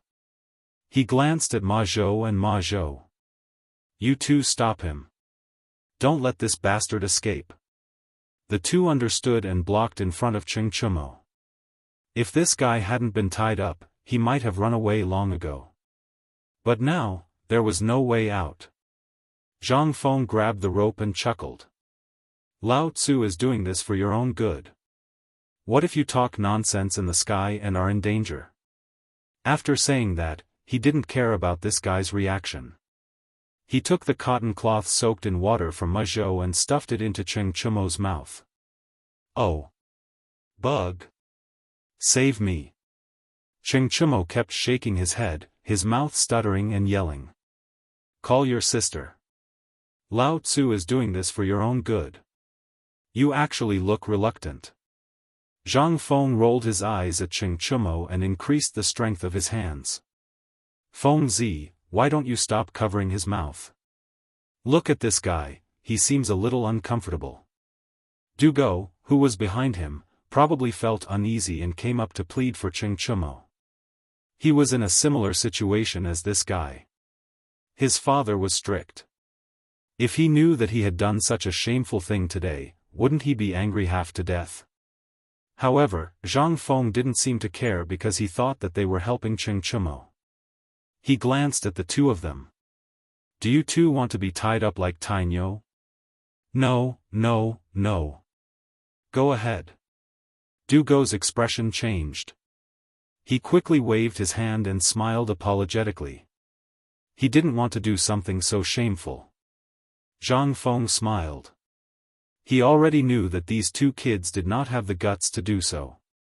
He looked at Ma Zhou and Hao Chujun and said, Ma Zhou, Hao Chujun, you two go help Silk. De Bing, Buggy, you two go help Tac. After saying that, he looked at De Bing and the other two who did not reply for a long time. However, when he saw that these two fellows were in a daze, he kicked them. Did you guys hear that? Oh, I heard you. The two of them nodded and began to operate with ease. Zhang Feng nodded in satisfaction. It seemed that his first experiment of carrying people into the sky was going to be a success. He grabbed the rope tied to Cheng Chumo and held him down to wait. Now that everything was ready, all that was left was to wait for the wind to blow. Ugh, ugh, Cheng Chumo shed tears of grievance and looked at Zhang Feng imploringly. He still had a glimmer of hope in his heart. He prayed silently that the wind would not blow. If his father found out about this, then his surname would not be Cheng anymore. Unfortunately, things did not go as he wished. A chill came and the leaves began to rustle. It was as if a wolf was howling in the air and the wind began to blow. Everyone, get ready. The wind is blowing. Zhang Feng glanced at the silk cloth that was propped up and reminded. Everyone nodded in unison, indicating that there was no problem. Only Cheng Chumo shed tears of regret. The wind grew stronger and stronger. The silk was blown up and the flame was swaying in the wind. The hot air balloon flew up and floated into the sky. Cheng Chumo could be seen kicking his legs in the air. It was unknown whether he was happy or sad. It's up. Iron Bull is flying. The happiest people on the scene were Du Go and Zhang Sun. Although they had seen live pig experiments before, this was the first time they had seen a live human being. There was only one word to describe it: fresh. The unhappiness of being tied up just now was thrown to the back of their minds along with Cheng Chumo. They hugged each other and cheered. They were as happy as children because it would be their turn next time. They also wanted to have a taste of flying. Zhang Feng looked at the two with disdain. He took a deep puff of his cigarette and had a look of satisfaction. Now that Iron Bull was in the sky, it meant that the experiment had made substantial progress.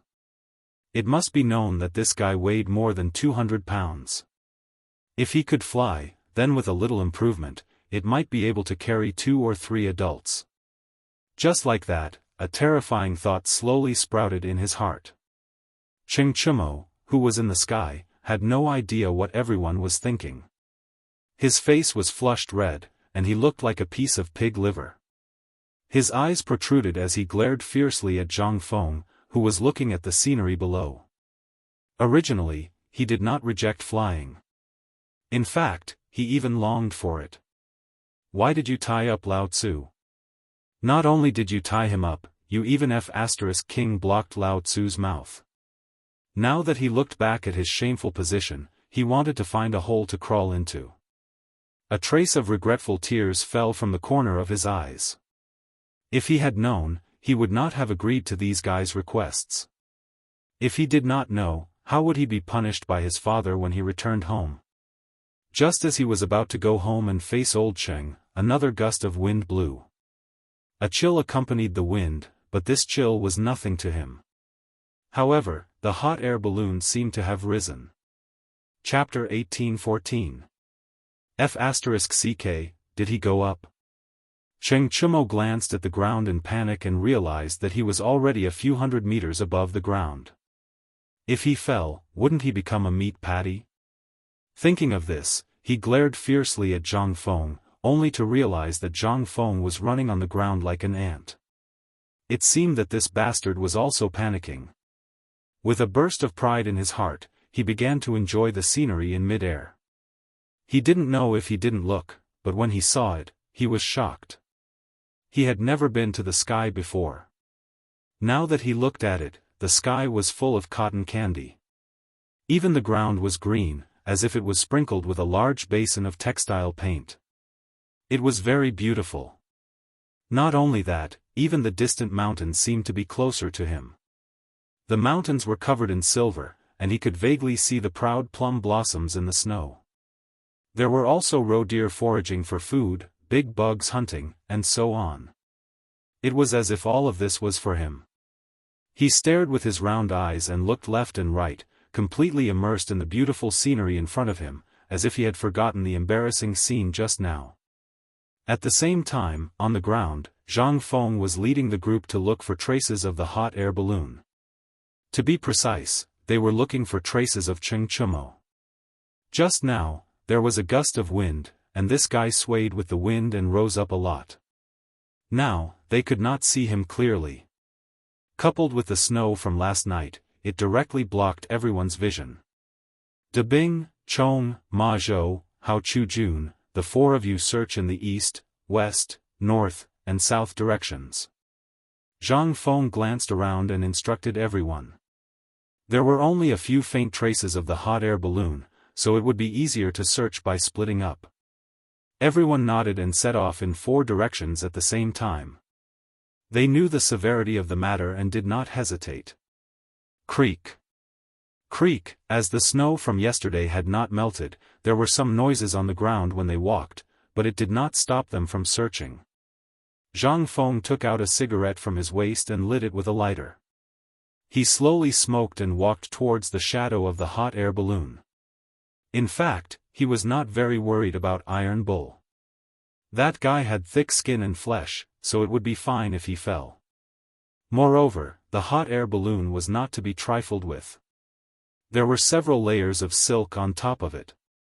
Although it was still a little breathable, it was much better than before, so Iron Bull's safety was not a problem. However, he was thinking about a problem. Iron Bull's words made sense. Humans were not pigs. It was impossible to tie them up every time they went up into the sky. However, if they didn't tie them up, they would inevitably panic the first time they went up into the sky. If they panicked, they would be in danger if they moved randomly. It seemed like they had to think of a way to not tie them up. That's it. Kongming Lantern. Below the Kongming Lantern, there was something similar to a bamboo basket. If the fire was placed in the bamboo basket, and the silk and iron wires were enlarged and improved, it might be able to carry 2 people into the sky, or even more. I'm really king genius. I'll reward him with a cigarette. He proudly took a deep puff of his cigarette and continued to walk in the direction where Xianxia had disappeared. However, if there were too many people, how would they control the direction? Even the brazier is not safe. What if it caught fire? Moreover, it was not a good idea to rely on the wind. What if there was no wind when they wanted to fly? This series of problems gave him a headache. Logically speaking, there was nothing to worry about. However, this was his personality. He either did not do it or did it to the best of his ability. Suddenly, a bold idea appeared in his mind. Hydrogen?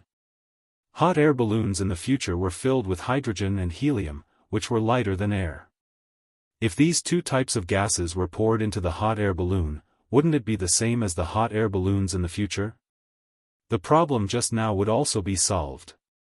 Thinking of this, he kept recalling the method of making hydrogen that was taught by his teacher in the future. At that time, he had done this experiment with his own hands. Half of a glass cup was filled with water.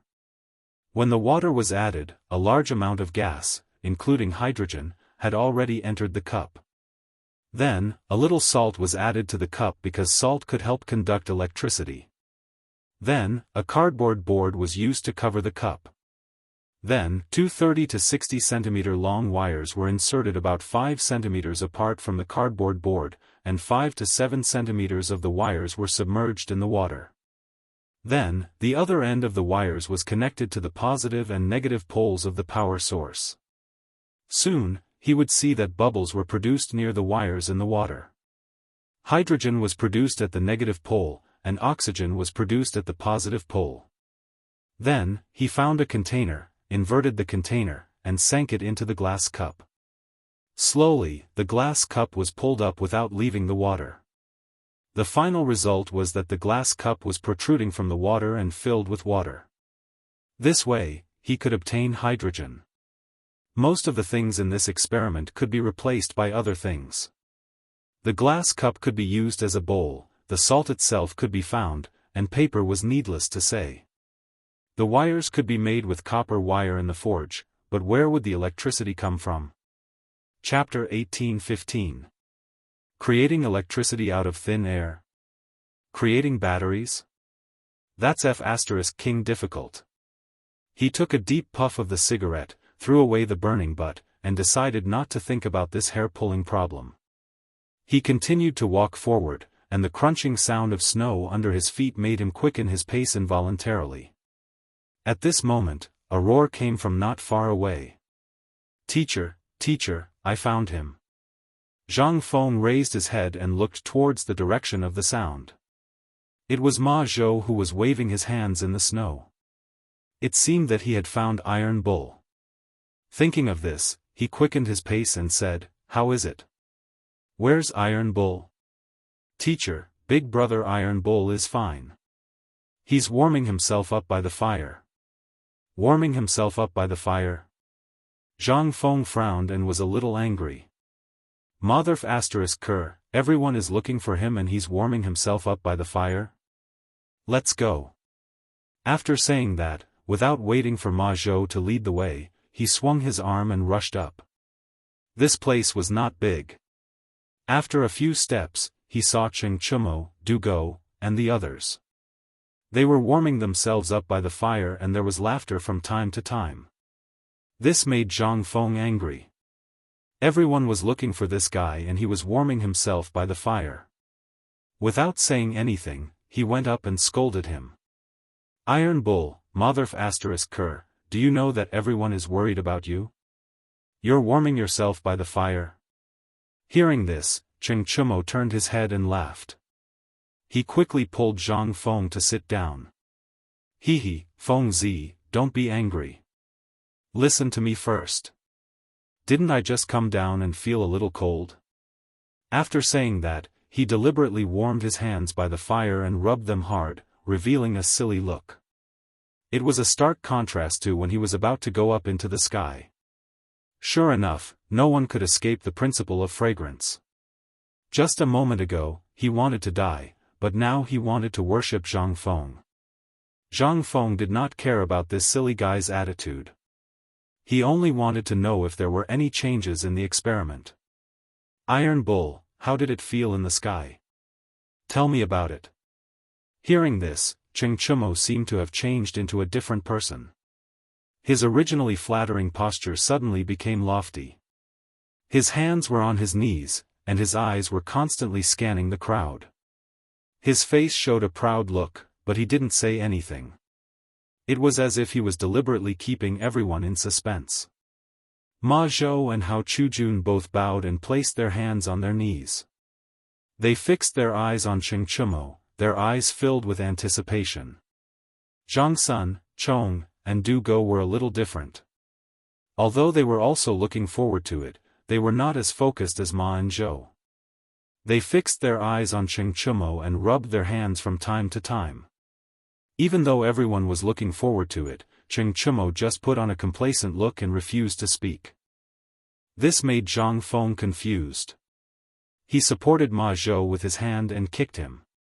"Are you going to tell me or not? Are you waiting for your food? He, speak. I'll speak immediately. Chengchumo smiled awkwardly and tried to please him. He didn't dare to offend Zhang Feng. What if he didn't let him go up? Although he was a little unhappy before he went up, when he was in the sky, the scenery was really beautiful. If he could go up in the sky again, he would be willing to do anything. Thinking of this, he couldn't stop drooling. He looked at the crowd again and saw that they were looking at him with disdain. He quickly wiped his saliva and laughed. Sorry. I was thinking about the scene in the sky and couldn't help myself. What's in the sky? What made a silly pig like you so greedy? Zhang Sun was a little curious. Before Zhang Feng arrived, he was listening to this guy talking. Unfortunately, he was interrupted at the most exciting part. Now he had to listen carefully. Silly, your sister. Chengchumo rolled his eyes at Zhang Sun and didn't care much. He then looked at the crowd and showed his molars. Let me tell you. When I was in the sky, I saw a lot of green everywhere. There were also many flowers. Even the mountains in the distance looked like they could be touched. What was that saying again? What immortal palace? You mean in an immortal palace? Ma Zhou took the opportunity to show off his power. Yes. That's the feeling. Chengchumo pointed at Ma Zhou and was a little excited. When I was in the sky, I felt like I was an immortal. The surrounding clouds were all around me. Thinking about it, it's true. As he spoke, he slowly closed his eyes as if he was really in a fantasy. Everyone seemed to be infected by this guy. They all looked up at the sky, as if they were feeling the feeling of being in the sky. However, Zhang Feng didn't have this feeling. He used to go to the sky a lot. He was already tired of the things in the amusement park. These guys were disgusting here. He picked up a piece of unburned dry wood and threw it at Chengchumo. Are you done with your fantasies? Zhang Feng's sudden words instantly pulled everyone back to reality from their dreams. Chengchumo was originally happy. When he was suddenly hit, he was dissatisfied. He was about to scold, but when he saw that it was Zhang Feng, he quickly smiled and said, Feng, what are you saying? We went to the sky once. Can't you let us be happy? After saying that, he planned to continue his fantasy. However, Zhang Feng didn't intend to let him go. That's enough. If you want to fantasize, go home. Now I have something serious to ask you. Chapter 18:16. Hearing this, Chengchumo didn't know what to say. He could only reply with a smile, go on, I'm listening. How did you come down just now? Also, how did you control your left and right in the air? Was your direction affected? Zhang Feng asked seriously. He wasn't in the mood to joke with this guy because it involved the modification of the hot air balloon, and the hot air balloon involved people, so he couldn't be careless. Seeing Feng Zi so serious, Chengchumo also stopped smiling and began to recall the feeling in the sky just now. Everyone probably also understood the seriousness of the matter, so they didn't disturb and didn't dare to speak. They just silently warmed themselves by the fire to vent the emptiness in their hearts. After less than half an hour, a smile appeared on Chengchumo's face again. He exclaimed, I got it. As soon as his voice fell, another chopped firewood flew over. Do you want to die? Lower your voice. Oh. Chengchumo nodded foolishly, then looked at Zhang Feng and smiled. Feng Zi, I just thought about it. When I was in the air, my direction was completely affected by the wind. I couldn't do anything about it. When I came down, it was easier. The fuel was almost used up, then I slowly fell down. I even fell on my butt and it still hurts now. After saying that, he touched his butt and said with a pitiful look, if you don't believe me, let me show you. Get lost. Zhang Feng frowned and glared at Chengchumo, then fell into deep thought. If it was like what Iron Bull said, a person couldn't control their direction in the air and was completely carried away by the wind. One had to know, this guy was more than 200 pounds. If such a heavy fool couldn't control himself in the air, then there was no need to talk about other people. Although he was tied with ropes, it was for safety. It seemed that he had to install something to control the direction of the hot air balloon. Otherwise, the hot air balloon would be very dangerous in the future. Just as he was thinking about how to solve it, a scream woke him up. Hiss. Ah, he saw Hao Chujun hugging his hands and screaming in his original position. It seemed that he was in pain. What happened to you? Zhang Feng stepped forward and asked with concern. Teacher, when I picked this coal just now, I felt a sharp pain. That's it. Hao Chujun showed his right hand to Zhang Feng and felt a little helpless. Zhang Feng looked at Hao Chujun's right hand.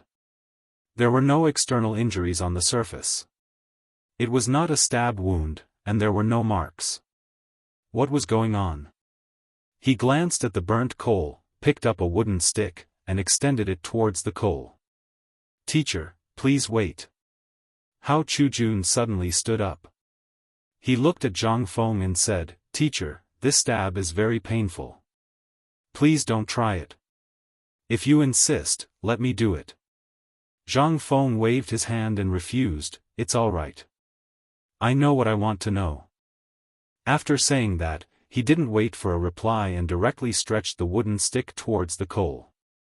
At this moment, he felt a sharp pain, as if he had been electrocuted. No, this was electricity. However, this voltage was very low, just like static electricity. Could it be that there was a voltage on the coal? He found it hard to believe, but he still decided to try again. The wooden stick stretched towards the coal again. It was still the same feeling. Voltage, it was voltage. His eyes protruded, and his cheeks were a little red. He didn't know how to describe his feelings at this moment. Should he cheer? He reckoned that this guy in front of him didn't even know what electricity was. He could only stroke his chest and take out a cigarette with his trembling right hand.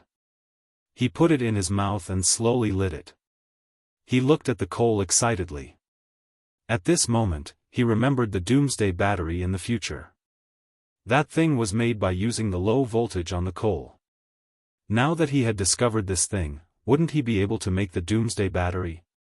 With the doomsday battery, wouldn't hydrogen be at his fingertips? Thinking of this, he felt a burst of excitement. His hand that was smoking kept trembling. Hao Chujun, who was at the side, saw the abnormality. He quickly went forward and asked, Teacher, what's wrong? Electricity, this is electricity. Zhang Feng could no longer suppress the joy in his heart and exclaimed. However, the people around him were confused. They didn't know what electricity was at all. They asked curiously, What is electricity? Electricity is, Zhang Feng kept stomping his feet. He didn't know how to explain it to everyone. Could it be that electricity is a natural phenomenon? It's a natural phenomenon? Wouldn't it be more confusing the more he explained? What is electricity? Cheng Chumo was a little impatient. He felt a little ashamed to ask. However, Zhang Feng was more disgusted by this kind of shameless question because he couldn't explain what electricity was. He had to start fooling everyone. Have you seen lightning before? Everyone nodded. Zhang Feng slapped his thigh and exclaimed, Lightning, that is electricity. It's just that it's a little different from the electricity just now. What's the difference? Ma Zhou tilted his head and asked. Zhang Feng originally wanted to scold him, but when he remembered that this guy was his student, he held it in. He silently said in his heart, This is an idiot. Don't bother with him. Then, he put on a generous smile on his face and stroked Ma Zhou's head. Good boy, this isn't something you can get involved in now. You'd better study the 3-character classic.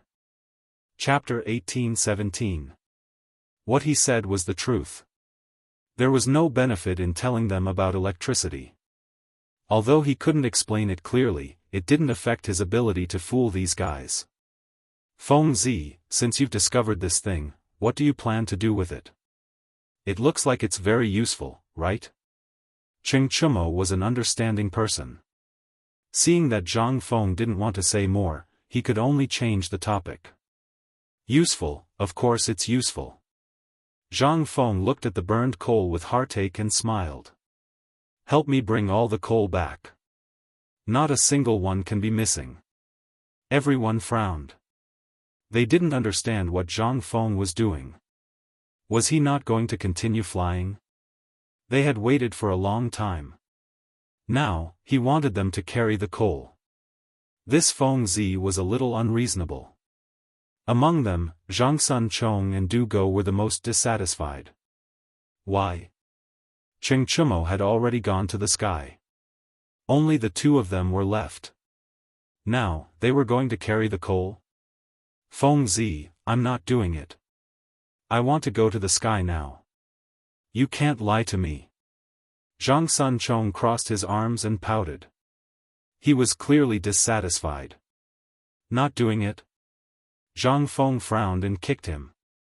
If you don't do it now, do you believe that Lao Tzu will personally send you to the sky?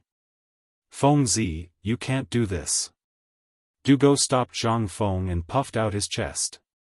Why can Chen Tiniu go to the sky?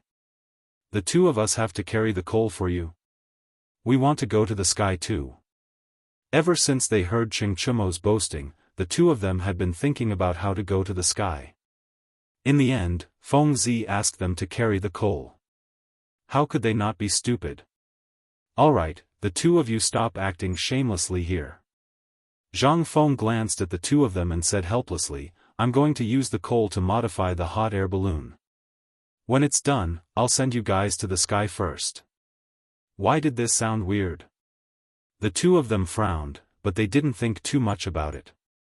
Instead, they said worriedly, you won't lie to us, right? With your intellect, do you think I can scare you? Zhang Feng revealed a meaningful smile and asked instead of answering his question. That's true. Zhang Sun smiled proudly, then looked at Du Go, brother, let's get to work. Of course, the latter was happy to do so. Not only did he not say anything, he even received a great gift.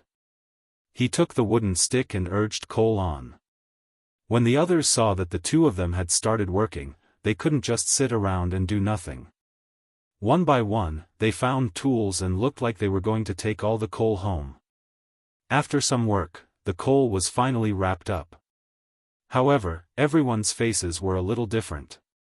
Their faces were all covered with coal and they looked like black ghosts, especially Cheng Chumo. At first glance, he thought that the black impermanence had come. This made the surrounding companions a little unbearable. F***ck, Iron Bull, how did you become so dark? Du Go looked at Cheng Chumo in disbelief. If not for the fact that he had been with this fellow earlier, he would not have believed it. Cheng Chumo was a little surprised. Didn't he just touch his face twice? Could it be that he was disfigured?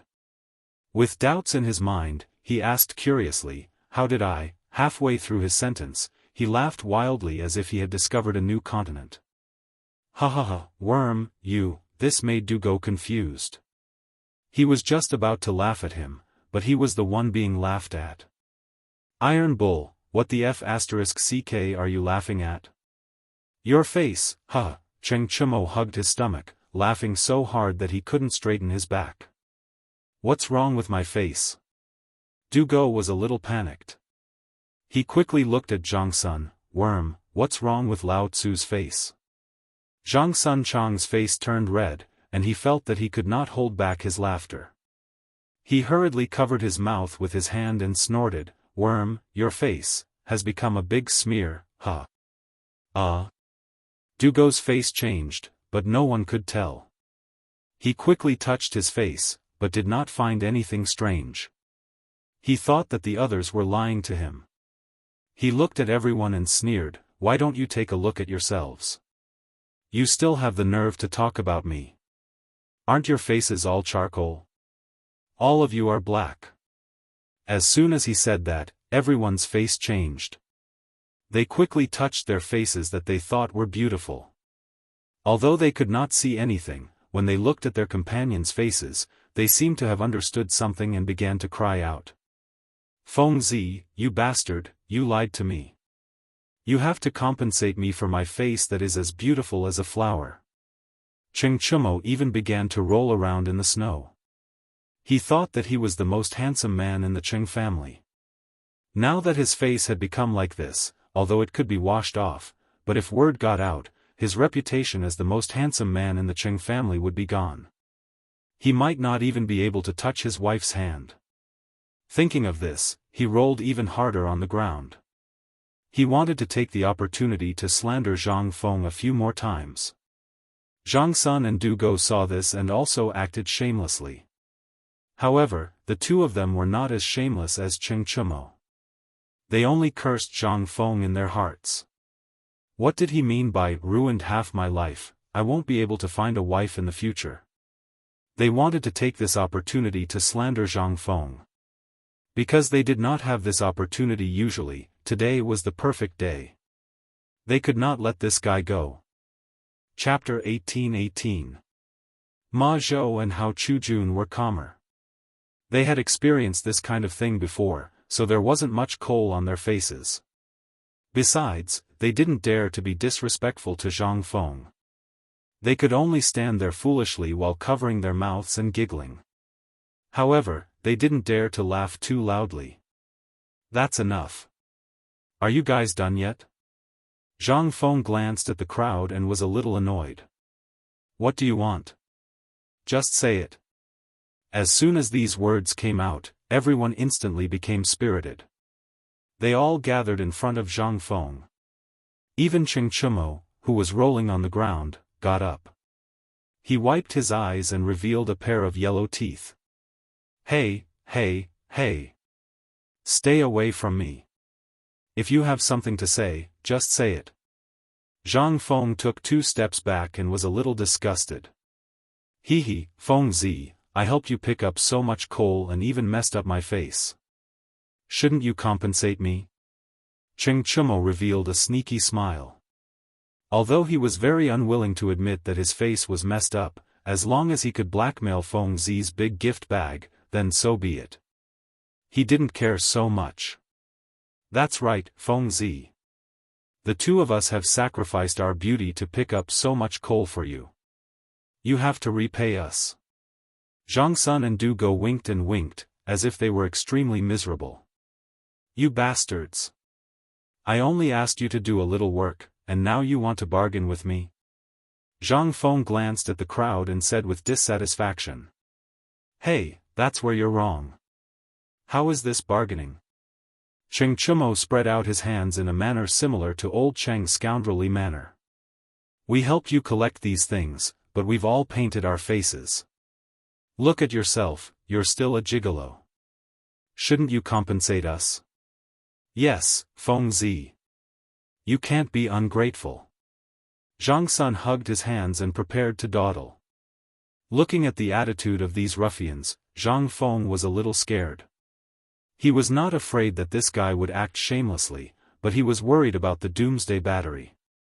After thinking about it, he had no choice but to compromise. Alright, what do you want? Hee. Cheng Chumo, Du Go, and the others exchanged glances before looking at Zhang Feng with a sinister smile on their faces. Later, each of us will need 3 days. 3 times? Zhang Feng exclaimed, his eyes wide open. Aren't you afraid of falling, you bastards? He said these words to scare these scoundrels. After all, who knew how much fuel it would take to ascend 9 times? Now that he had to modify the hot air balloon, how could he let these guys fool around? That's none of your business. Just tell me if you want me to ascend to the heavens or not. Cheng Chumo pointed his nose at Zhang Feng, as if he was certain that he would win. That's right. Do you want me to ascend to the heavens? Zhang Sun Chong and Du Go's stance was also full. Alright. Help me pull the things back first. Zhang Feng chose to compromise and agreed repeatedly. He did not want to cause any trouble midway. As soon as he said that, Cheng Chumo's face immediately changed. The aggressive look disappeared and was replaced with a flattering look. It was a little disgusting. Don't worry, Feng Zi. With us here, everything will be settled for you. After saying that, he looked at Zhang Sun Chong and Du Go. Come, come, come. Brothers, let's get to work. How could they not work after receiving benefits? They all understood this. Immediately, each of them grabbed a handful of coal. They did not care if it was black or not and led the way in front, saying that they would help Feng Zi flatten the snow in front. Seeing the group leave, Ma Zhou and Hao Chujun also silently followed behind with silk, iron wire, and other tools. Along the way, with the three of them leading the way, the snow under their feet did not crunch as much. Occasionally, there would be a squeaking sound. Soon, the group returned to the laboratory. As soon as they returned, Cheng Chumo and the other two could not wait to throw the coal on the ground and stand aside with a look of disgust. It seemed that they were very unwilling to touch this thing. Tai Nyo, the three of you break all the coal. Zhang Feng glanced at Cheng Chumo and the others and said seriously. Ah, we still have to break all the coal? Cheng Chumo showed a troubled look. When he picked up these things just now, he was extremely unwilling. Now he had to break them? Nonsense. If we don't break them, how can we do the experiment? Zhang Feng waved his hand impatiently. He originally wanted to explain, but after thinking about it, it was useless. Don't worry about it. Anyway, break all the coal. Unless you don't want to go to heaven? Want? Who said I don't want to? Cheng Chumo straightened his neck and said slyly, I didn't say I don't want to do it. After saying that, he looked at Zhang Sun and Du Go and put on the look of a big brother. Brothers, let's get to work. The two of them did not say anything. They squatted on the ground and randomly found a stick to hit the coal, trying to vent all their dissatisfaction on the coal. Zhang Feng nodded with satisfaction and turned his eyes to Ma Zhou and Hao Chujun. You two go and find me iron wire, copper wire. Anyway, as long as it's metal, bring me salt. Also, go and find 2 metal jars, one big and one small. The small one must be able to fit inside the big one. If you can't find it, go and find Algernon and ask him to make 2. Also, 2 metal rods as thick as a thumb, about 10 centimeters long. Chapter 1819. Ma Zhou scratched his head. It seemed that he didn't remember much. Hao Chujun nodded. Since you remember it, go and find it. Bring it here in the time it takes for an incense stick to burn. I need it urgently. Zhang Feng waved his hand, indicating for the two to leave. He was in a hurry to make the doomsday battery so that he could improve the hot air balloon. The two understood and walked out of the door. They were Zhang Feng's students. Naturally, they knew what their teacher was thinking. It was a critical moment now. They couldn't help their teacher at all. They were even a little hindrance. Thinking of this, they felt a little ashamed. The only thing they could do now was to follow their teacher's instructions meticulously. Seeing the two's backs gradually disappear, Zhang Feng retracted his gaze. He took out a cigarette from his waist and put it in his mouth. He lit it up and slowly smoked. He couldn't help but think of the idea of the doomsday battery. Coal had a very low voltage, but if it was gathered more, the voltage would increase. It was similar to static electricity. With conductive materials such as copper wire, it was easy to draw out an electric current. With this electric current, it would be much easier to make hydrogen. When he thought that hydrogen could be made soon, he couldn't help but feel a burst of joy. When the hot air balloon was filled with hydrogen, it would be a real hot air balloon. It wouldn't need to rely on airflow or wind at all. It would be easy to carry people. Zhang Feng's mouth revealed a smug smile. It was as if he was celebrating for himself. Feng Zi, the coal has all been broken. What should we do now? Xianxia, who was squatting on the ground, looked up at Zhang Feng and asked. Zhang Feng took the cigarette but from the corner of his mouth and glanced at the coal on the ground. Not bad, all of them were thumb-sized. It should be useful. Find a coarse cloth and wrap the coal. Remember, don't let it come into contact with water. He had to instruct these things clearly. Otherwise, if they were careless and messed up, it would be a big loss. Okay. Zhang Sun smiled and took a piece of coarse cloth from the side to bandage the coal. Everything was almost ready. He only needed to wait for Ma Zhou and Hao Chujuan's experimental materials. After about an incense stick's time, the two people, who were anxiously waiting, staggered back. They were still gasping for breath. It seemed that they were very tired. Come, sit down and take a rest. Zhang Feng greeted him with a face full of concern. Even though the experiment was important, he couldn't neglect people. Teacher, I've brought it back. Ma Zhou took out a package from his arms and was about to hand it to Zhang Feng. Zhang Feng took it and opened it in his hands. All kinds of metal equipment appeared in front of him. There were copper wires, iron wires, all kinds of iron awls, cotton cloth, Mitsubishi bayonets, iron blocks, and so on. In any case, there were all kinds of things that he could think of. Ma Zhou, Hao Chujun, where did you rob? Why did you bring this thing back? He glanced at the package and felt a little disdainful. Most of the things inside were useful, but there were many that were completely useless. He felt that these two had gone there to rob. But on second thought, with just them? Teacher, even if you give us the courage, we wouldn't dare. Hao Chujun sat on a stool with a bitter look on his face. This was all given to me by Algernon. Algernon? Zhang Feng frowned. I didn't ask for cotton cloth. Teacher, we listened to your orders and went to find Algernon. But when he heard, he gave us all these things. Hao Chujun felt wronged. It was as if Algernon had done something to him. Forget it, forget it. It's better than nothing. Zhang Feng waved his hand and didn't mind. Then, he glanced at everyone. Come, let's start the experiment. Tainyo, pour the coal into the metal jar. Ma Zhou, fill it with salt water. Let's start immediately. Wait. Xianxia raised his right hand and stopped them. Tainyo, are you F***king itching for a beating? Zhang Feng glared at Xianxia. He was a little unhappy. The experiment was about to start, and this F***king bastard had come out to cause trouble. He shouldn't have brought him along. Feng, you can do the experiment. Can you let us go up to the sky? Xianxia said hopefully. He thought that he could go up to the sky after pulling the coal back. Who would have thought that he would have to do the experiment now?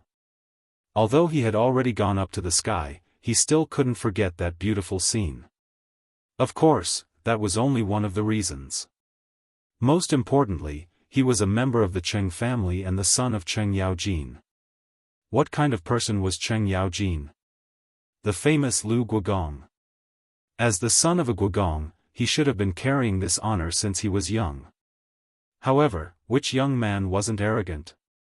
How could he live under his father's shadow every day? He even had the thought of surpassing his father. However, his father's glory shone on him all the time. He couldn't keep his eyes open. Since he couldn't surpass him, he might as well be a salted fish.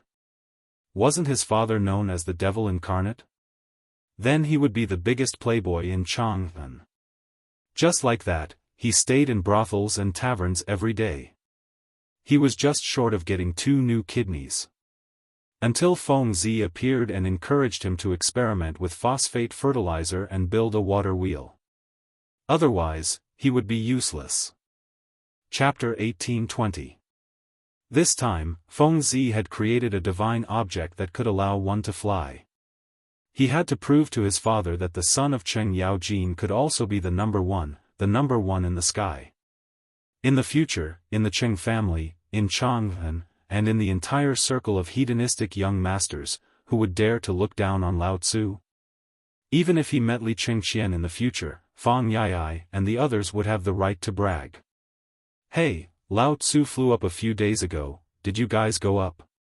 After saying that, he flicked his sleeves and left. Maybe he could anger these guys to death. Of course, he was not the only one who had this idea. Zhang Sun Chong and Du Go had even more ideas than him, especially Zhang Sun Chong. He was the son of Zhang Sun Wuji, and his uncle was the current emperor, a standard aristocrat. However, it was a pity that he was the same as Cheng Chumo, living under the shadow of his father Zhang Sun Wuji. Every day, he thought about how to make contributions and how to surpass his father. However, his father's halo was not something he could easily break. Thus, he hung around with Cheng Chumo, and slowly, the name of Chang, an hedonistic young master, spread. Until today, when Feng Zi invented the hot air balloon, he thought that once he flew up, he would be able to make a name for himself again. However, who would have thought that this damned Cheng Chumo would beat him to it? This made his heart sour, but there was nothing he could do. He was not a match for Cheng Chumo, that big guy. There was no way he could compete with him. Now that Feng Zi insisted on doing some damned experiment, wasn't that stopping his good deed of flying up? This would not do, he had to stop it. Thinking of this, he quickly said, Feng Zi, you can't just ignore us. We are all waiting for you to fly up. While speaking, he intentionally or unintentionally glanced at Du Go and gave him a look. The latter immediately understood. After all, he also did not fly up. He quickly said, yes, Feng Zi, we helped you do so much work just now. Now, we can't just let it go. In fact, he was the most unbalanced in his heart. Why could Cheng Chumo fly up first? He and Zhang Sun had to wait here. This was too unfair. He also wanted to ascend to the heavens, he also wanted to show off in front of others, he also wanted to raise his head in front of his father. He glared at Zhang Feng with an aggressive look as if he was saying, if you don't let me go up to the sky, I'll fight you to the death today. Zhang Feng chose to ignore these guys' rudeness. He took a deep breath and directly cursed, Motherf ***, if I don't do the experiment, why don't you go up to the sky and die? You guys only did a little bit of work, and now you're here crying for your parents. Do you even look like men? If you don't want to go to heaven, scram for Lao Tzu. The scolding made the three of them a little confused, but they were more worried because they were afraid that Zhang Feng was really angry. If that happened, wouldn't their dreams of ascending to heaven be ruined? Thinking of this, Cheng Chumo couldn't care less about his face. He scratched his head and smiled foolishly, Feng Zi, don't be angry. We're just worried that you won't let us go up to the sky. Yes, Feng Zi, we don't know what you're doing this experiment for, and we can't help you. Why don't we? Zhang Sun looked at Zhang Feng timidly. He wanted to say something but stopped. In any case, his words couldn't leave the words, go up to the sky. Lao Tzu knows what you're thinking, but now you'd better sit down. Zhang Feng glanced at the three of them and suppressed the anger in his heart. This experiment is to modify the hot air balloon. If you guys go up to the hot air balloon now, what if you die in an accident? If that happens, Lao Tzu will have to carry your coffins, This, the three of them looked bitter and didn't know what to say. In fact, they all knew that the hot air balloon was still a little dangerous. It could be seen from the experiment just now, but when they heard Feng Zi say this, their hearts trembled a little. This was especially true for Cheng Chumo. His heart was like a mirror.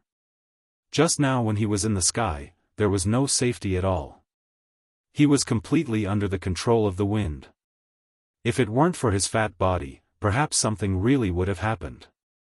But when he thought about how he bragged to his father, Li Qingqian, and the others about going up to the sky, he still felt good. The corner of his mouth couldn't help but raise a proud smile. If something happened now, it wouldn't be worth it. Thinking of this, he quickly smiled and said, Feng Zi, we'll listen to you. We'll do whatever you say. Experiment now. After saying that, he used his elbow to nudge Zhang Sun, indicating that the other party should speak up and stop talking back. The latter immediately understood and imitated Cheng Chumo, revealing a silly smile, yes. Feng Zi, we'll listen to you. Whoever dares to not do the experiment, Lao Tzu will chop him up today. While speaking, he intentionally or unintentionally glared at Du Go, as if he was talking about Du Go. This scared Du Go, and he quickly cupped his hands and said, Feng Zi, I'll listen to you. Whatever you say. Chapter 1821. Zhang Feng was amused by the looks of these three guys. It couldn't be helped. These three guys changed their faces too quickly. Just a second ago, they wanted to go to heaven. Now, they had surrendered. He couldn't help but give these three guys a thumbs up. Yes, you guys have this awareness. After the hot air balloon is successfully modified, I promise to send you guys to heaven together. Send us to heaven? Cheng Chumo frowned. These words, why did it feel a little strange? But after thinking about it carefully, it didn't seem to be a problem. The hot air balloon was heaven. After thinking about it for a while, he revealed a silly smile. Okay. As long as it's Feng Zi's words, we will listen. Yes. We will listen. Zhang Sun Chong also quickly echoed. In that case, all of you gather around.